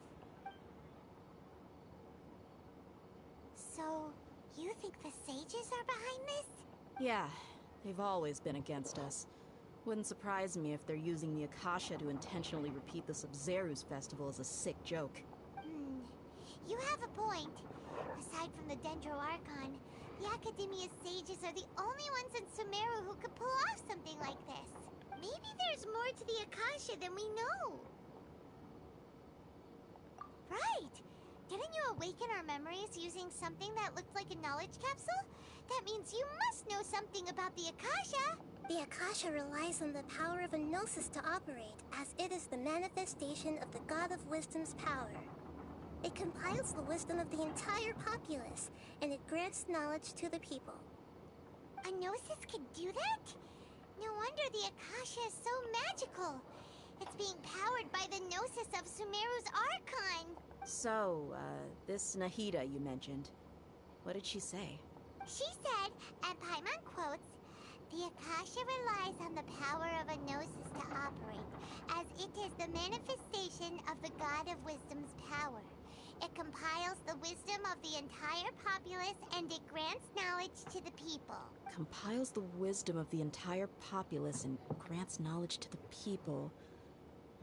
Wait. I get the grants knowledge part. That's what people have always used the Akasha for. But compiling the entire populace's wisdom? How does that work? Did she mean that the sages enter new knowledge into the Akasha? Oh yeah, that sounds about right. What do you think?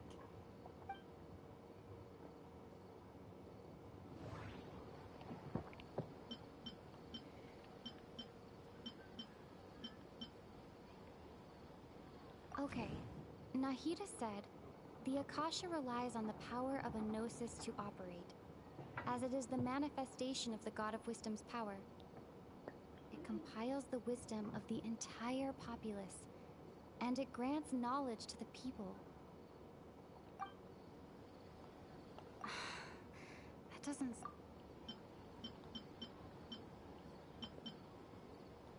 People in Sumeru don't dream. What is it? Happening right now seems to have happened before. Are you... My mind feels exhausted, even though I haven't...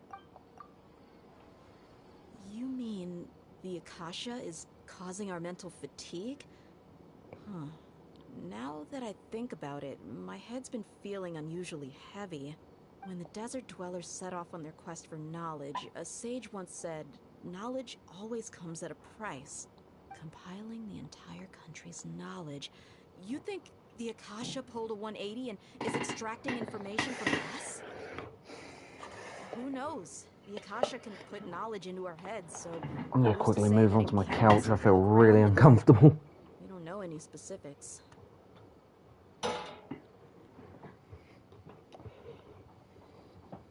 One sec, chat.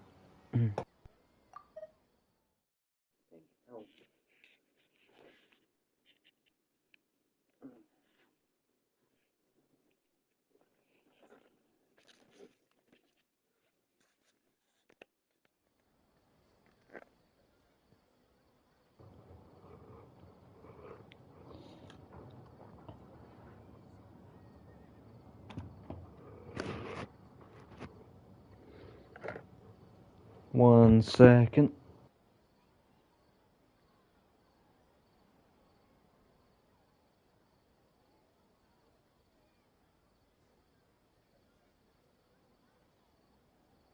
What's the point of doing something like that?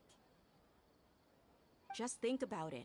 If you could combine the knowledge of every single person in Sumeru, then you can basically turn Sumeru City into a single massive brain. This hive mind could make breakthroughs in problems that even the smartest geniuses can't crack. An excellent deduction. And the analogy comparing Sumeru City to a massive brain? I love it. We back. We should take off our Akasha terminals right away. Just dropped my control and the headset came flying out of it. Yeah, I was only wearing this for show in the first place. Didn't expect the sages to cook up such a conspiracy. Mark my words, when this is over, I'm getting evidence and exposing this whole thing to the public. How does everyone feel? Huh? What is it? Oh, that! Paimon knows what you're talking about. It's a single soft beep that sounds like it's coming from the Akasha terminal. The sound of a beep. Could it be a prompt tone for when the Akasha is operating? That's probably an important clue. We weren't using our terminals, but we heard a beep anyway. Traveler, did you hear that? I heard it too. Our ears aren't messing with us. There was definitely a beep. but it sounded like it was coming from inside my head. We took off our Akasha terminals. What is this, man?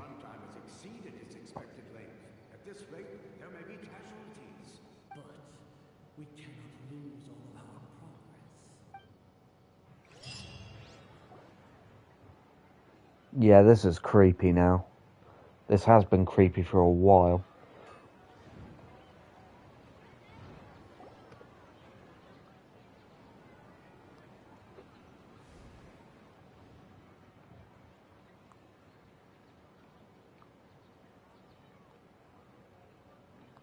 Paimon remembers everything! Good. You adapted quickly this time. We definitely took off our Akasha terminals last night, but we still heard that beep. Why is that? But now we can at least confirm one thing. The Akasha definitely has something to do with whatever's trapping us in this cycle. Oh, Paimon doesn't get it. Why would the Akasha go this far if all it wants is everybody's wisdom? It's extremely difficult for lab rats in an experiment to understand why they're being treated the way they are. If we're lab rats, then what are you? Nahida, you've never told us anything about yourself. I guess I'm the moon. The moon? Wasn't that the result of our divination? Anyway, knowing who I am won't help you get closer to the truth, so you should focus on other things. Don't get distracted and miss any clues. Okay then. Dia helped us a lot yesterday, so let's go find her. If Paimon's reading the time correctly, those kidnappers should be showing up soon.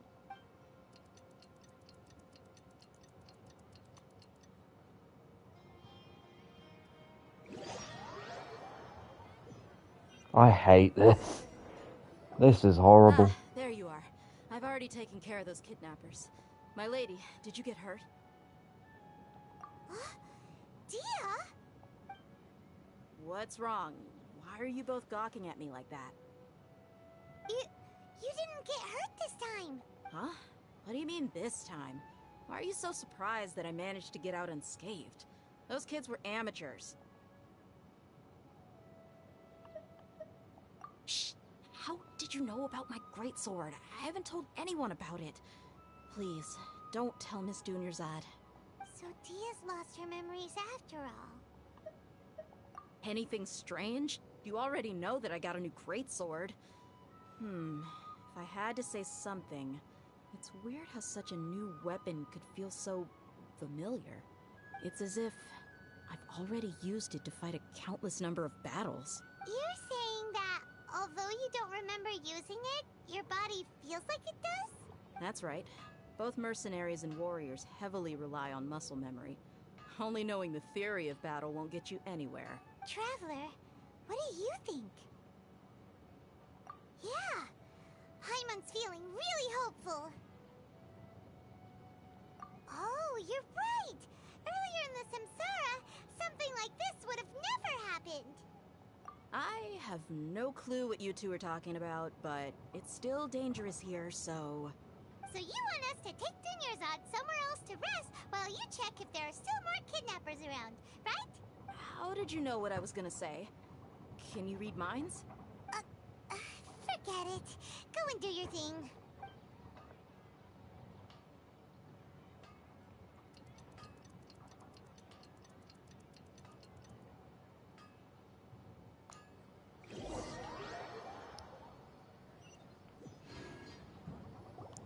Whew. It's finally nighttime. Aside from Dia not getting injured, everything seems to have stayed the same. Listen, Nahida, we found out that Dia got out just fine today, even though she got injured every other time she fought the kidnappers. Do you think the Samsara has been broken?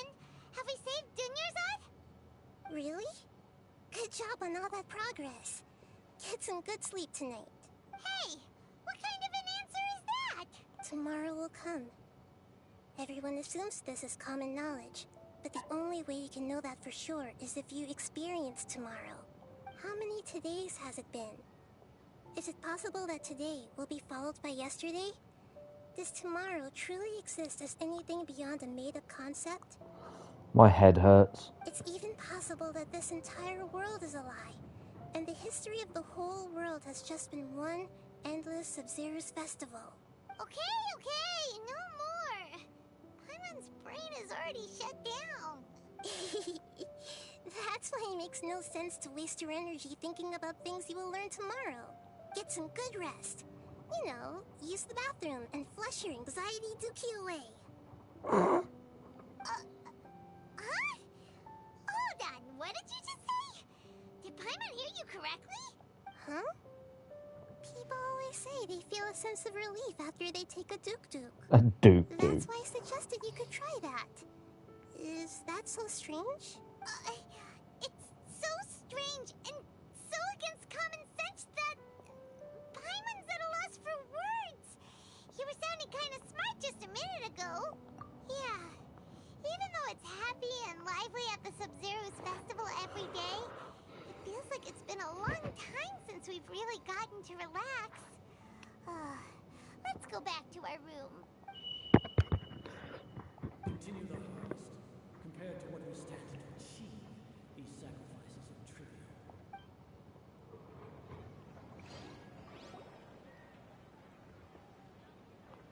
We're still in the same day. Nahida, you already knew last night that we didn't break out of the Samsara? Why did you tell us? Would there have been a point? You would have spent the night with new worries, with tomorrow still out of reach. In that case, you might as well rest within that brief moment of hope. An opportunity like that doesn't come by often, and I thought it might help you clear your minds. Paimon thought the Duke did that! Whatever. Guess you were looking out for us after all. Of course. In the time we've been together, you two have been everything to me. Paimon's flattered and everything, but maybe you're taking things a little fast. What I mean is, even though I had asked you to solve this puzzle, you two are still the only ones who can see me and sense my presence. In other words, if you weren't here, I may as well not exist. That's why you two have been everything to me. Get it? Nahida's talking about confusing stuff again. Anyway, that's enough chit-chat. So, Traveler, did the new clues yesterday help you gain a new understanding of the situation? Huh? Why are you scrapping your previous theory? Oh yeah, you're right! Gosh, how did we not notice that? In a simple time loop, people's physical condition should also reset. So, what's your new hypothesis?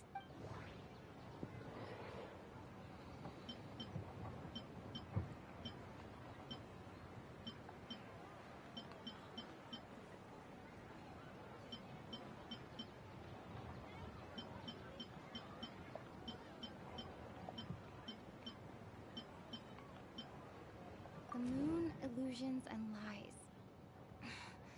What do they all mean?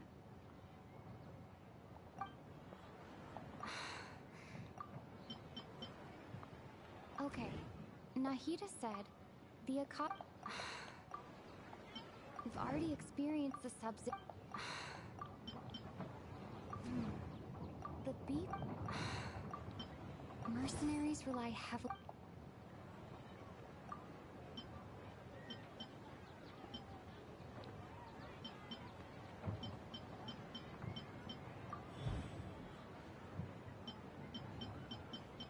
If all our memories of a day are erased.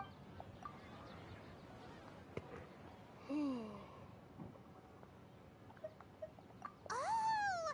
Then the beep we hear every night could just be indicating the deletion of our memories! That's why when we wake up, everyone thinks the Sub-Zero's festival hasn't happened yet!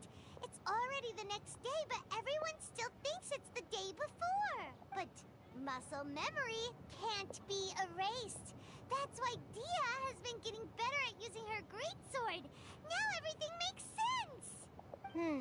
A brilliant deduction. Nahida, tell us if we're right or wrong! To put it simply, it's as if you've mistaken a pyro crystal fly for a firefly in the night. You lost sight of its true nature because you focused too much on your perception that it glows. That isn't simple at all! Why don't you go talk to Miss Dia again? You might learn something new. Right! She did help us find our latest clue after all. Let's go!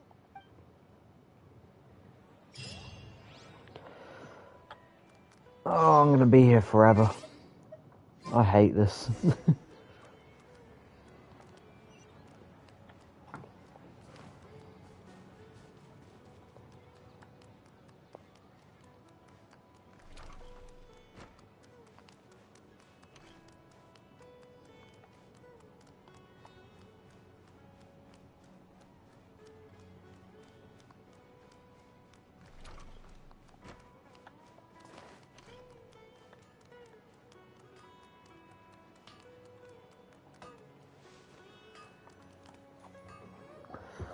Let's see what happens now. Really took me a while to find you. As expected, Dia also didn't get hurt today. Get hurt? Why would I? Don't underestimate me. Well, you're still getting used to your new greatsword. Huh. Truth be told, I also think it's pretty strange. It just suddenly felt so familiar in my hands and... wait a second! How did you know I got a new greatsword to begin with? I didn't tell anyone about it. Traveler, could you explain the situation to her today? Paimon's gotten a little sick of doing it. Oh, that works.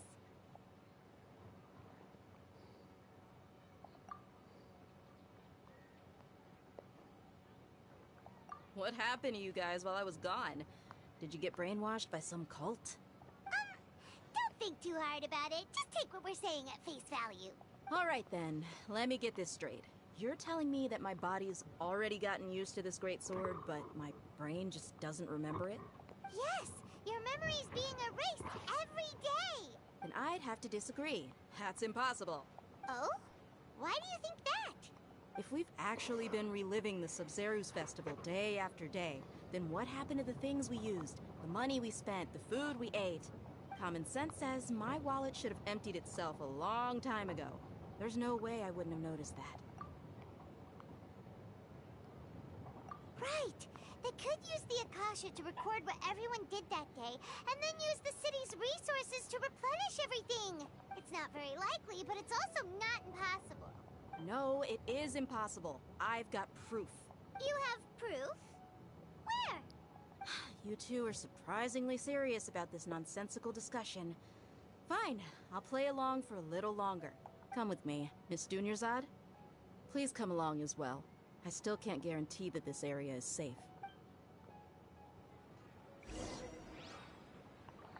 Paimon can't believe it's Dia who wants to show us something this time. 2 days ago, we were the ones taking her to see Dunyarzad.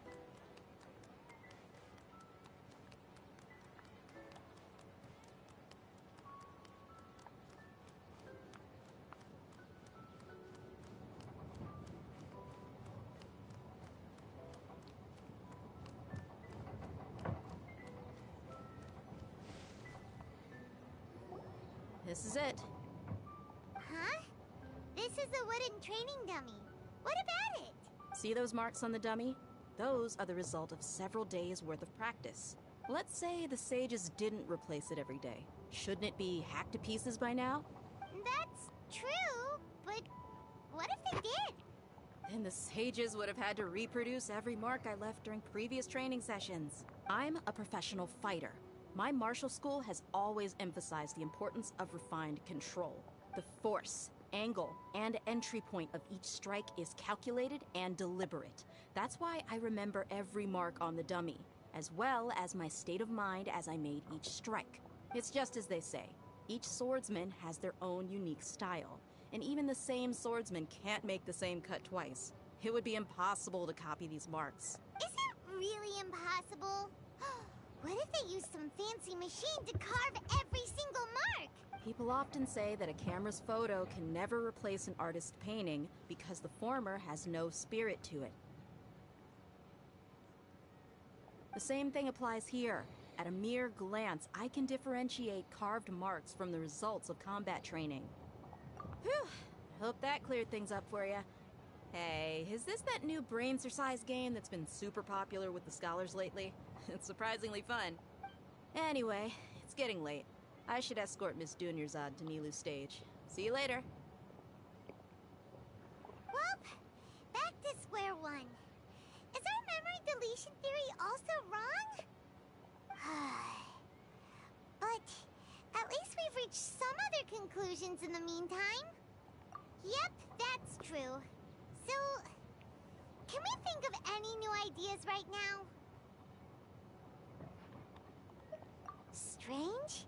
Paimon feels like everything's been strange lately. Huh? Leaving the city? You're right! It's really strange how we never thought of such a simple solution! Many things should become clear if we can confirm the flow of time outside of the city. Paimon can't believe it! Did we miss this because we're tunnel visioning too hard on our other theories? Or because we're just too tired? How about we go back and ask Nahida? Maybe we've forgotten something about leaving the city.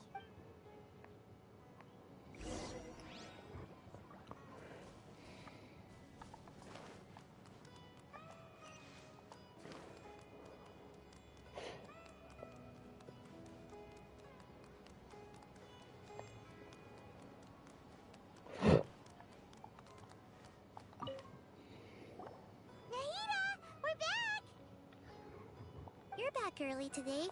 Did you find something new? Sort of. We're mostly sure now that we're not in a time loop.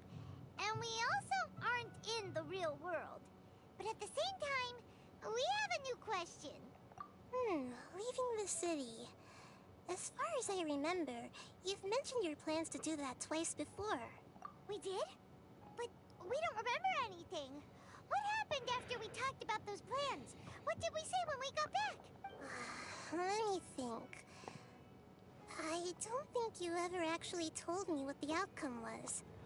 Oh, it's probably more accurate to say that both times you never came back the whole night. But you two sometimes stay out the entire night anyway, so at the time, I didn't think too much about it. It is true that sometimes we lose track of time during our investigations. Before we know it, it'll already be the next day.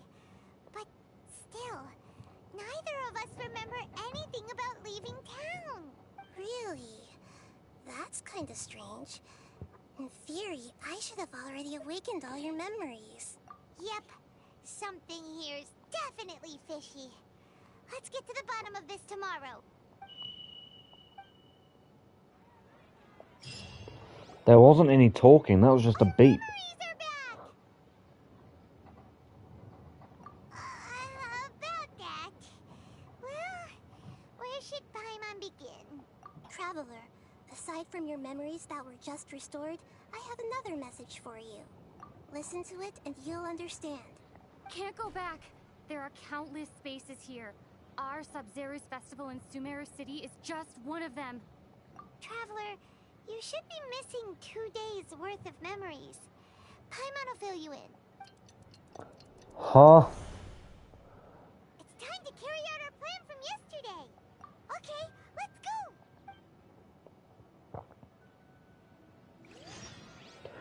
What is this?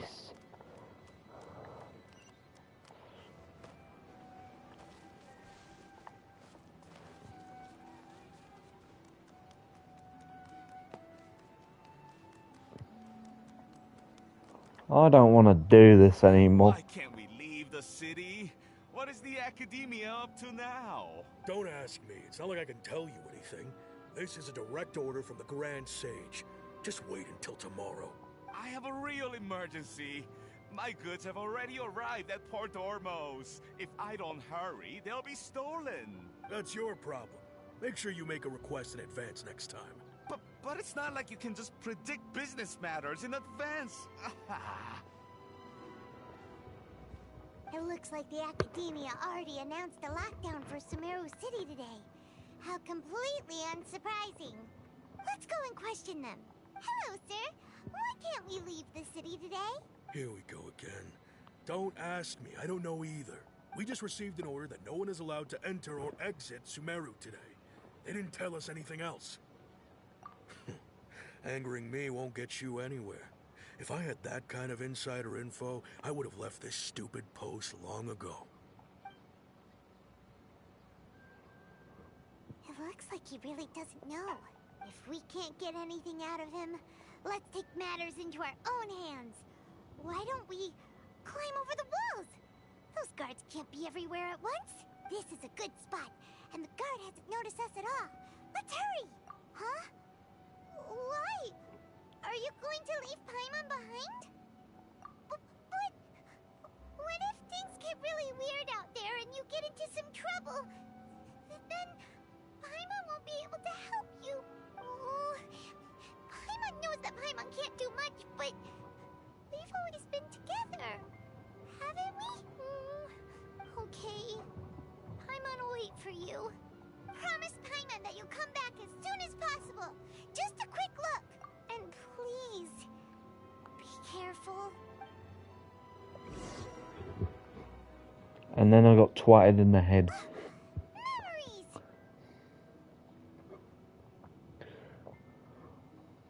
Traveler! What? Paimon would never see you again. You just disappeared. Paimon waited for you for hours and hours at the city wall and you never came back. You promised Paimon that you were only taking a quick look. Paimon, calm down. She's here now. I don't think she understood what you were saying. Paimon doesn't care. Paimon wanted to go look for you, but you also said that Paimon should stay. Paimon was so worried and so scared the entire day.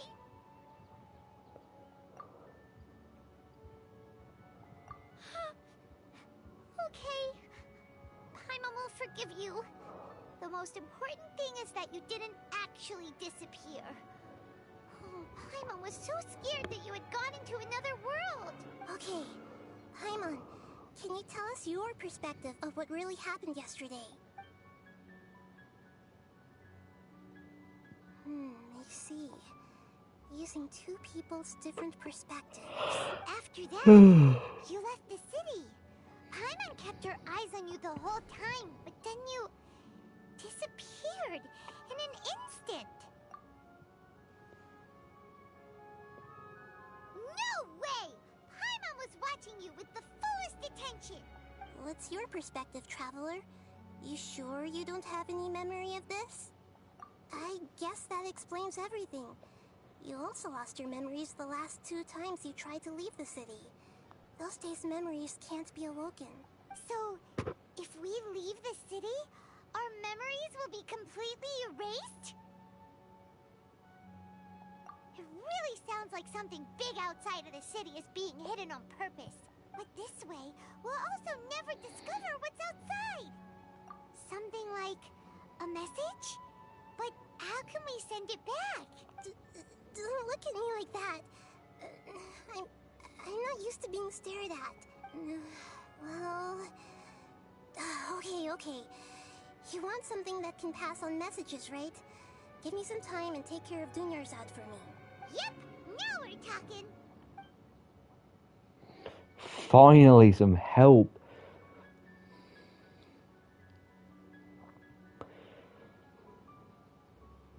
Jesus Christ, dude. And the heat is never coming back. This is some sick joke. Oh, she's here. I'm done. Here you go. What? Isn't this just an Akasha terminal? I made some little changes. Akasha terminals are already capable of sending messages. I just tweaked it so that it could connect to any node. To make something like this? Nahida, you really know the Akasha like the back of your hand. Anyway, we can use this now to record a message, right? Yep. I'll help you save the messages. It should be pretty easy to use. I just can't guarantee the user's status and signal coverage when they're outside the city. We'll never know until we try. At least we're taking the initiative now. Let's go then. Let's expose those sages. All right. Paimon isn't as worried about being separated since it happened once yesterday. But Paimon still isn't happy about it. Okay, see you tomorrow, Traveler. And Travel's dead. That covers everything that's happened so far. Yes, although the signal was choppy and had some interference, we still managed to receive 2 messages from you when you were outside. Mate, I am going to be held hostage on this quest for days. Please let me be free. This is horrible, man. It's the worst thing ever.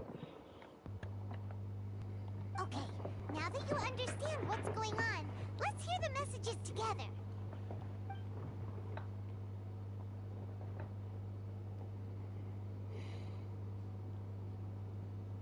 Can't go back. There are countless spaces here. Our Sub-Zero's festival in Sumeru City is just one of them. I've entered another space. Before me are flowing sandstone and howling fish. Impossible and surreal sights. All these spaces are empty, except for the occasional ones that contain mute puppets rather than people. I can't sense any human presence. Oh, man.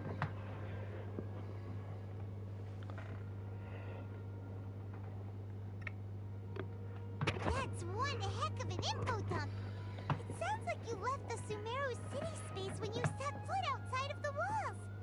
But everything looked completely normal when Paimon was looking out from the inside. That's unbelievable. And if we take your word for it, the other spaces all had very weird contents. There's another part here. We only received it last night. These spaces have been disappearing, one after the other, absorbed by something like a sun in the sky. And now, even the final space has also disappeared. Behind me, a lot of spaces just appeared again from thin air. I get it now. Those spaces are actually... Don't leave me on a... Oh, my...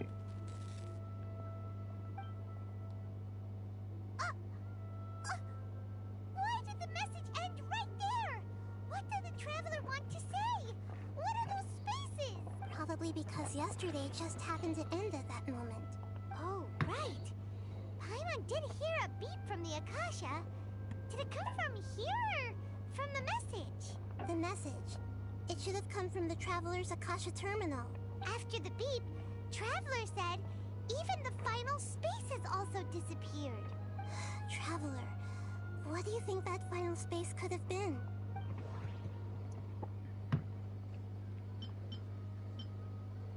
Was that space actually the real world?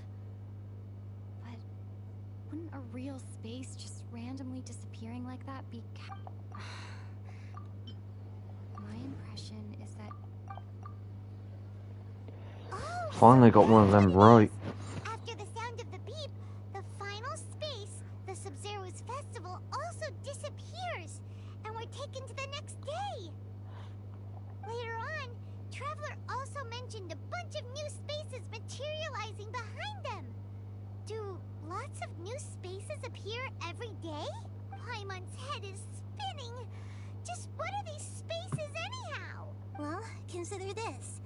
For all the horrors of the Archon War, at its heart, it was just a game where a bunch of gods fought over 7 seats. So no matter how strange or spooky things may look on the surface, maybe all they point to in the end is a small and simple secret. Wow, the Archon War, huh? That's an analogy and a half.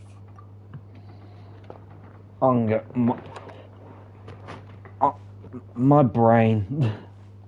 Hey, where are you going?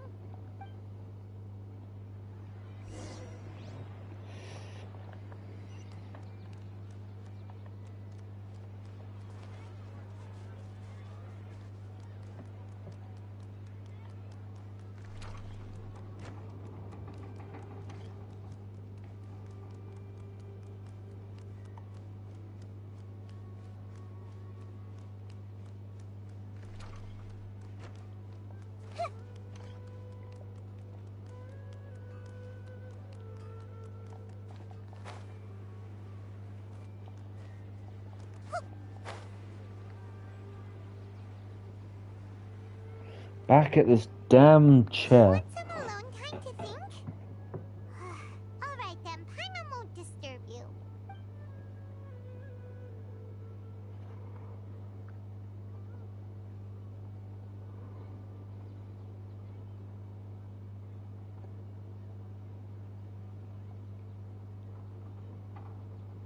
The dance of Sub-Zeros is about to begin.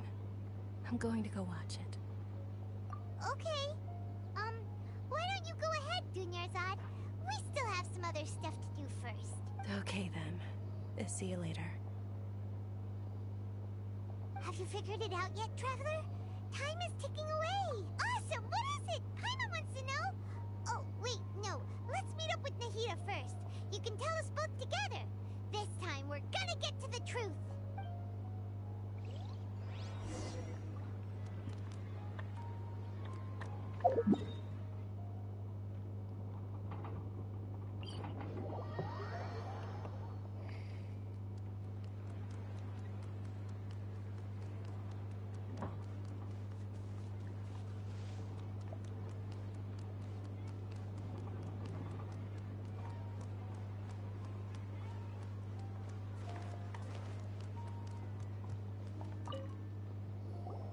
You're back!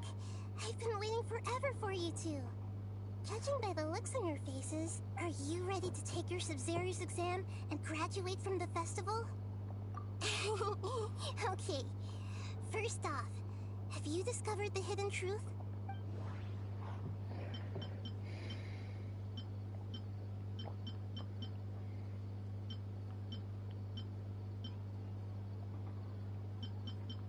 Okay. Nahida said the Akasha relies on the moon illusions,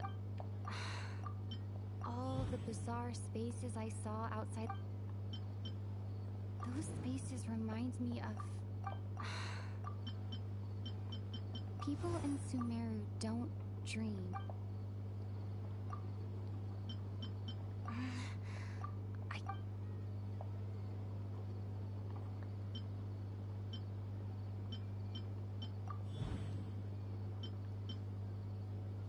We are all in a dream.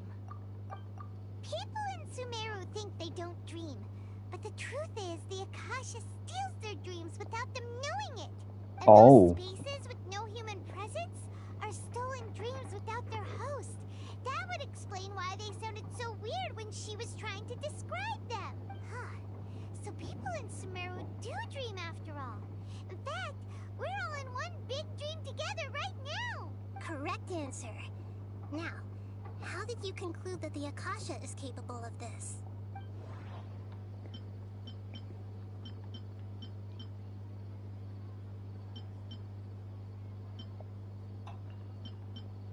It compiles the wisdom of... It is the manifestation... Oh, okay. Those dream-controlling creatures in the forest also get their power from the Dendro Archon, right? That would explain why the Akasha has the ability to control people's dreams, too. But is stealing everyone's dreams really how the Akasha compiles their wisdom? Isn't there anything more to it than that? Dreams are fantastical, complex, and full of imagination. People's brains are the most active when they're dreaming. In other words, dreams are rich bundles of human wisdom.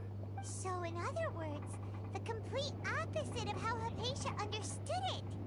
Paimon remembers her saying that the sages think dreams are foolish delusions, and the fact that no one dreams is a blessing from Greater Lord Rukkhadevata. So it was all a dirty trick? The real story is that the sages from the Academia are using the Akasha to steal people's dreams for their own use, huh? Oh? By the sounds of it, you understand the current situation pretty well. So then, what about the Samsara?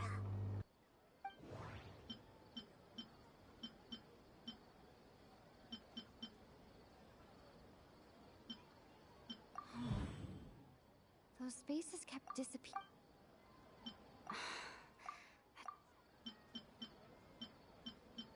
Grand Sage said, go celebrate.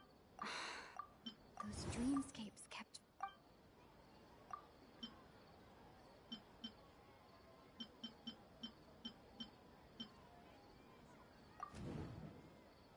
Correct. The Akasha is keeping each person's brain in a constant dream state, but also separating their consciousness from their own dream. Their disembodied consciousness is placed inside the collective dream of the Sub-Zero's festival along with everyone else's, while their now vacant dreams are harvested by the Akasha. No one is any the wiser as another day passes in the dream, and so begins another samsara cycle. People wake up to yet another dream about the Sub-Zero's festival. The dreams that belong to them are once again harvested by the Akasha, and so it continues. So, this is like a dream factory, and the Akasha is a dream harvesting machine. Did Paimon get that analogy right? Very good, Paimon. Using analogies well is an excellent habit to get into. Okay, so that beep we keep hearing is actually from our real-life Akasha terminals. Taking off our terminals in this dream doesn't do anything. Alright, last question. Who am I?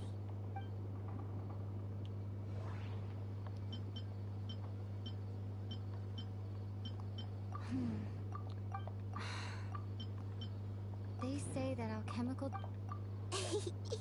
So you noticed. I thought that one would be the hardest question. That's why I put it last. That wasn't hard at all. Even Paimon guessed that. Everything about you is different.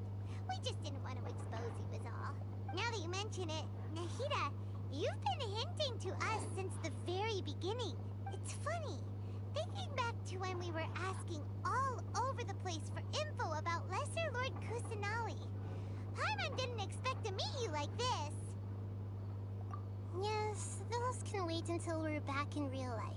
On the other hand, I'd be happy to answer any more questions you have about here and now. You asked me this question before. My answer was, it would literally blow your minds. Now that you know this is all a dream, this answer should hopefully make more sense. Have you heard the saying, don't wake a sleepwalker? Likewise, if someone suddenly had told you all this instead of you learning it on your own, your notion of reality and dream would be thrown into irreversible confusion. I couldn't expose you to that kind of risk. That's why I could only give you very subtle hints and some suggestions. Long story short, I'm really sorry I had to keep you guessing. Firstly, this dream we're in is completely based on reality. People have already experienced this Sub-Zero's festival, so it would be very difficult for them to find anything that strikes them as surreal. Secondly, you're probably wondering why people don't have any memories from earlier samsara, right? That's because people don't remember their dreams most of the time anyway. And in any case, their actual dreams are being taken away from them by the Akasha. So whenever they wake up in this dream of the Sub-Zero's festival, they don't remember anything from their previous identical dream. That reminds Paimon. Traveler had a dream when we were in the Avidia Forest, but couldn't see what it was about after waking up. Is that an example of what you mean? Yes. Only after receiving the blessing of Dendro can a person gain the Dendro element's dream-enhancing power. That explains the feelings of deja vu. Meanwhile, everyone else has no idea that they are in the Sub-Zero's festival samsara, while their dreams are stolen from them over and over again.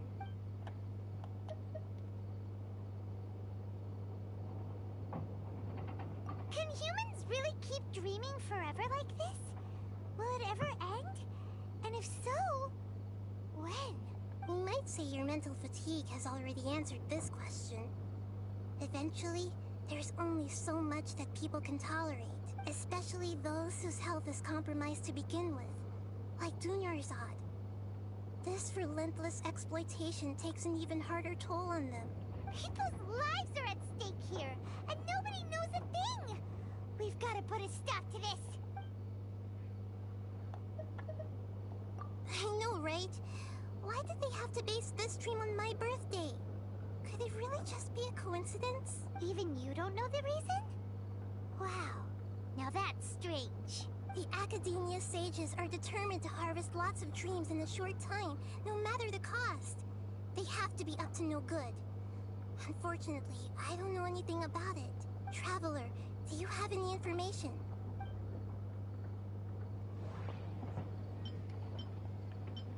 Okay, Nahida said the Akasha... Those spaces remind me of... Grand Sage said...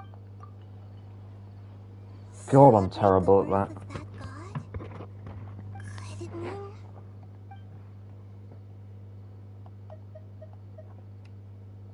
deceiving the people of Sumeru with no regard for their safety? No matter what they're trying to do, this is unforgivable. After we end the Sub-Zerus Festival, Samsara... How can the sages of the Academia do this behind their Archon's back? This is ridiculous! In the end, I'm just the moon. The real sun is long gone. A sun and a moon? Nahida's talking in riddles again.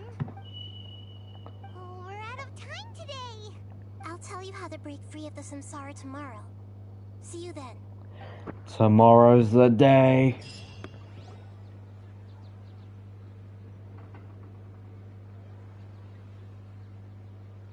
Good morning, Nahida. Wait. Now that Paimon remembers everything, should we instead say good morning, Lesser Lord Kusanali? Hey, what's wrong, Nahida?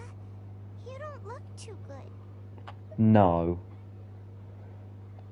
I'm afraid that what you're thinking right now is correct. Did Dunyarzad already disappear? No way. Are we too late? The real Dunyarzad's consciousness has indeed disappeared. It can no longer endure the constant dream harvesting. Paimon can't believe it. Wait, so what about that other Dunyarzad? Just what is she? Is she also going to disappear? She's actually something like a puppet, but not completely. The real Dunyarzad's consciousness could no longer keep playing her role in this dream, so another Dunyarzad appeared to replace her in the dream. Just like the grass and the trees, that Dunyarzad is just a building block of the dream that helps to keep it going. But personality-wise, she's nothing like the real Dunyarzad. Puppets are stiff and can't copy a living person's vitality. After all, they're just there as filler. You know, speaking of which, the old Dunyarzad might not have been too different from a puppet. Dunyarzad truly believed that she met you within her consciousness, and it was you who inspired her. So you do remember her after all. Yes. Back then, her family was overly protective of her. No one cared about her personality or thoughts. It was as if she only lived to stall her Elazar. I just gave her a little wisdom so she could look at life in a new way. So that she could be her own person. But even so, she's still far from it. I'm still a long way off from being a real Archon. I couldn't even save her. If I were a competent Archon, I wouldn't have let my most faithful follower die at the Sub-Zerus Festival with so many regrets. Please don't beat yourself up over it, Nahida. It's the sage's fault, and theirs alone. I'm not beating myself up. All I did was to rationally observe the distance between myself and a real Archon. Don't be like that, Nahida. Even real Archons are still allowed to be sad. Damn. Man, this quest is doing shit to me, man. We must end the Samsara as soon as possible. Great, but how do we do that? Although the Sub-Zerus Festival dream is under the Akasha's control, only humans can dream. Even the Akasha is unable to create them. That means this dream belongs to a host who created it. Kill him. So, how should we find that person? Well, if this is someone's dream, then everything here must come from deep within their consciousness. Which means, with the power of imagination, they can change anything in this dream. Imagination? What do you mean by that? So we're screwed. Imagination means breaking through what you perceive as normal. So let's say if we was going to get into a fight with this person, he could literally just become overpowered just like that. Like when a server at a tavern brings a plate to you, you'd naturally assume that food is on it. However, He can bend the laws of physics. become aware that you're dreaming. When you imagine gold We are so dead. the dream will respond in kind, and the server really will bring you gold and mora. But right now, our host is unaware that this is a dream. No matter how many times they're served, it will always be food. Find some way to make that person realize that they're dreaming. Usually, once that happens, the person will wake up and the dream samsara will be broken. How are we going to find them, though? If it could be anyone, it'd be like looking for a needle in a haystack. And even if we did find them, how are we supposed to make them realize they're dreaming? After all, like you said, don't wake a sleepwalker. It's extremely difficult, yes. But the only ones who can do it are you two. Remember, everything you've achieved up to this point has all been for the sake of finding the host and ending the samsara. As for me, during this time, I'll be out of town. Out of town? Are you going to that place full of dreams where the traveler went? Yes. I want to try something. There must still be a small wisp of possibility. Hurry and go. Dreams are supposed to be fantastical, romantic, and full of pleasant surprises. Unnecessary things like this samsara need to end. Paimon's still a little upset that we've come this far only for Dunyarzad to... She was such a good person, with such a simple wish. But fate was against her. Yeah. Saving Dunyarzad is what kept us going this whole time. But we mustn't lose hope, Traveler. Dunyarzad would definitely want to see us save everyone else. So let's break the samsara for her sake. Paimon's wondering, do you think the sages would get one of their own to be the host of this stream? Feels like it would be easier to control it that way, no? Huh. That's true. Plus, the sages probably weren't counting on there being other factors beyond their control, like Nahida and us. So, who do you think the host of the dream is? No, it can't be Faris. Oh, that would make sense. No. The Night of Flowers is a symbol of the wholesome Zeru's festival. There is no shot that ginger mustache man with the stupid clothes is behind all of this. Let's go ask him some questions, shall we? Oh, we're gonna die. It's over. It's Jova. It was nice knowing you.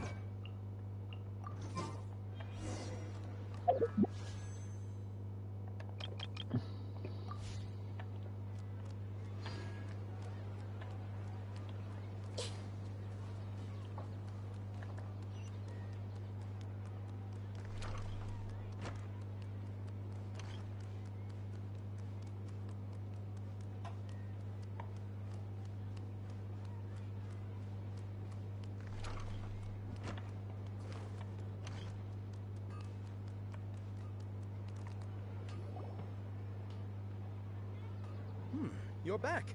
You left in a hurry last time. Is everything okay? This man is not behind all of this. No shot. It's a little hard to explain. Would you mind taking part in a little experiment with us? An experiment? That came out of nowhere. I'm listening, though. What do you need me to do? Could you make a wish? You want me to make a wish? Is that a new Sub-Zero's festival tradition or something? Less questions, more wishing! Okay. My wish. Okay. I'm a little nervous saying this out loud, but I want Miss Dunyarzad to be happy. Oh. I noticed earlier that she looked a bit down, and she wasn't really talking to anyone. She just doesn't seem like herself. She's always so gentle and kind, and all the kids love her. Bad news, buddy. I wondered if the reason she asked me to be Fairest Knight of Flowers is because I'm special to her, or something. So, you have a crush on Dunyarzad? Oh, is it that obvious? After what I just said, I guess it is. When she placed the hat of the Knight of Flowers onto my head, she said to me, I want everyone to have a happy Sub-Zero's festival.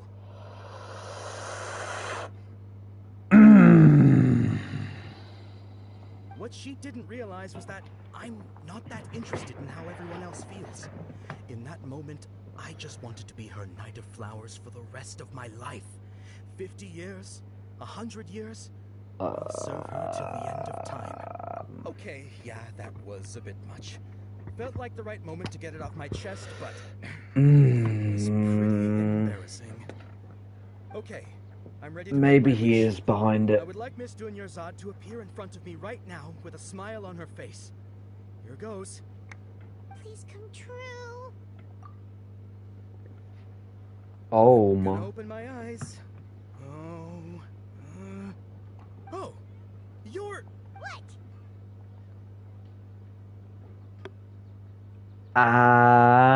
Fucky? Sorry, but... candies for a person. Back you go. What is her name?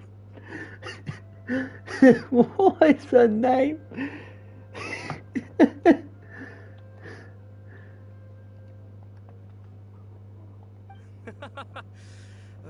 Nice try, you two. Anyway, never mind. I don't need to see her appear right in front of me.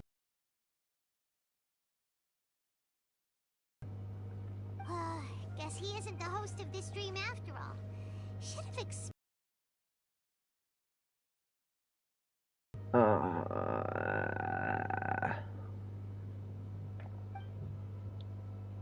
It seems like everyone who... None of them has any idea that she... My lady, step back. Huh? That sounds like Dia! Oh, right. This is when Dunyarzad bumps into the kidnappers. Huh? But Dia can handle them. Hey, Traveler! Break reality.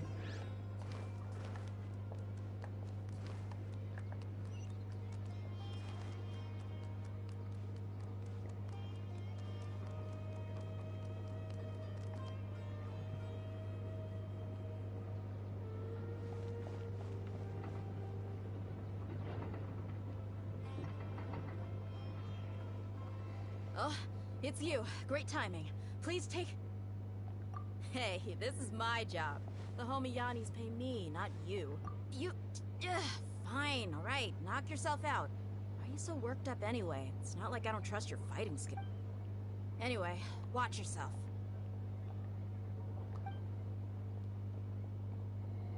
So you got Sup, yourself some pussies? backup. Suit yourself. You're going down. That's close enough. This isn't good. Come Go. on. Time to go. Phew. Why didn't I fight these, like, the whole time? Where am I?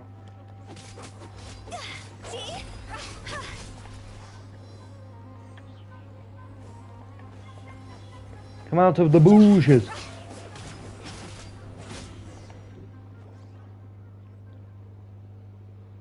Traveler, were you just taking your anger out on those guys? You and Nahida both.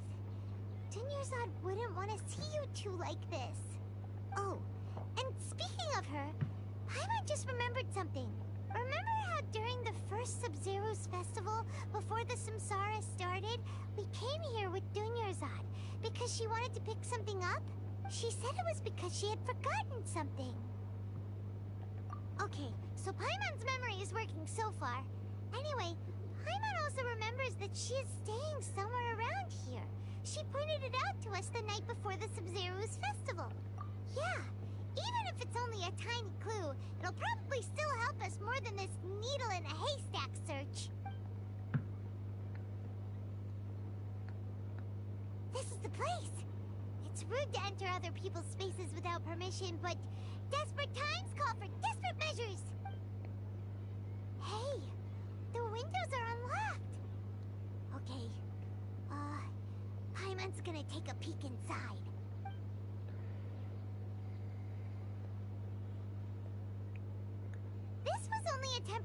residence, so there was pretty much nothing inside except this book on the table.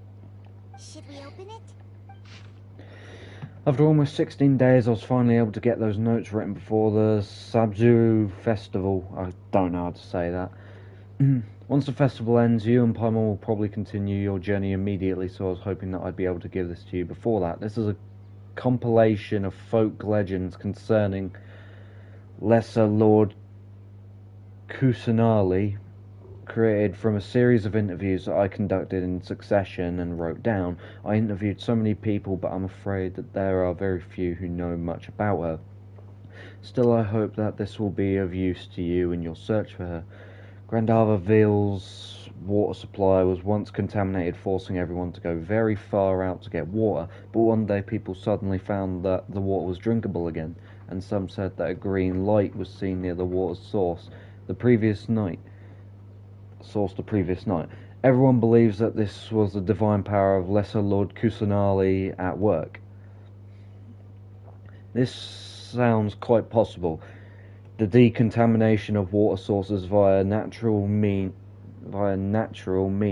probably takes ages. Did Lesser Lord Kusanali appear in Gandharville then? Sorry, my reading's terrible.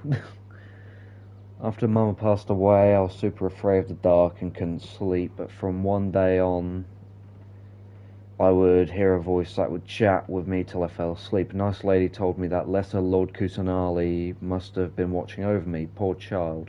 I hope that the Sub-Zero's festival makes him a little happier. This is quite similar to something I experienced back then as well. She is indeed a gentle god.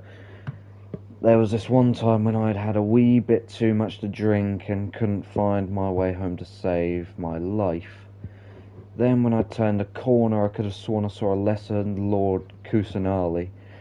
She was very tall and had the most muscular arms, and she caught me when I slipped and fell. The next morning I found myself sleeping under a tree. I reckon that must have been her looking out for me. I'm not too sure this one has that much value as a reference.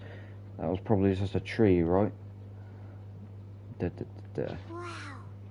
Dunyarzad wrote all of this. Sounds like she was always thinking of us even while we were away. Even though she was also busy preparing for the Sub-Zero's festival and had all her health problems to worry about. She must have wanted to give this to us as a gift on the day of the Sub-Zero's festival, right? If we hadn't found this book, we never would have known. But now that we know, we can't even thank her. Oh shit. Traveler's pissed. She's gonna kill more people.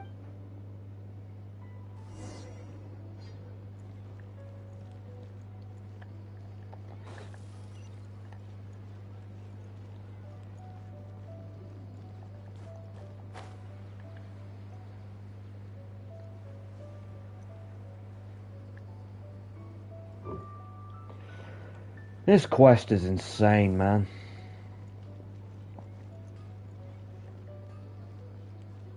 Back at the old location as well. How long have I been live? 4 hours 24. So across both streams I've been live for about 8.5 hours. Jesus Christ.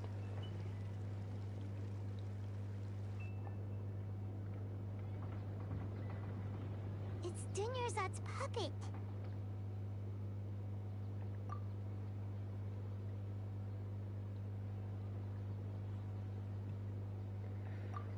Traveler? Huh? You must be exhausted. Come to think of it, we've been stuck in this place for a really, really long time. Heck, even the last time we were chatting happily with Dunyarzad feels like an eternity ago. This is this quest is not fun, but it's probably the most brain melting quest I've seen on this game. And I've seen a lot of quests. My head hurts. We were sitting here, and the way her eyes sparkled when she talked about Nilu's of Sub-Zeros. There will always be frustrations in life, but I know that the point of living is not to leave behind any regrets. Huh? That was what the real Dunyarzad said, wasn't it? Does that mean... Yes, Traveler. What is it? Oh, so she's still just a puppet. But just now, how come... What? Where are we going this time? Oh. Fulfill the prophecy! Fulfill the prophecy!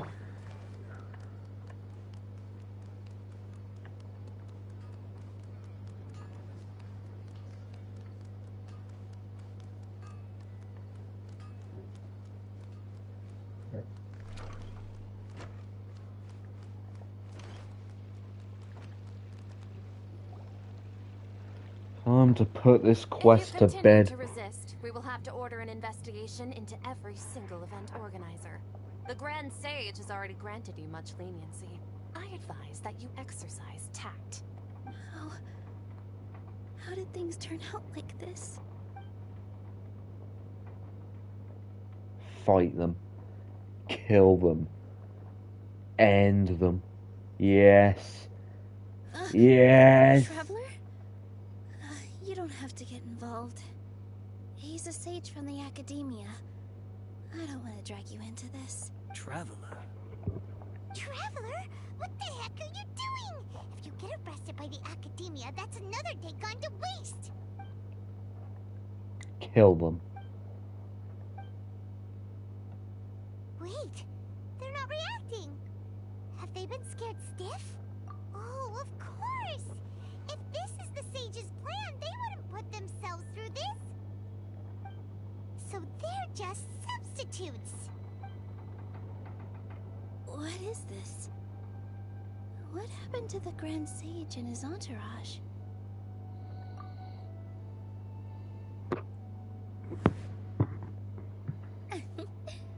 Like I said, they symbolize the goddess of flowers.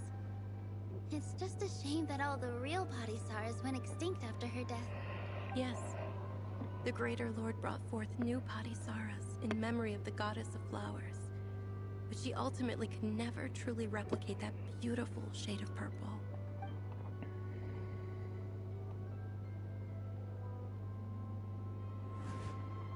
That beautiful shade of purple. Aren't these flowers real Padisaras? Just like the ones from the legend? I didn't even notice. Dunyarzad, did you find these? But didn't you just say all the real flowers went extinct after the goddess of flowers passed away? So, how? Yeah. What's going on here? Huh? You guys are acting weird. But okay, I'll try. Yes. Do it. Wait. Hey! They disappeared! So Nilu's the host. What a surprise! What? Purple Padisaras don't exist in the real world anymore. But in Nilu's subconscious, they can appear as decorations on the stage. It's just like the example Nahida told us. People assume there will be food on a plate, and Nilu assumed there would be real Padisaras in the flower pots. So when you saw the flowers, you instantly knew it was Nilu? But if we want to end the samsara, we need the host to become aware that they're dreaming. How should we make Nilu realize that? Am I dreaming? Oh. Huh? Yes. Yes. So I'm right. Is this Lesser Lord Kusanali responding to our celebration of the Sub-Zeros festival? Wrong guess, but you aren't completely wrong either. The point is, what made you think this is a... Don't make her think otherwise, Paimon. As far as you know, people in Sumeru don't dream, right? Yeah, but have you heard the tale of the first sage? To prevent a calamity, he went on a journey to find the Dendro Archon. Ooh, sounds familiar. Dunyarzad told us a story like that when we first arrived in Sumeru City. So it was about the first sage, huh? Yep, but in the part you heard, he hadn't become the first sage yet. There's more to the story. His piety and wisdom were acknowledged by the Dendro Archon, and she finally gave her blessing to him. All kinds of spectacular scenes appeared in front of the first sage, as if all the knowledge in the world was being painted onto a canvas right before him. He was captivated. After who knows how long, he mastered all the knowledge he could comprehend. Afterward, he said to the Dendro Archon, "I miss my parents, my wife, and my children. I've been away from home for far too long. They must be worried." The Dendro Archon smiled. The next second, the sage found himself lying in his bed, as if he had just woken up from a dream. His wife, lying next to him, said, "You're off to search for the Dendro Archon today, aren't you?" In the end, the first sage took care of many disasters in Sumeru City, and founded the Academia. What a happy ending. And it's over. So, the first sage was dreaming ever since the beginning of the story? He never went on his journey? Yes. But his faith and determination were conveyed to the Dendro Archon, so she blessed him in the form of a dream. Paimon understands where you're coming from now. That's a really interesting connection. But we really gotta wake up soon, like the sage in the story.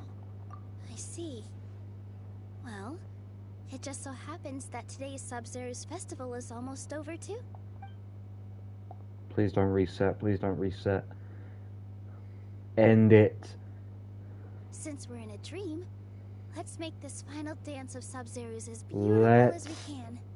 fucking go.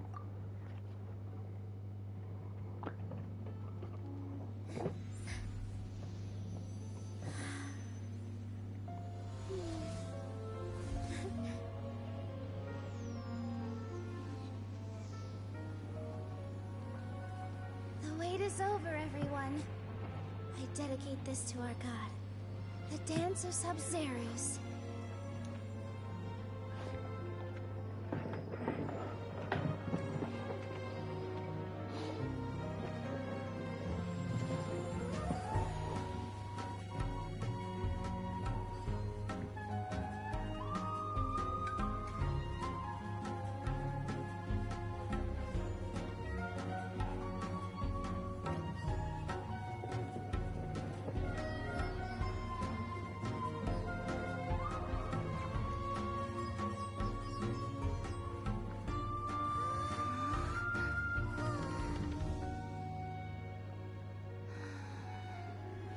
I'd be lying if I said I had no regrets.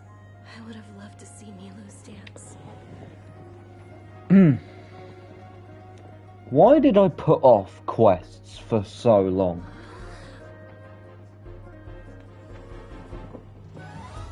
This is great. Like...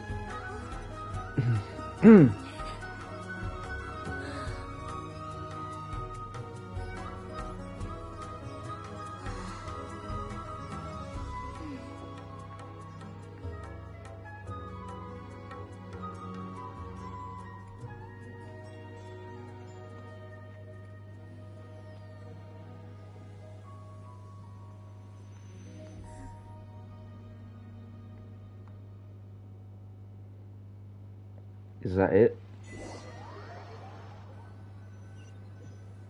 Is it finally over?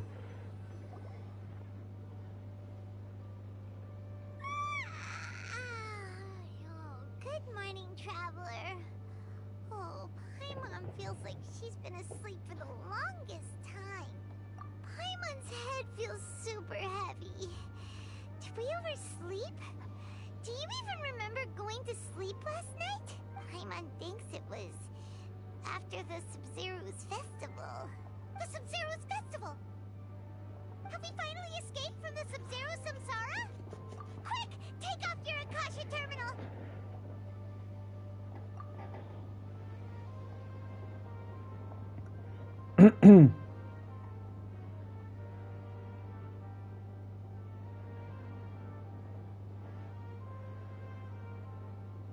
Is it over? She's not in her room.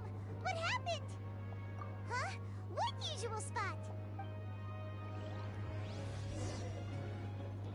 Run, scamper!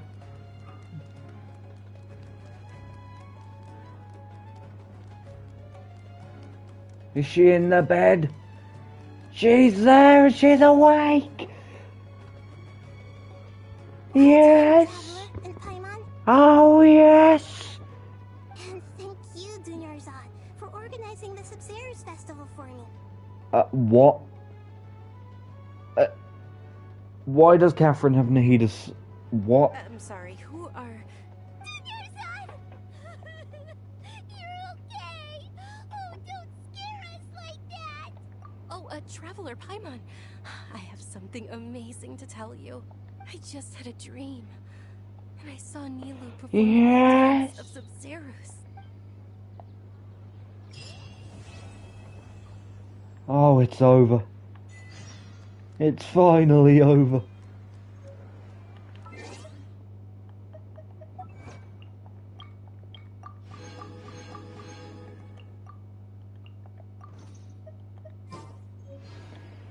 Yes.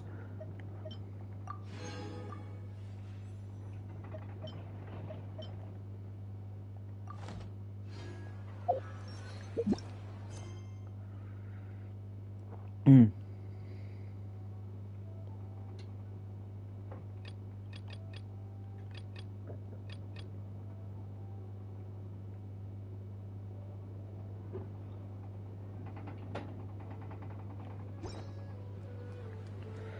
Hold on, I don't think it's over yet.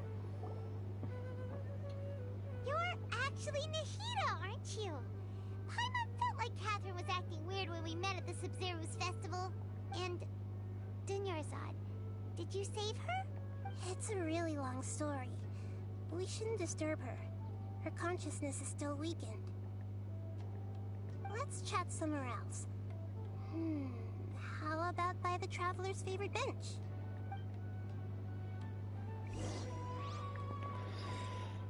Oh my lord. Okay. Wow.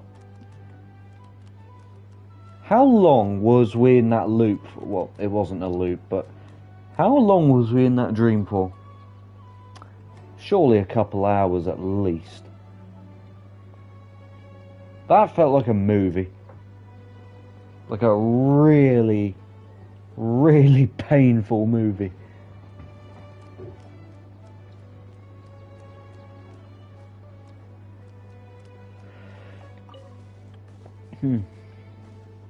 I don't know if I should continue on. Just, how long have we been? About 4 hours and 40 minutes, roughly. God, we've been live since like 6 AM, or 5 AM even.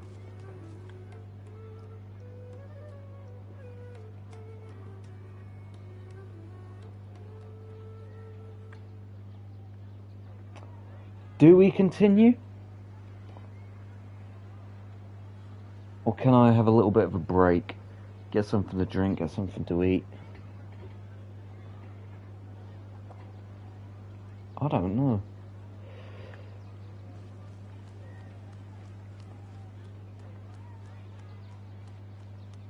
Oh, chest. Hello.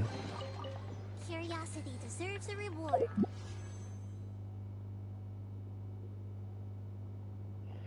That was insane, man. I'm so glad that part of the quest is over.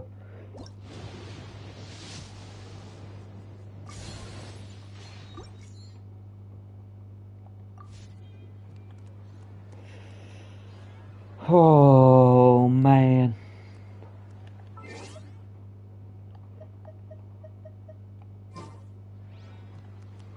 I think I've gained like 20,000 AR XP today just from quests mainly.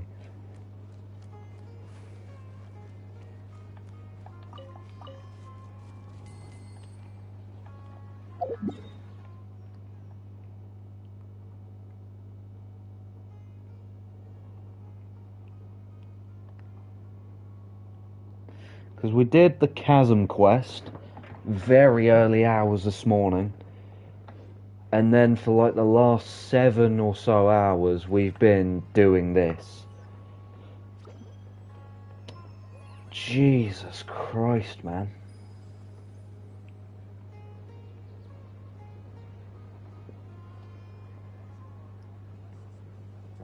Well,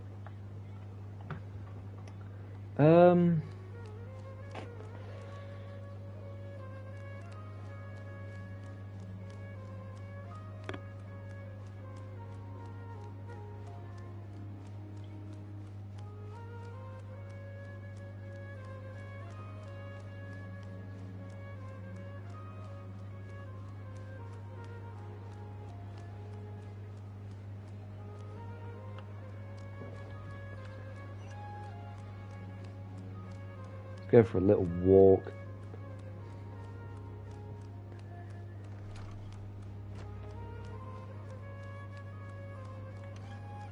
Sorry if I've been quiet a lot of the time. I've just been listening to the dialogue. The dialogue in this game, I keep forgetting it is just insane. The voice acting is first class.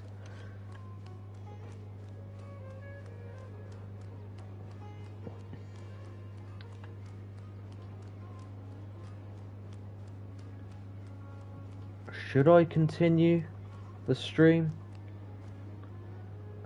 I'm just trying to think. Or should I just edit videos for the second channel, get them out, and then stream this again later if I still have energy, which at the start of this stream at like 6 AM in the morning, I was not that tired. Like, I felt pretty energized, but now I am exhausted. Especially after after the last 2 or 3 hours, however long it was. Being in that dream, that was horrible. That was a painful experience, and I'm glad it's over.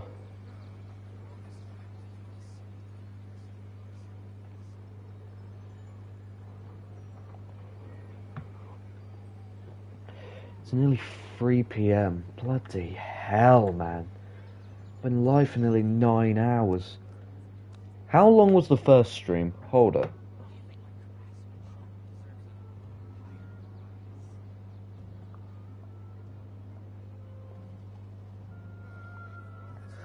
Four hours, 20... We've been live for 9 hours. Chat, we've been live for 9 hours.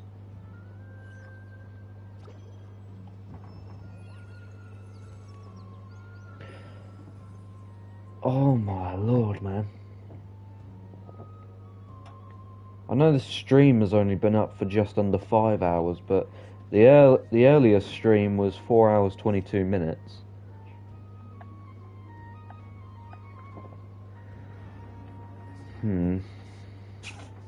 If you're not sure what to do next, how about I take you on a walk? I agree, Nahida.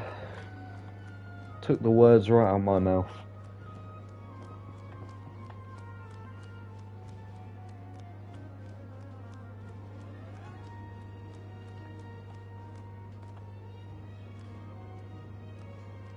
Chat, I think I'm going to end it there. Thank you so much, everybody, for tuning in. First time streaming again in quite some time. I know my uploading and streaming on here is just dead. This channel is just collecting dust, but I mean, maybe one day I'll get back into it again, though. We'll have to wait and see. But today's been mad. 9 hours of Genshin Impact quests. I think 8 hours of the Sumeru quest. And if what Bailey told me is true, we have only just crossed halfway. Which, I want to cry. And Fontaine is apparently longer as well. It's like 20 hours, something crazy like that. But, with that said, we'll go live again to do the next half of this quest another time. Maybe in the next couple days if I fancy it. But, for now, thank you everybody for tuning in. Thank you for watching the stream. I will see you guys very soon.